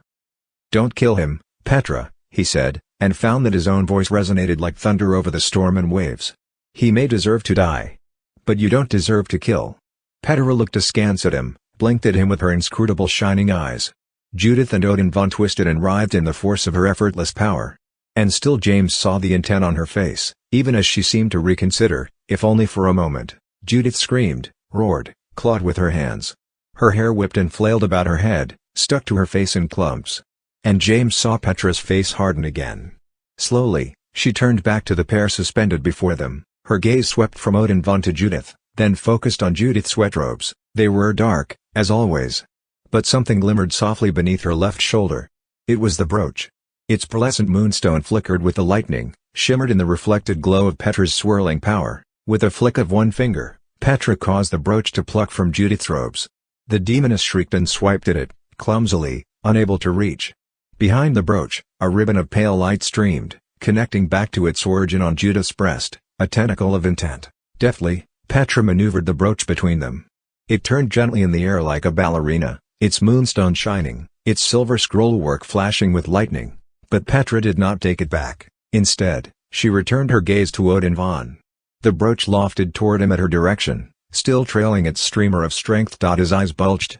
He gulped with his mouth, but managed only choked gasps. His Adam's apple jerked up and down in the stubbly stalk of his neck. His robes stretched across his shoulders, and then tore open, revealing his heaving, skinny chest. James watched, equally curious and horrified, as Petra used her powers, her innate understanding of the human body, to open his skin like that of an orange, to peel back the muscle, and lay bare the white cage of living ribs beneath. Odin Von looked down at himself and screamed. It was not a scream of pain, James understood, but of abject terror. His own body was flaying open before him. His breath came in hyperventilating gusts, each plainly visible as a spastic expand and contract of his ribs, a shuddering bulge of the pulpy lungs beneath. James glanced at Petra, afraid but speechless. Was she slowly killing the awful little man? Torturing him as she did so? She seemed to be studying Odin Van's open chest, squinting with clinical intent. She manipulated the fingers of her left hand. With a crackle of cartilage and marrow, Odin Van's ribs opened like laced fingers, splaying wide, revealing the naked muscle of his heart. It clenched like a fist, red and thumping with terror, hung between the lobes of his gasping lungs. Petra nodded to herself. Deftly, she manipulated the brooch directly in front of Odin Van's palpitating heart. It revolved softly, casting prisms of light over the hollow of gore beyond. And then, with an apparently reluctant flick, Petra plunged the brooch directly into Odin Van's heart, sinking it deep into the muscle, burying it completely. In response, a wave of stunning heat and light exploded from the point of entry, blasting out in a shockwave, encompassing Judith and blowing past James and Petra. Odin Von shrieked and jerked backwards in his cocoon of force, and this time James sensed that it was indeed an exclamation of monumental pain. But there was surprise in it as well, for Odin Van's heart did not stop beating. Despite being impaled with the brooch, the organ continued to clench rhythmically between his lungs, pumping desperate blood, so fast and hard that it appeared to convulse. Only now, the silvery thread extended from his heart, spread through the air like a ribbon of smoke, and stabbed into Judith's breast, where the brooch had been pinned only moments before. With a cold flick, Petra closed Odin Van's ribs again, and then sealed the meager muscle and pale skin back into place, leaving not so much as a scar. "You chose your new host," Petra said, turning to face Judith, damning finality in her voice. "And thus I cannot kill you. Nor could I do so even if I wished, for history will find its way to keep happening. All I can do is nudge it in a new direction, hope for a new ripple of events that will lead to your eventual and total defeat. You have chosen this man to be your host instead of me. His lifeblood is your root to this world, thus, he shall also be your tether in prison. If you venture further than the sound of his heartbeat," here, Petra reached out, twined her fist around the pale ribbon that connected them, and gave it a hard, merciless tug. Odin Von wrenched and screamed, clutching a hand over his heart. Petra nodded with satisfaction. "The thread will go taut, and he will die. Your key to this realm is now your ball and chain. He will be your undoing, at the hands of those who are now more powerful than you. Be gone, petty creature of the abyss. Your time here is soon ended." And with that, Petra swept her left hand back from the shoulder, flinging Odin Von away like a comet. He vanished into stormy distance, leaving only the echo of his shocked scream. Judith spared only a split second to bare her teeth before rocketing off in pursuit of him, following the thread that now bound them. James turned to watch, but they were already vanished, lost in the heaving pall of the storm. "Where did you send him?" he asked, still searching the clouds. "The first of the 6 lost cities of Atlantis," Petra answered, sighing with weariness. "There are air pockets there that are 1,000 years old, and nothing else alive for 100 leagues in any direction. That will keep them busy for a little while, at least." He turned back to her. They still floated high over the waves, protected from the raging storm by the subtle cushion of her swirling powers. "You didn't kill him," he said with some wonder. "He killed you. But you let him live." "You asked me to," she replied, and shrugged. "And it wouldn't have worked if I had." Odin Von really was right. History can't be changed by major alterations. We have to steer things only slightly differently, and hope for the best. James shook his head in happy disbelief. He reached for her, touched her hand through the swirling glow of power. "I can't believe this is happening. It feels too good to be true." "It is," she said, and her diamond eyes clouded, her knees suddenly buckled. James reached to catch her, to support her as she went momentarily limp. The cocoon of warmth and light all around them contracted. They dipped suddenly, dropping 50 feet in a second before bobbing uncertainly up again, this time barely above the hungry, mountainous waves. "I think I used up most of what you gave me," she gasped, clutching onto him for support. "I'm fearful that it wasn't life force. Only power." He held her up, supported her in his arms, concern darkening his thoughts. "What do you mean?" She shook her head. Her eyes had returned to their normal blue. James couldn't tell if this was an encouraging or worrying sign. She said, "We're on borrowed time. We need to get back to the ship." Firming her grip on his elbow, she concentrated, directing the dwindling bubble of her force through the storm, aiming for the Windermere where it foundered, listing over the waves, still crusted with ice. "Someone comes." A voice bellowed. "Wands up," another commanded. "Wait." A third voice cried. It was James' father, thankfully. "That is my son and his friend, Petra Morgenstern. Make room." They approached quickly. Petra lowered them to the ship's stern, which heaved and rolled beneath them, shifting dozens of feet every few seconds, making landing especially difficult. "James!" his father cried, reaching to catch him by the arm and shoulder as he stumbled to the deck. Next to him, much to James' surprise, Persephone Remora collected Petra as she lowered, her protective bubble blowing away into the storm, her legs giving out as the deck swelled beneath her. "What has become of the lady?" a deep voice asked, stiff with urgency. Merlin shouldered near, his beard streaming in the gale. "Not defeated, Headmaster," Petra answered, recovering slightly, though still supported by Remora. "But her power is lessened. And she can now be tracked, for she is hobbled to her human host, a young man named Onofrio Odin von. Find him, and she will be nearby." Remora nodded, although the look in her eyes betrayed her confusion. Who was she? An ocean sprite? A siren?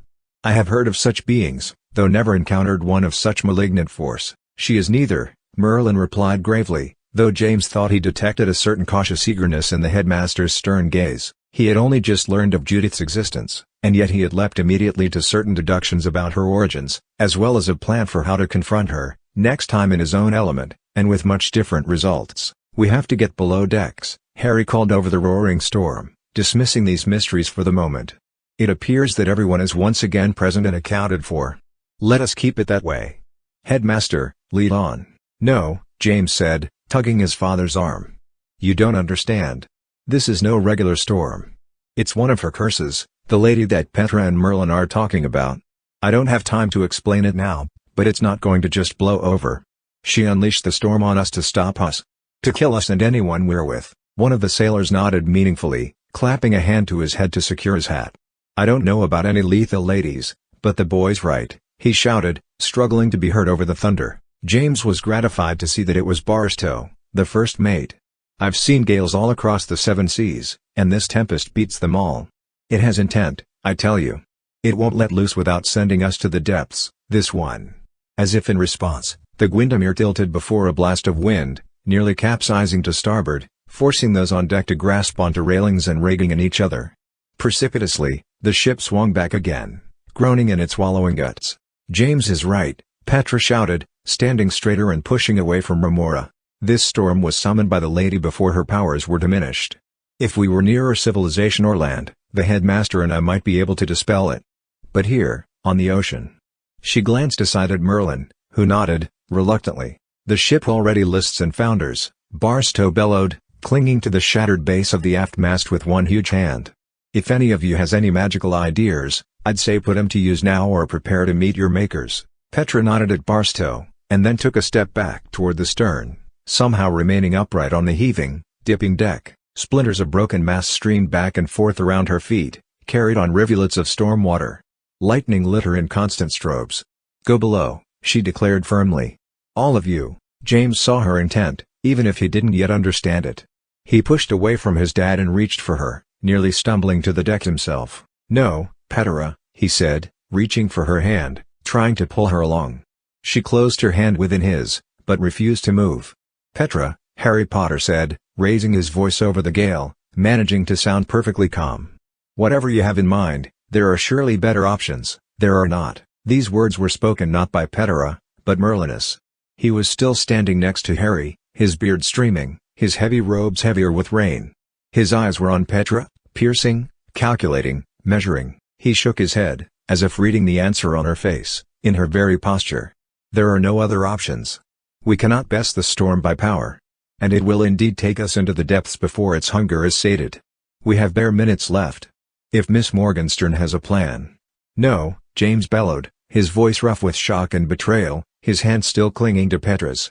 "How can you let her do this, James?" Merlin said, lowering his voice and yet somehow making himself heard over the roar of wind and lash of rain. When James glared back at him, finally looked into his eyes, the headmaster said his name again. James. This is Petra's hard choice. You already made yours. You let her go. Her destiny is her own now. No, James cried again, firming his grip on Petra's hand. There was no connection between them anymore. He could not sense her plan, or feel her intent. And still he understood what she meant to do. He understood simply because he knew her, and loved her. This isn't what I meant. I won't let her do it, James, his father said, moving closer, struggling to steady himself on the reeling deck, his glasses streaked with rain. He reached out his hand to James, to both of them. Come below. Let us discuss this. Petra shook her head sadly. You were so good to me, Mr. Potter. I'll never forget.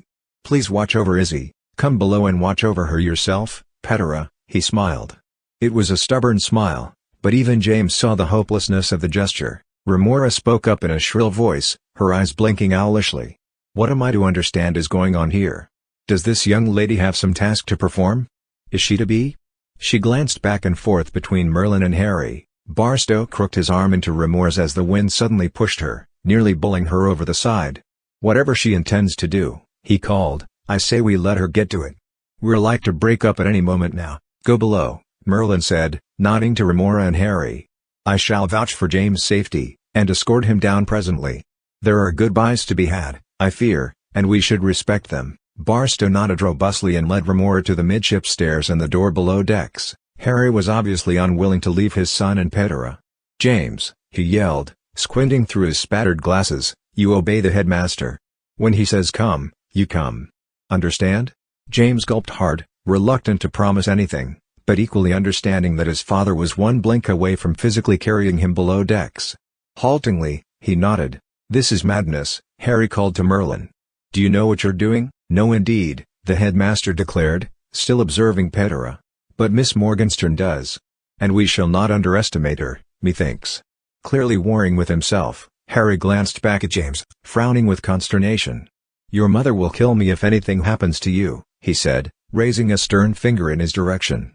Bear that in mind, son. With that, he turned, groped to the stairs through the driving rain, and worked his way down, clinging tight to the banister. The ship turned sluggishly, trapped in a raging, circling cyclone.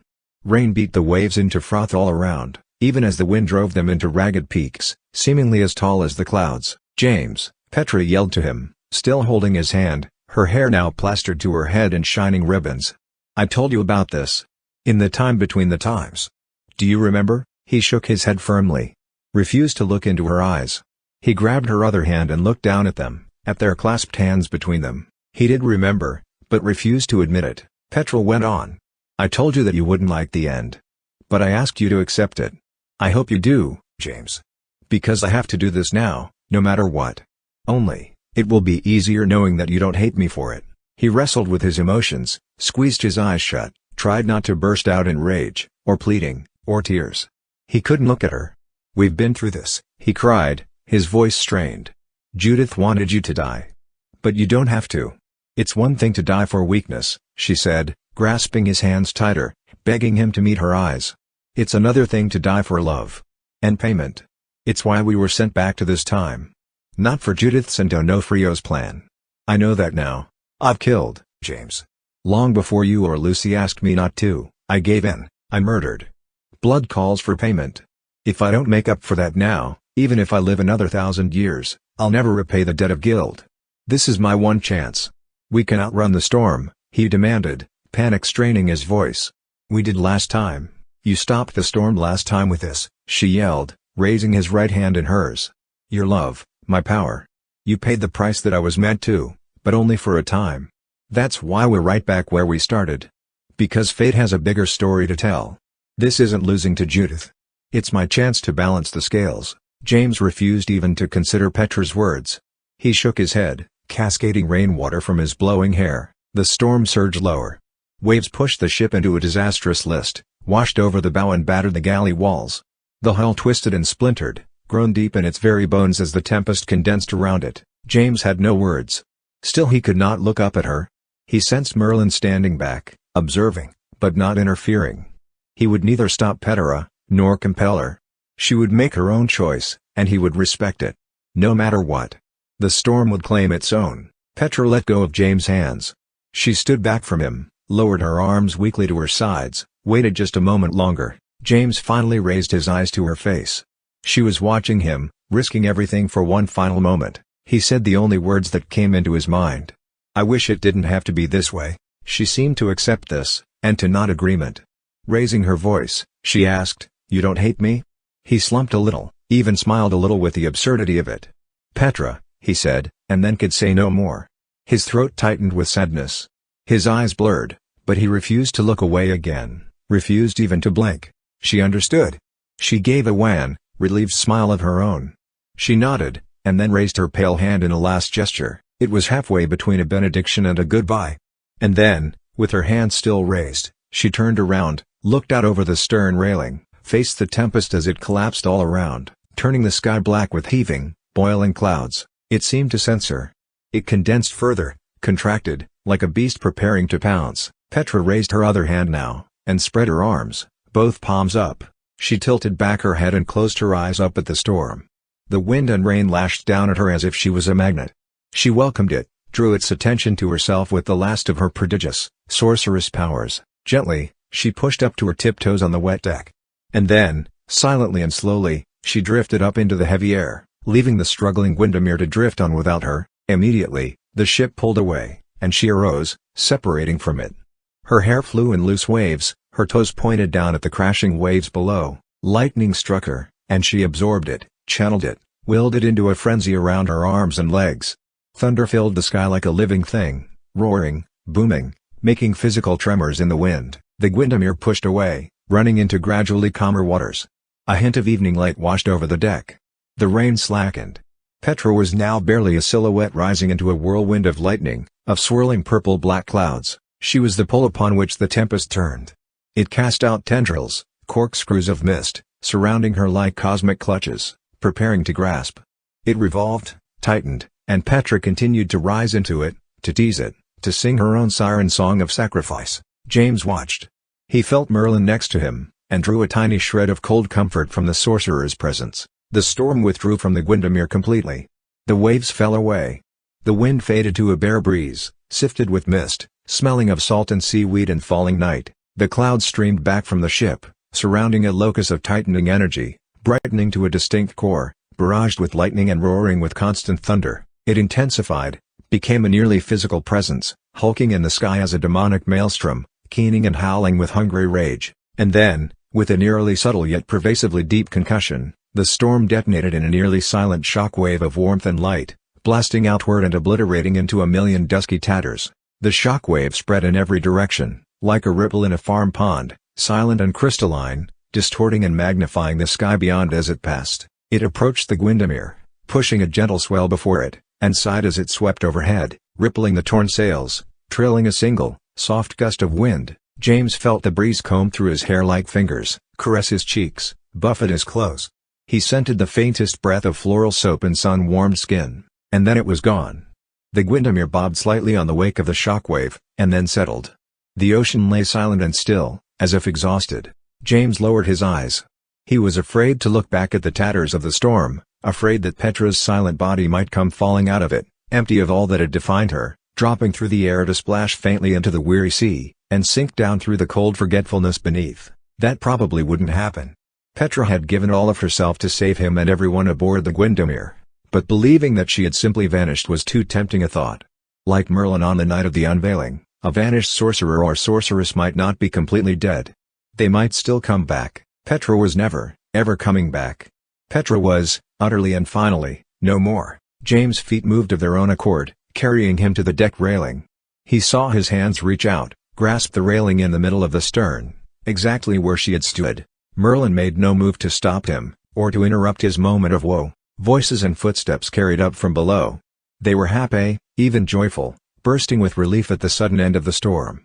James heard Ralph and Albus, Lily and his mother. He heard his uncle Percy and Aunt Audrey and the ship's captain, Farragut.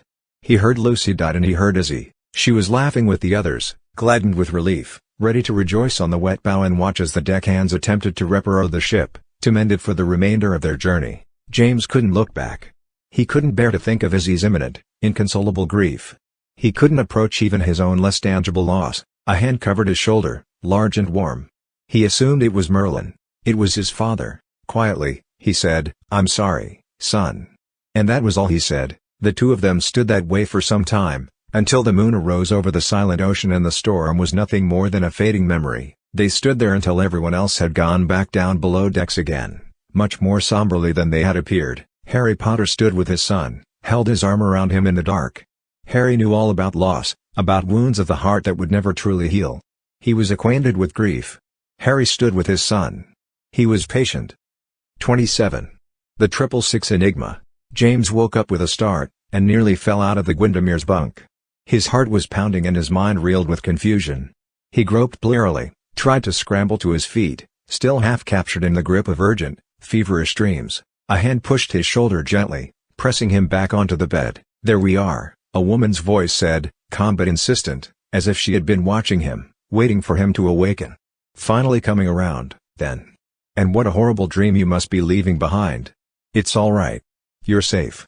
The hand left his shoulder, reversed, and lay briefly against his forehead. "Fever's nearly past," the woman sighed with relief. "You'll be back on your feet in no time. And not a moment too soon. The headmaster has asked to speak to you the instant you're awakened about." "Are we arrived yet?" James croaked. His mouth was as dry as cotton. His throat felt like it had been scrubbed with steel wool.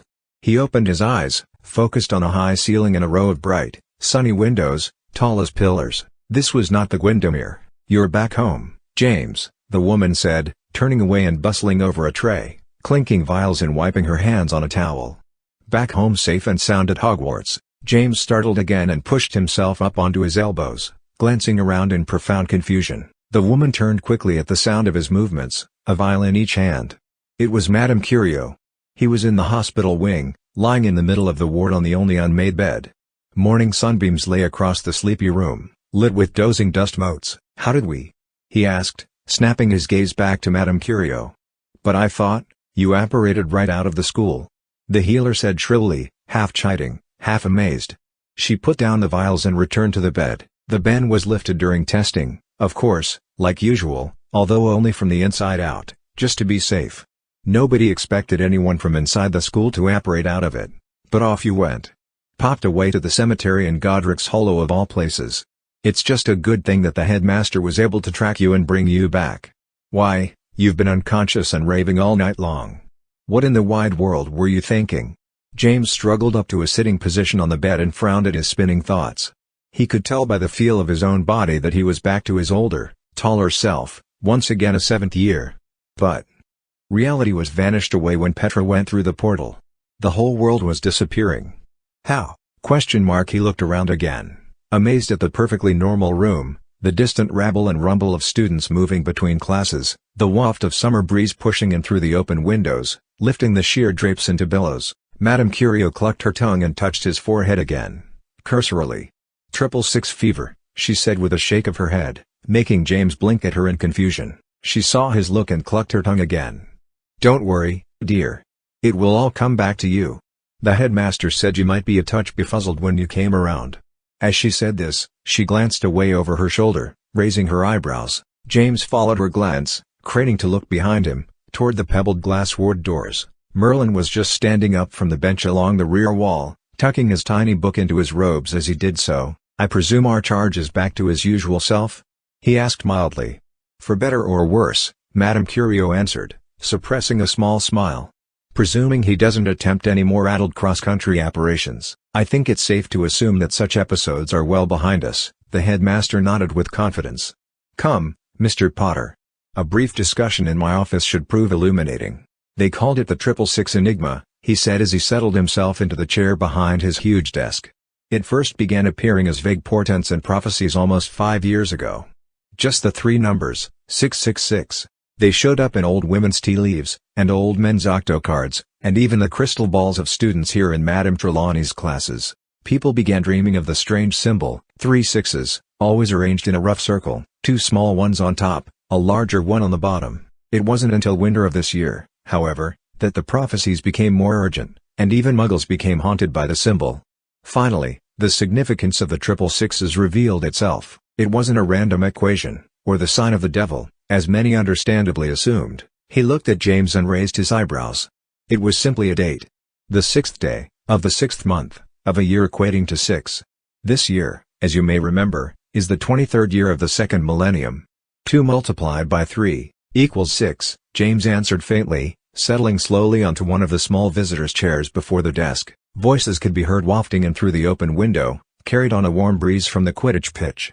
The Ravenclaw team was getting in a last-minute practice before the tournament tomorrow. Elementary arithmancy, Merlin nodded. And yet none knew why that date, June the 6th, 2023, had such significance. Many seers consulted their preferred divinations. Even the centaurs measured the portents and formulated their own dire predictions, with much drama as a result. Only recently, they came to our very courtyard in numbers, warning that if the omen came to pass, they would arise in force to wrest control of the magical world, for the good of all humanity. We were able to mollify them by diplomacy, but only just. Thus, as the months passed and the date approached, what began as a mysterious diversion grew into a sustained obsession, even a mania.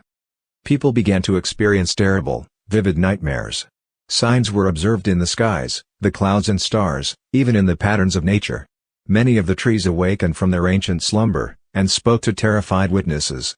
Across the world, thousands of people, both magical and muggle, experienced apocalyptic visions.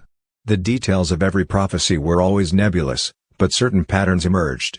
A world slowly grinding to a fatal stop, the breaking down of natural laws and ancient rules. The darkening of the eyes of destiny until the world itself was swept away into oblivion. The power of the portent grew daily, exponentially. But alas, no one fully divined what fate was about to happen, or what could be done to prevent it, or even if it was anything more than mass hysteria, a mere corporate delusion unleashed upon the world like a virus of the mind. James was beginning to grasp a strange sense of the headmaster's tale. Memories were resurfacing, though very hazily. Increasingly shrill articles in the Daily Prophet about people building magical shelters in their basements and yards, or about muggles selling everything they own to buy stores of food, and medical supplies, and weapons. Hastily preparing to stave off the mysterious end, James looked up from this reverie. Narrowing his eyes suspiciously, he asked, "What day is it today?" "Today, Mr. Potter," Merlin answered with a small smile, "is June the 7th. James felt a release of long-sustained tension. It leaked out of his shoulders and neck, slowly, sifting away like sand. He drifted back into the chair, allowed its cool leather upholstery to collect him. "It didn't happen," he said, almost to himself.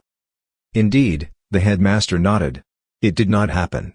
After a night of much fretting, of midnight vigils and frantic crowds, of millions watching the skies and oceans, of families huddled in terror, and entire villages marching en masse to confront imagined harbingers of doom, the darkness faded, and the sun came up, and the birds sang their happy songs.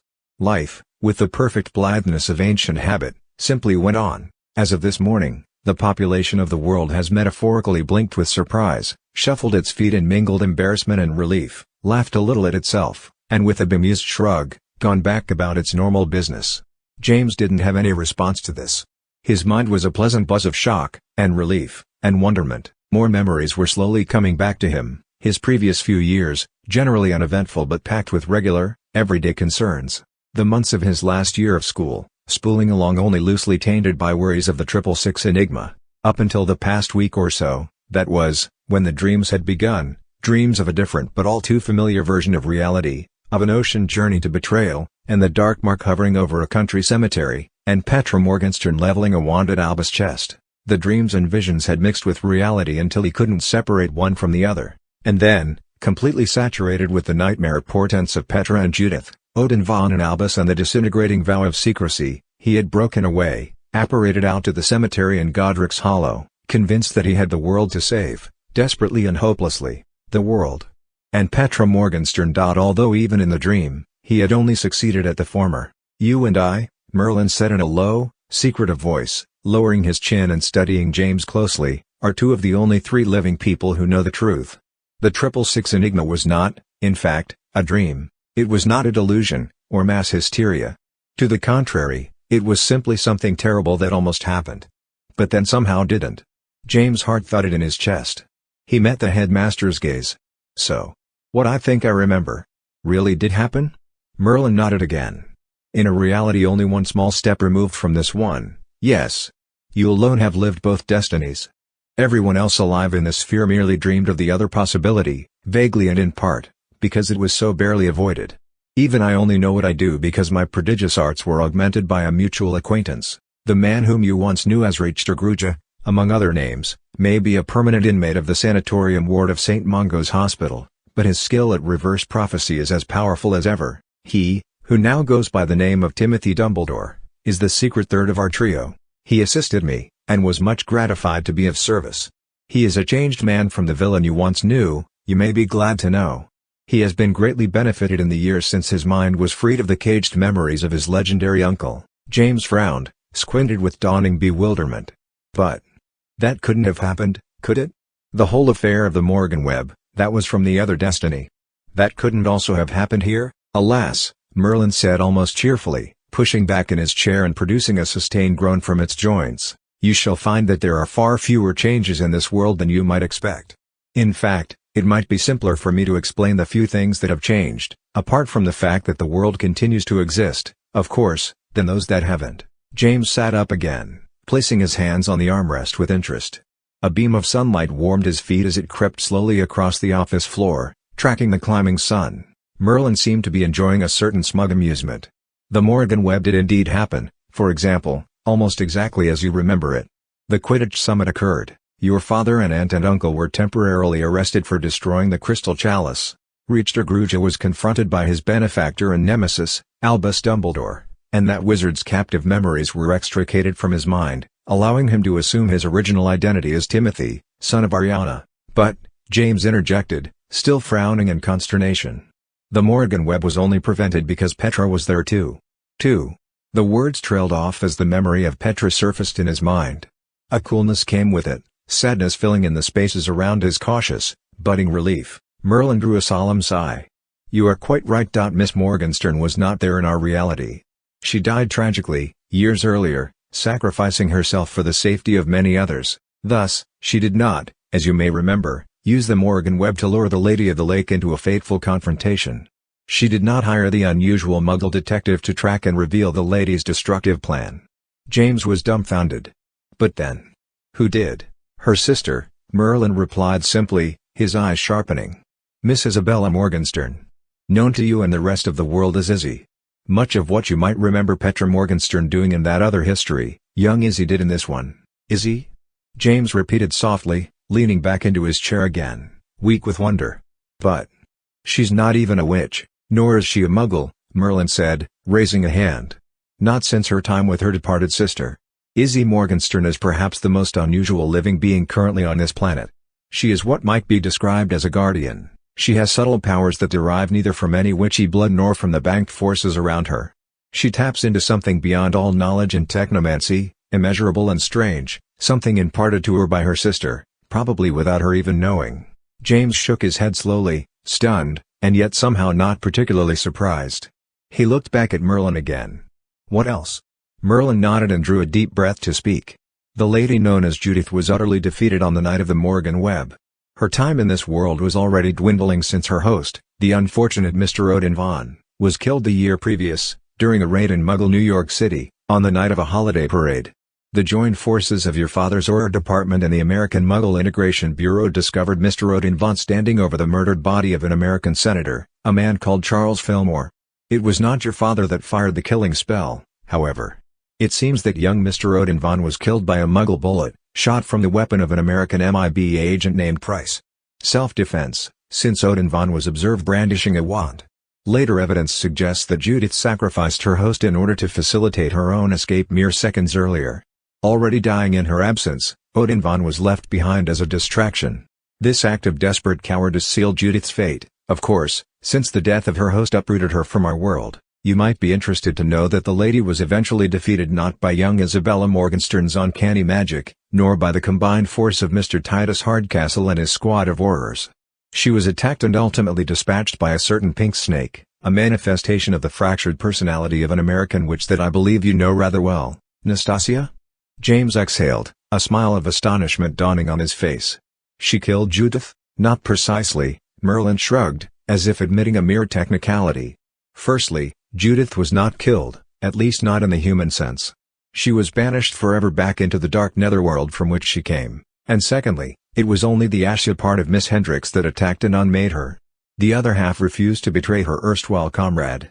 But unlike in the destiny that you knew, in this world, the ashy half survived. She rejoined her twin self, Nasty. And while one would be hesitant to say that Nastasia Hendricks lives happily ever after, she does, at the very least, carry on as a rather troublesome and complicated student of Alma Alaron. You and she have become well acquainted, in fact. I believe the currently popular term for a relationship like yours is frenemies. James blew out a bemused, relieved sigh. That sounds about right. He sobered again. But if Petra never made it to Alma Alaron, that means the archive was never broken into. So the night of the unveiling never happened? Merlin nodded and narrowed his eyes thoughtfully. With Petra Morgenstern deceased, her thread was no longer a part of the loom's weaving. Thus, Judith had no option for switching the looms and stealing the crimson thread of Petra's unfortunate doppelganger, Morgan. That story never occurred in this history, and quite thankfully so. Instead, on the occasion you know as the night of the unveiling, I battled Judith personally, having tracked her after her escape from the murder scene of Senator Fillmore. She had fled once again into the nearby ocean waters, where her strength was greatest. I foolishly pursued her, battling her in force. When she threatened to reveal her water gorgon form to the coast of the city, and to attack it in fury, I summoned what power I had left and obliterated her, undoing myself at the same time. Alas, while it took me 1 full year to return from the realm of the dead, it took her mere weeks to reassemble. She was not yet weakened enough by the death of her host. This was my error. But thankfully, her destruction was yet only a matter of time. So you went missing during my 4th year, just like in the alternate timeline, James said, amazed. The headmaster was right. Fewer things had changed than he could have expected. History had indeed found a way to keep happening. And yet the outcome was magnificently different nonetheless. He looked at Merlin and prodded again. What else? Merlin shrugged. The vow of secrecy still erodes slightly, gradually each year. But this is only the result of plain entropy and time, not any devastating revelations. He bobbed his head, raising his eyes in thought. You and your friends did manage to unleash a dragon into Muggle London, your mission complicated by a particularly disgruntled house elf whose service had been recently supplanted by humans, albeit of the magical variety. The Elven uprising is a nasty business, spurred on by inevitable changes in culture as time marches on. But it is no global revolution, as it was in your alternate history. Reaching farther back, you and your Alma Alaron friends in Bigfoot House still won the Clutch Cudgel tournament during your 3rd, inspiring year. You, along with Mrs. Walker and Deedle, still traveled back into 19th century Philadelphia and observed the death of the villain, Ignatius Magnuson. You collected the relic unicorn's horseshoe, just as you remember, and used it to tread the world between the worlds. The single difference is that you accomplished these tasks only to prove and locate the hiding place of the rogue lady, who had indeed escaped into that mysterious realm to regain her strength after our battle, with her human host always in tow. James asked, and it was Izzy alone that accompanied us into the world between the worlds? Merlin nodded meaningfully. Your father, as you are likely now remembering, took Petra's final request very seriously. He took Izzy into your home, considered her as a daughter, sister to you and Albus and Lily. There, she matured swiftly. Tragedy always has that effect upon those who survive. But Izzy's growth was quite clearly augmented by her time with her stepsister Petra. Almost from the start, she showed razor-sharp insights bordering on the precognitive. She practiced strange, burgeoning powers. And she devoured books. Every book she could get her small hands on, reading, and absorbing, and memorizing, always adding to her powers with knowledge and wisdom. And yet, unlike her sorceress sister, Izzy's peculiar magic was somehow purified by her Muggle heritage. The mind that her hateful mother had called simple was, in fact, the mind perfectly suited to harbor and subordinate some of the most eerie powers imaginable. Evil will never have the slightest foothold in her. Nor vengeance.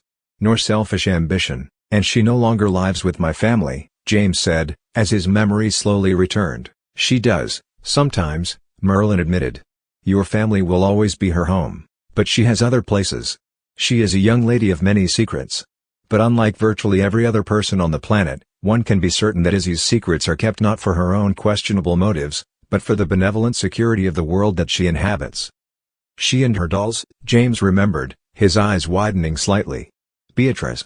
And Mr. Bobkins. And all the others. She takes them with her most of the time. Only, sometimes when she doesn't, you get the strongest feeling that she left them behind on purpose, and they're not just dolls. They aren't scary, exactly. They're even a little comforting to have around, because they're hers, and they reflect her. But they do seem to be thinking things. Watching the world for her, maybe. Merlin sat forward in his chair again, as if recognizing that the meeting was nearly concluded. There were classes to get to, James suddenly remembered. NEWT examinations were underway. He himself had several more to attend to. The headmaster moved a few parchments on his desk. I expect that as time passes, the history you once knew will again be supplanted by the history you now occupy. While most things remain in near-perfect continuity, you will find a few unexpected details here and there. Your Aunt Hermione, for example, is the Minister of Magic. James had been getting to his feet, but he dropped back again with those words, his eyes bulging so wide that they blurred slightly. You're joking. Merlin shook his head soberly. Decent men joke not about politics. She is indeed the minister, replacing Mr. Loquacious Nap nearly 2 years previous. Further such minor shocks shall occur in the coming days. It would be wise to be prepared for them, lest your friends worry for your mental health, and Hermione being Minister of Magic did not strike James as an example of a minor shock, but he understood the headmaster's point nonetheless. He made to get up from the chair once more, finding himself already reluctant to return to the old mundanity of classes and schoolwork, despite, or perhaps because of, his immense relief, but a thought came to him then, and he settled back into the chair. A question, James?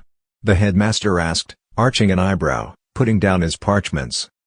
James shook his head distantly, unsure how to even ask, not knowing what words to form the ideas with. Finally, groping, he said, what was it that happened between Petra and I? The silver thread that connected us for those lost, undone years, the shared power between us. The payment that she apparently had to make in the end to save us all. He sighed deeply, running out of words, and looked up at Merlin, a little helplessly. Merlin leaned back again and steepled his fingers. You are more aware than many others, I think, of what makes a Horcrux, and how it works. Am I correct, James? James frowned a little. A Horcrux is a bargain with dark magic. A dark witch or wizard can make one if they kill another person. The horrible power of that act lets them break off a part of their soul, and secure it in case their body gets killed. Merlin consented to this description, imprecise as it surely was. It has been said that evil cannot create. It can only pervert. And this is true in the case of the Horcrux, for that dark magic is only a shadow copy of a much greater and more powerful deep magic. The ancient ones called it the Lex Corita, and this is the pact that your grandmother made for her son, Harry Potter, and that you made on behalf of Petra when you were ready to die to save her, and yet the Horcrux and the Lex Corita are in no way twins. They are exact opposites. Where a Horcrux hoards the taker's life via another's murder, the Lex Corita preserves another's life via the giver's sacrifice. While a Horcrux's bargain is capricious, always seeking to renege its promise, the Lex Corita is a pact of charity, always giving many times more. This is why your connection to Petra followed you into the past, before the moment of its very creation, while Petra's Horcrux abandoned her the instant that she left her natural timeline. But most importantly, the Horcrux offers only a poisoned half-life, where the Lex Corita grants perpetual and striving well-being. James' thoughts darkened as he listened. When Merlin finished, he looked up at the headmaster, meeting his eyes. But if this Lex Corita thing is supposed to bring well-being to the person it saves, then why did Petra end up right back on the Gwyndomere? Why did she have to die? You assume your own definition of a person's well-being, Merlin said, not without sympathy. Well-being doesn't mean mere happiness and safety. Well-being extends to the very depths of a person's role in the tapestry of destiny. Petra was indeed a crimson thread, for her balance was in the red. She told you so herself. She had killed. The guilt of murder claimed her and defined her. Her turning point was not the night of the unveiling, or the gazebo in the lake, or even the Chamber of Secrets. Petra's turning point was when she turned pain into vengeance. It was when she joined her own sister's small powers with hers to kill the girl's very mother.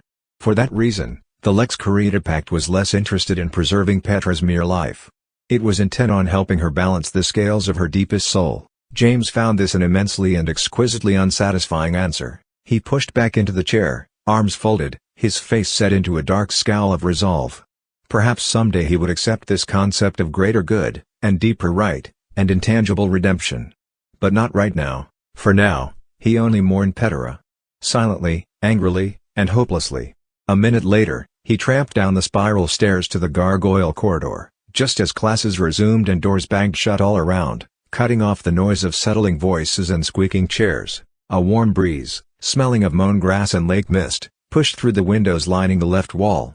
James stopped and took a deep breath, orienting himself to this eminently familiar yet delicately different reality. "James," a girl's voice said from the corridor behind him, echoing in the falling silence. James turned around, and then took an involuntary step backward, his breath catching, his heart pounding up into his throat.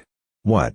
the girl asked, smiling with bemused surprise. "You look like you just saw a ghost." "Other than Professor Binns, of course, whose class I am currently late for." "You?" James breathed, blinking with fragile, unexpected joy. He moved to her, stood in front of her, looked her up and down. His cousin Lucy blushed a little in her Hufflepuff uniform. Her dark eyes darted to the window. It had been years since she had gotten over her crush on him, but clearly there was still a hint of something more than friendship between them. It wasn't like they were blood relatives, after all. She used her right hand to comb a stray raven lock out of her eyes. "I heard about what happened yesterday," she said, glancing back up at him. "About how you went a little mental with 666 fever and apparated off to a cemetery or something. Millie told me. The whole Hufflepuff common room was having a laugh about it. I told them it wasn't at all funny and that you surely had a good and important reason for what you did." With a warm rush, James remembered. He remembered his cousin's unfailing loyalty, her boundless inner strength, her almost unconscious leadership. His smile widened into a helpless grin, and then a laugh of pure delight. Unable to help himself, he threw his arms around her and gave a brief, fierce embrace. "Blimey," she said, her voice muffled against his shoulder, "I don't think it deserves all that. Get off me before anyone gets any weird ideas. Especially Dollahoff and Rose." She pushed him away, a little ruffled, but clearly pleased nonetheless. "Come on," she said, hefting her knapsack. "Walk with me to class. And tell me the truth." "Anything you want," James agreed, nearly bursting with good humor. Together, they turned and made their way along the hall, walking in and out of warm sunbeams. "Did you have a good reason for what happened last night?" she asked, glancing aside at him critically. "Only, I know you don't have the best record when it comes to odd excuses." "Sorry," she shrugged a little apologetically, "you did miss 6 whole years of Quidditch tryouts." James laughed again and shook his head. "Last night's excuse is no better or worse than any of the others, I guess." He looked aside at her again, unable, at least for the moment, to take his eyes off her. "But that's a boring thing to talk about. Tell me what's been going on with you, Lou." She shot him another bemused look. "Are you sure you're all right? You act as if you haven't seen me in months." "More like years," he grinned, his eyes twinkling with mischief. "Tell. And I want to hear absolutely everything." She shook her head at him as if he was having her on somehow. She didn't answer his request on their way to History of Magic. But she did answer it eventually. In the years to come, she told him absolutely everything. Epilogue 19 years later. "It was right here," James said to the young girl at his side. "Right here on this stretch of lawn that I graduated almost 20 years ago. Of course, the actual ceremony took place over in the amphitheater, like it will today, with the families and everything. But that was just the boring part, where we wore our formal robes and they gave out the diplomas and we all shook the headmaster's hand and they played the Hogwarts salute on bagpipes and harpsichord. The real party was later that night, right here on the lawn overlooking the lake. They put up a huge white tent, only it was nowhere near so huge on the outside as it was when you went in, and we had Rig Mortis and the Stiftones play live, and we all danced and ate loads too much. And I and Zane Walker and some of his Ravenclaw mates snuck out the back for butterbeers and even a few fire whiskeys, and Ralph and some of the teachers caught us but just chastised us for setting a bad example. Since we were all already graduated and there was nothing they could do to us anymore." "You drank fire whiskey at your graduation?" the girl asked. "Well, I pretended to. I never did have much of a taste for the stuff.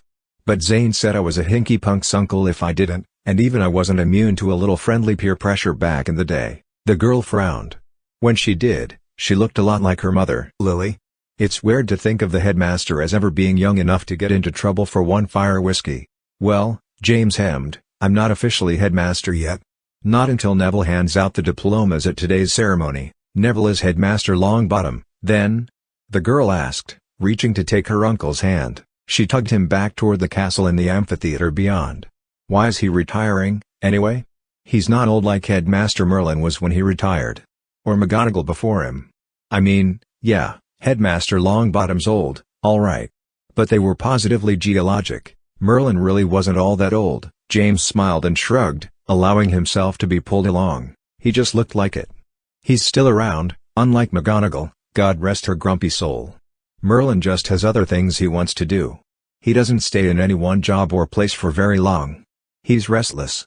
He did his part here." "Same for Headmaster Longbottom?" the girl asked, squinting up at him in the sun. He has other things he wants to do? James nodded uncertainly.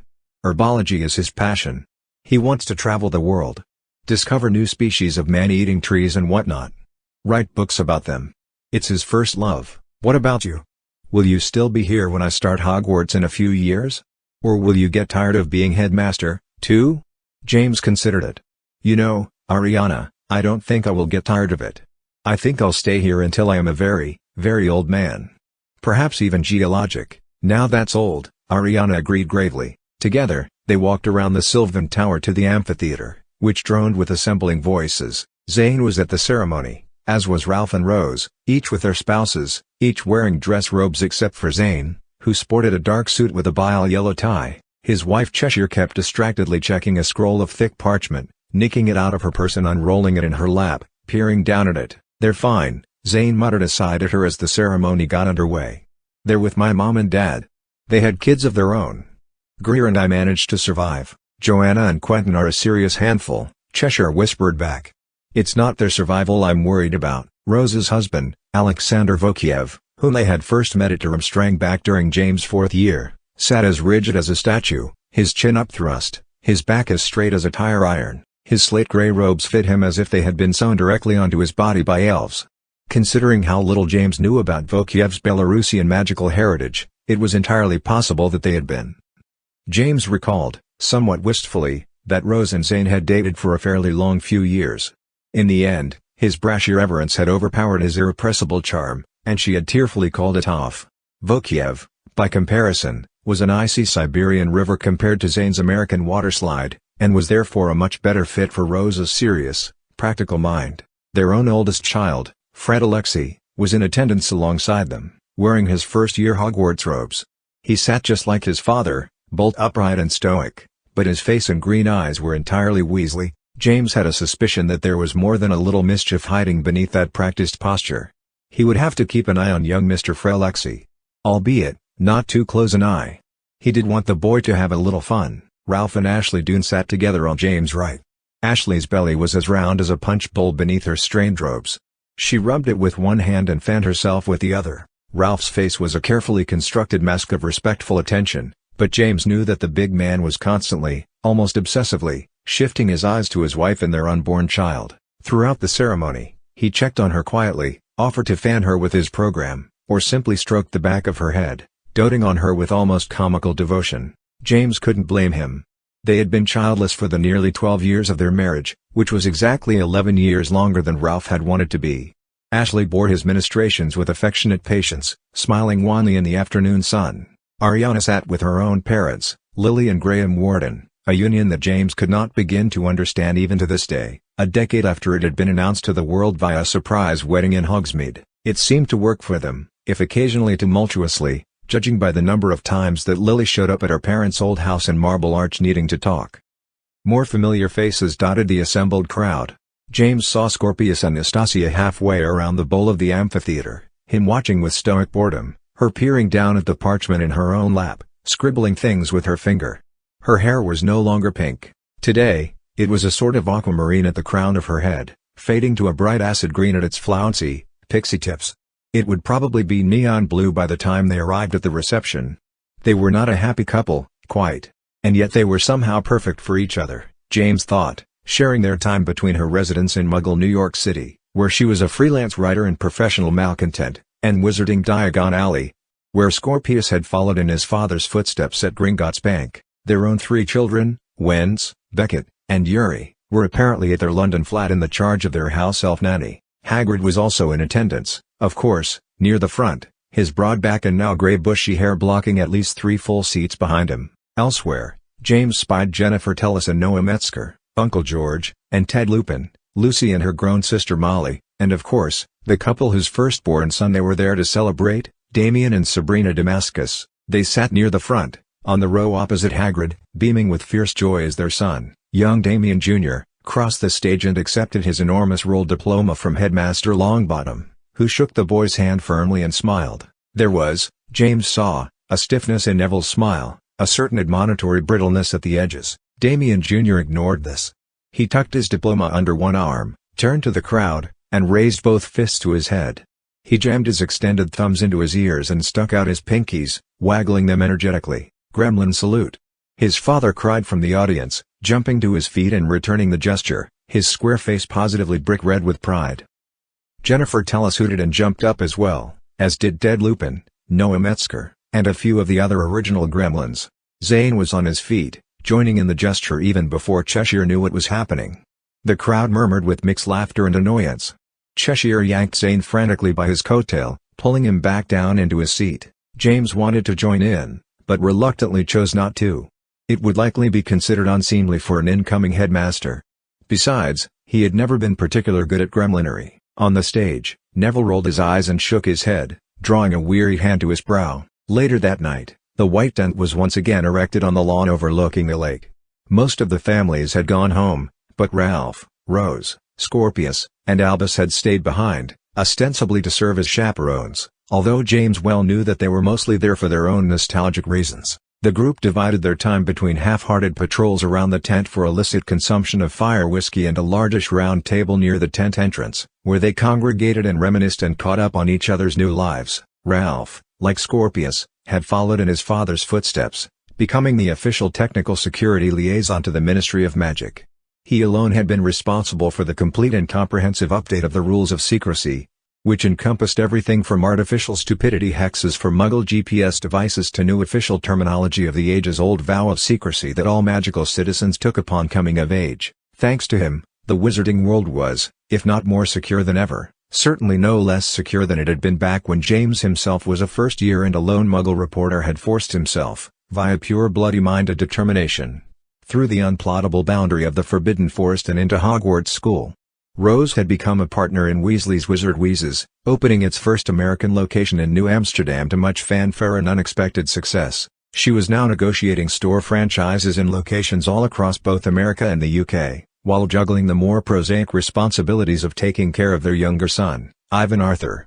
While Vokiev trained to assume command of the Harrier Corps from the soon-retiring Victor Krum, Zane had become a writer of fiction stories, partnering with the Muggle detective, Marshall Paris, for a series of novels based on his completely bizarre and inexplicable adventures. His first novel, Bullets Are Forever, had not been a bestseller, but it had been popular enough to gain the attention of a huge wizarding publishing firm in New Amsterdam. His latest book, X = Revenge, was the fifth in the Marshall Paris series, slated for release during the upcoming Christmas season. "That's the key," Zane said conspiratorially.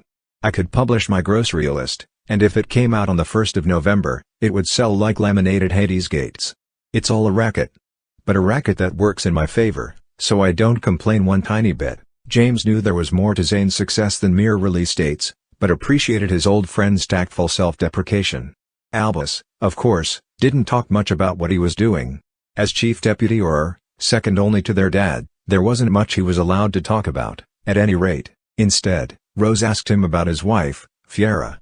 Albus responded happily, talking about her and their daughter, Fiona Constance, with the deliberate detail of a man avoiding other, more sensitive topics. Altogether, they offered up the typical middle-aged laments, obligatory and blithe. They were all living pretty much exactly the lives that they had hoped and dreamed of, even if, in actual practice, those lives were rather more prosaic and bland than they might ever have expected. The gathering toasted James' new position, clinking various glasses of butterbeer, blackcurrant wine, and one fire whiskey. They lamented the continued lack of a Gryffindor house ghost, ever since nearly Headless Nick had made it into the Headless Hunt, well over 2 decades earlier. When the party was over, or at least winding down to its final dregs, James abandoned the tent and made his way to the empty Gryffindor common room. Not much had changed. There were a few newer chairs and tables. The sofa beneath the window had been replaced with one that was, while still threadbare and sagging, not quite as threadbare and sagging as the one that he remembered. The bust of Godric Gryffindor, chipped and battered, stood on the mantel, just begging to be used in one more game of Winkles and Augurs. James' old bed up in the boys' tower had long since been refinished, the words "Whiny Potter" get expunged permanently from its headboard. This was probably a good thing, considering his new position. And yet he felt a certain wistful sadness about it. He sighed and sat down on the sofa facing the coals of the fire. It was too warm for the flames to need stoking. They were only there for effect, offering mere ruddy light and little heat. A blonde woman was seated on the chair nearby, her eyes glinting in the light of the coals. "Petra would be very proud of you," she said. James nodded, knowing it was true. "She would think the post was beneath me," Probably. She would say I should be Minister of Magic, not Headmaster. I don't think so, the blonde woman said, smiling sadly. Political posts are for crusaders or puppets. Headmasters are the ones who really change the future. They provide the subtle pebbles of destiny that shift the rivers of the future. She would be glad you were here. She would applaud you. James glanced aside, and smiled ruefully. How are you, Izzy? Izzy shrugged. She was older than a young woman now. In her prime, if such a person could be said to have a prime. James secretly suspected that she might never grow a year older as long as she lived. Not unless she desired it, and allowed it. I'm well. I can't not be. I expect you know that. Well-being is more than safety and happiness, James said with a sigh, turning back to the fire. I know, Izzy answered, a smile in her voice. They sat in comfortable silence for a minute. Izzy was like a sister to James, although a sister that he had never fought with, or tattled on, or been embarrassed by in front of his friends. She was all the warmth and knowing of a beloved sibling, with none of the jealousy or spite. Of course, she was also completely unlike any other human being. She was, as Merlin had long ago said, a guardian. It was less a description, James had come to discover, than an ancient title. Such beings had apparently lived long, long ago. Some legends said that they still did, although now in secret, forever hidden, watching and guiding from the backstage of reality. James wondered sometimes if that was where Izzy went when she withdrew from her childhood home with the Potters, when she seemed to step right out of the world of regular people, both magical or muggle. He suspected he would never know the truth about that. Izzy had never explained, and he had never had the audacity to ask. I saw Deirdre Finnegan the other day, she finally said, speaking as if to the dying embers. She said to tell you hello. James shook his head ruefully. Don't start. She's very beautiful, Izzy shrugged. Much more fetching now than she was even back when you two were in school. She intends to apply for the Transfiguration position. She's very good. I think she would make a wonderful addition. I know what you're getting at, James said, his smile softening only a little. It's not any additions to Hogwarts staff that you're dreaming up. It's very sweet. But stop. Tabitha Corsica is between husbands at the moment, Izzy commented with a sly smile. What with her working for the Department of Ambassadorial Relations, she'd be traveling so much that you'd rarely see each other anyway. James rolled his eyes. You're very amusing, Izzy's smile softened. And then there's always Lucy. She's never really gotten over you, no matter what she says. Enough, James sighed. Lucy and I? Look, it's complicated. And not just because we're technically family. I love her, of course. And we did see each other for a while. On several occasions, I recall. James glanced aside at her. Our story isn't over yet, I suppose. But for now, it's at a bit of a stalemate. She's busy studying for her doctorate in advanced technomancy at Alma Alaron. I'm here, getting ready to start a new career. Izzy met his eyes knowingly. A bachelor headmaster isn't a requirement, you know. I know, James answered with a sigh. It's not that. Really. He shook his head faintly. It's not that I'm not looking. Or that I'm disinterested. I go out sometimes. And who knows, maybe someday someone will come along. Maybe Lucy. Maybe even Deirdre.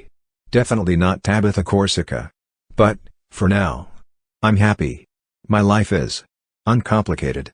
I'm content. Izzy nodded, seemed to consider this thoughtfully for a minute.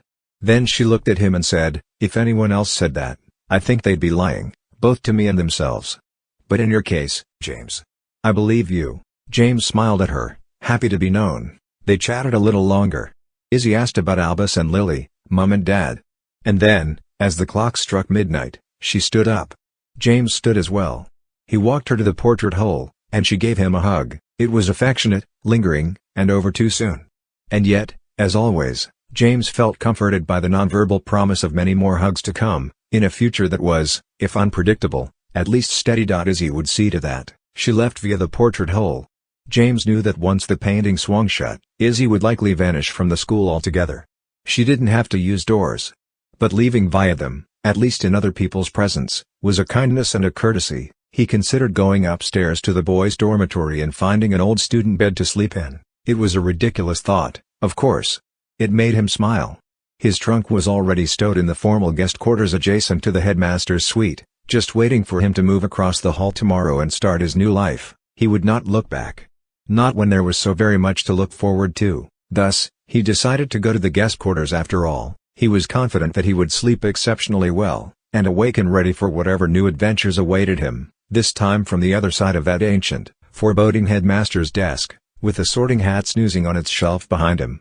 Perhaps he would even get a phoenix. On that note, he climbed through the portrait hole, leaving the portrait of the fat lady, snoring daintily in her frame, to swing gently shut behind him. In the empty darkness of the Gryffindor common room, a shadow moved. It had been there the whole time, only perfectly still, knowing that stillness made it invisible. That was simply one of the rules. The shadow had watched Izzy and James speak, listened to them with affection, and a little amusement, and a touch of old, deep sadness. The shadow was the shape of a young woman. She had long dark hair, somewhat windswept, but rakishly so. She wore a pale blue hooded jumper over a calico dress and work boots. She had deep eyes, the peculiar blue of moonlight on a frozen pond. She was considering what name she might choose for herself. All the ghosts had special names, after all. There was the Bloody Baron, and the Grey Lady, and even Cedric's silly Spectre of Silence. She thought she might call herself the Crimson Thread. It wasn't a phrase that had any meaning in this world anymore. That story had never officially happened. Nor, technically speaking, was her thread crimson anymore. Now it was the pale, pervasive blue of her eyes. But still, it had a nice ring to it. People would probably respond well to it. It was memorable. The new Gryffindor house ghost considered these things for a long moment, and then drifted back into the shadows, planning, musing, considering. She had plenty of time to decide. Her schedule was empty. Her tasks were done. Her conscience was clear. The end.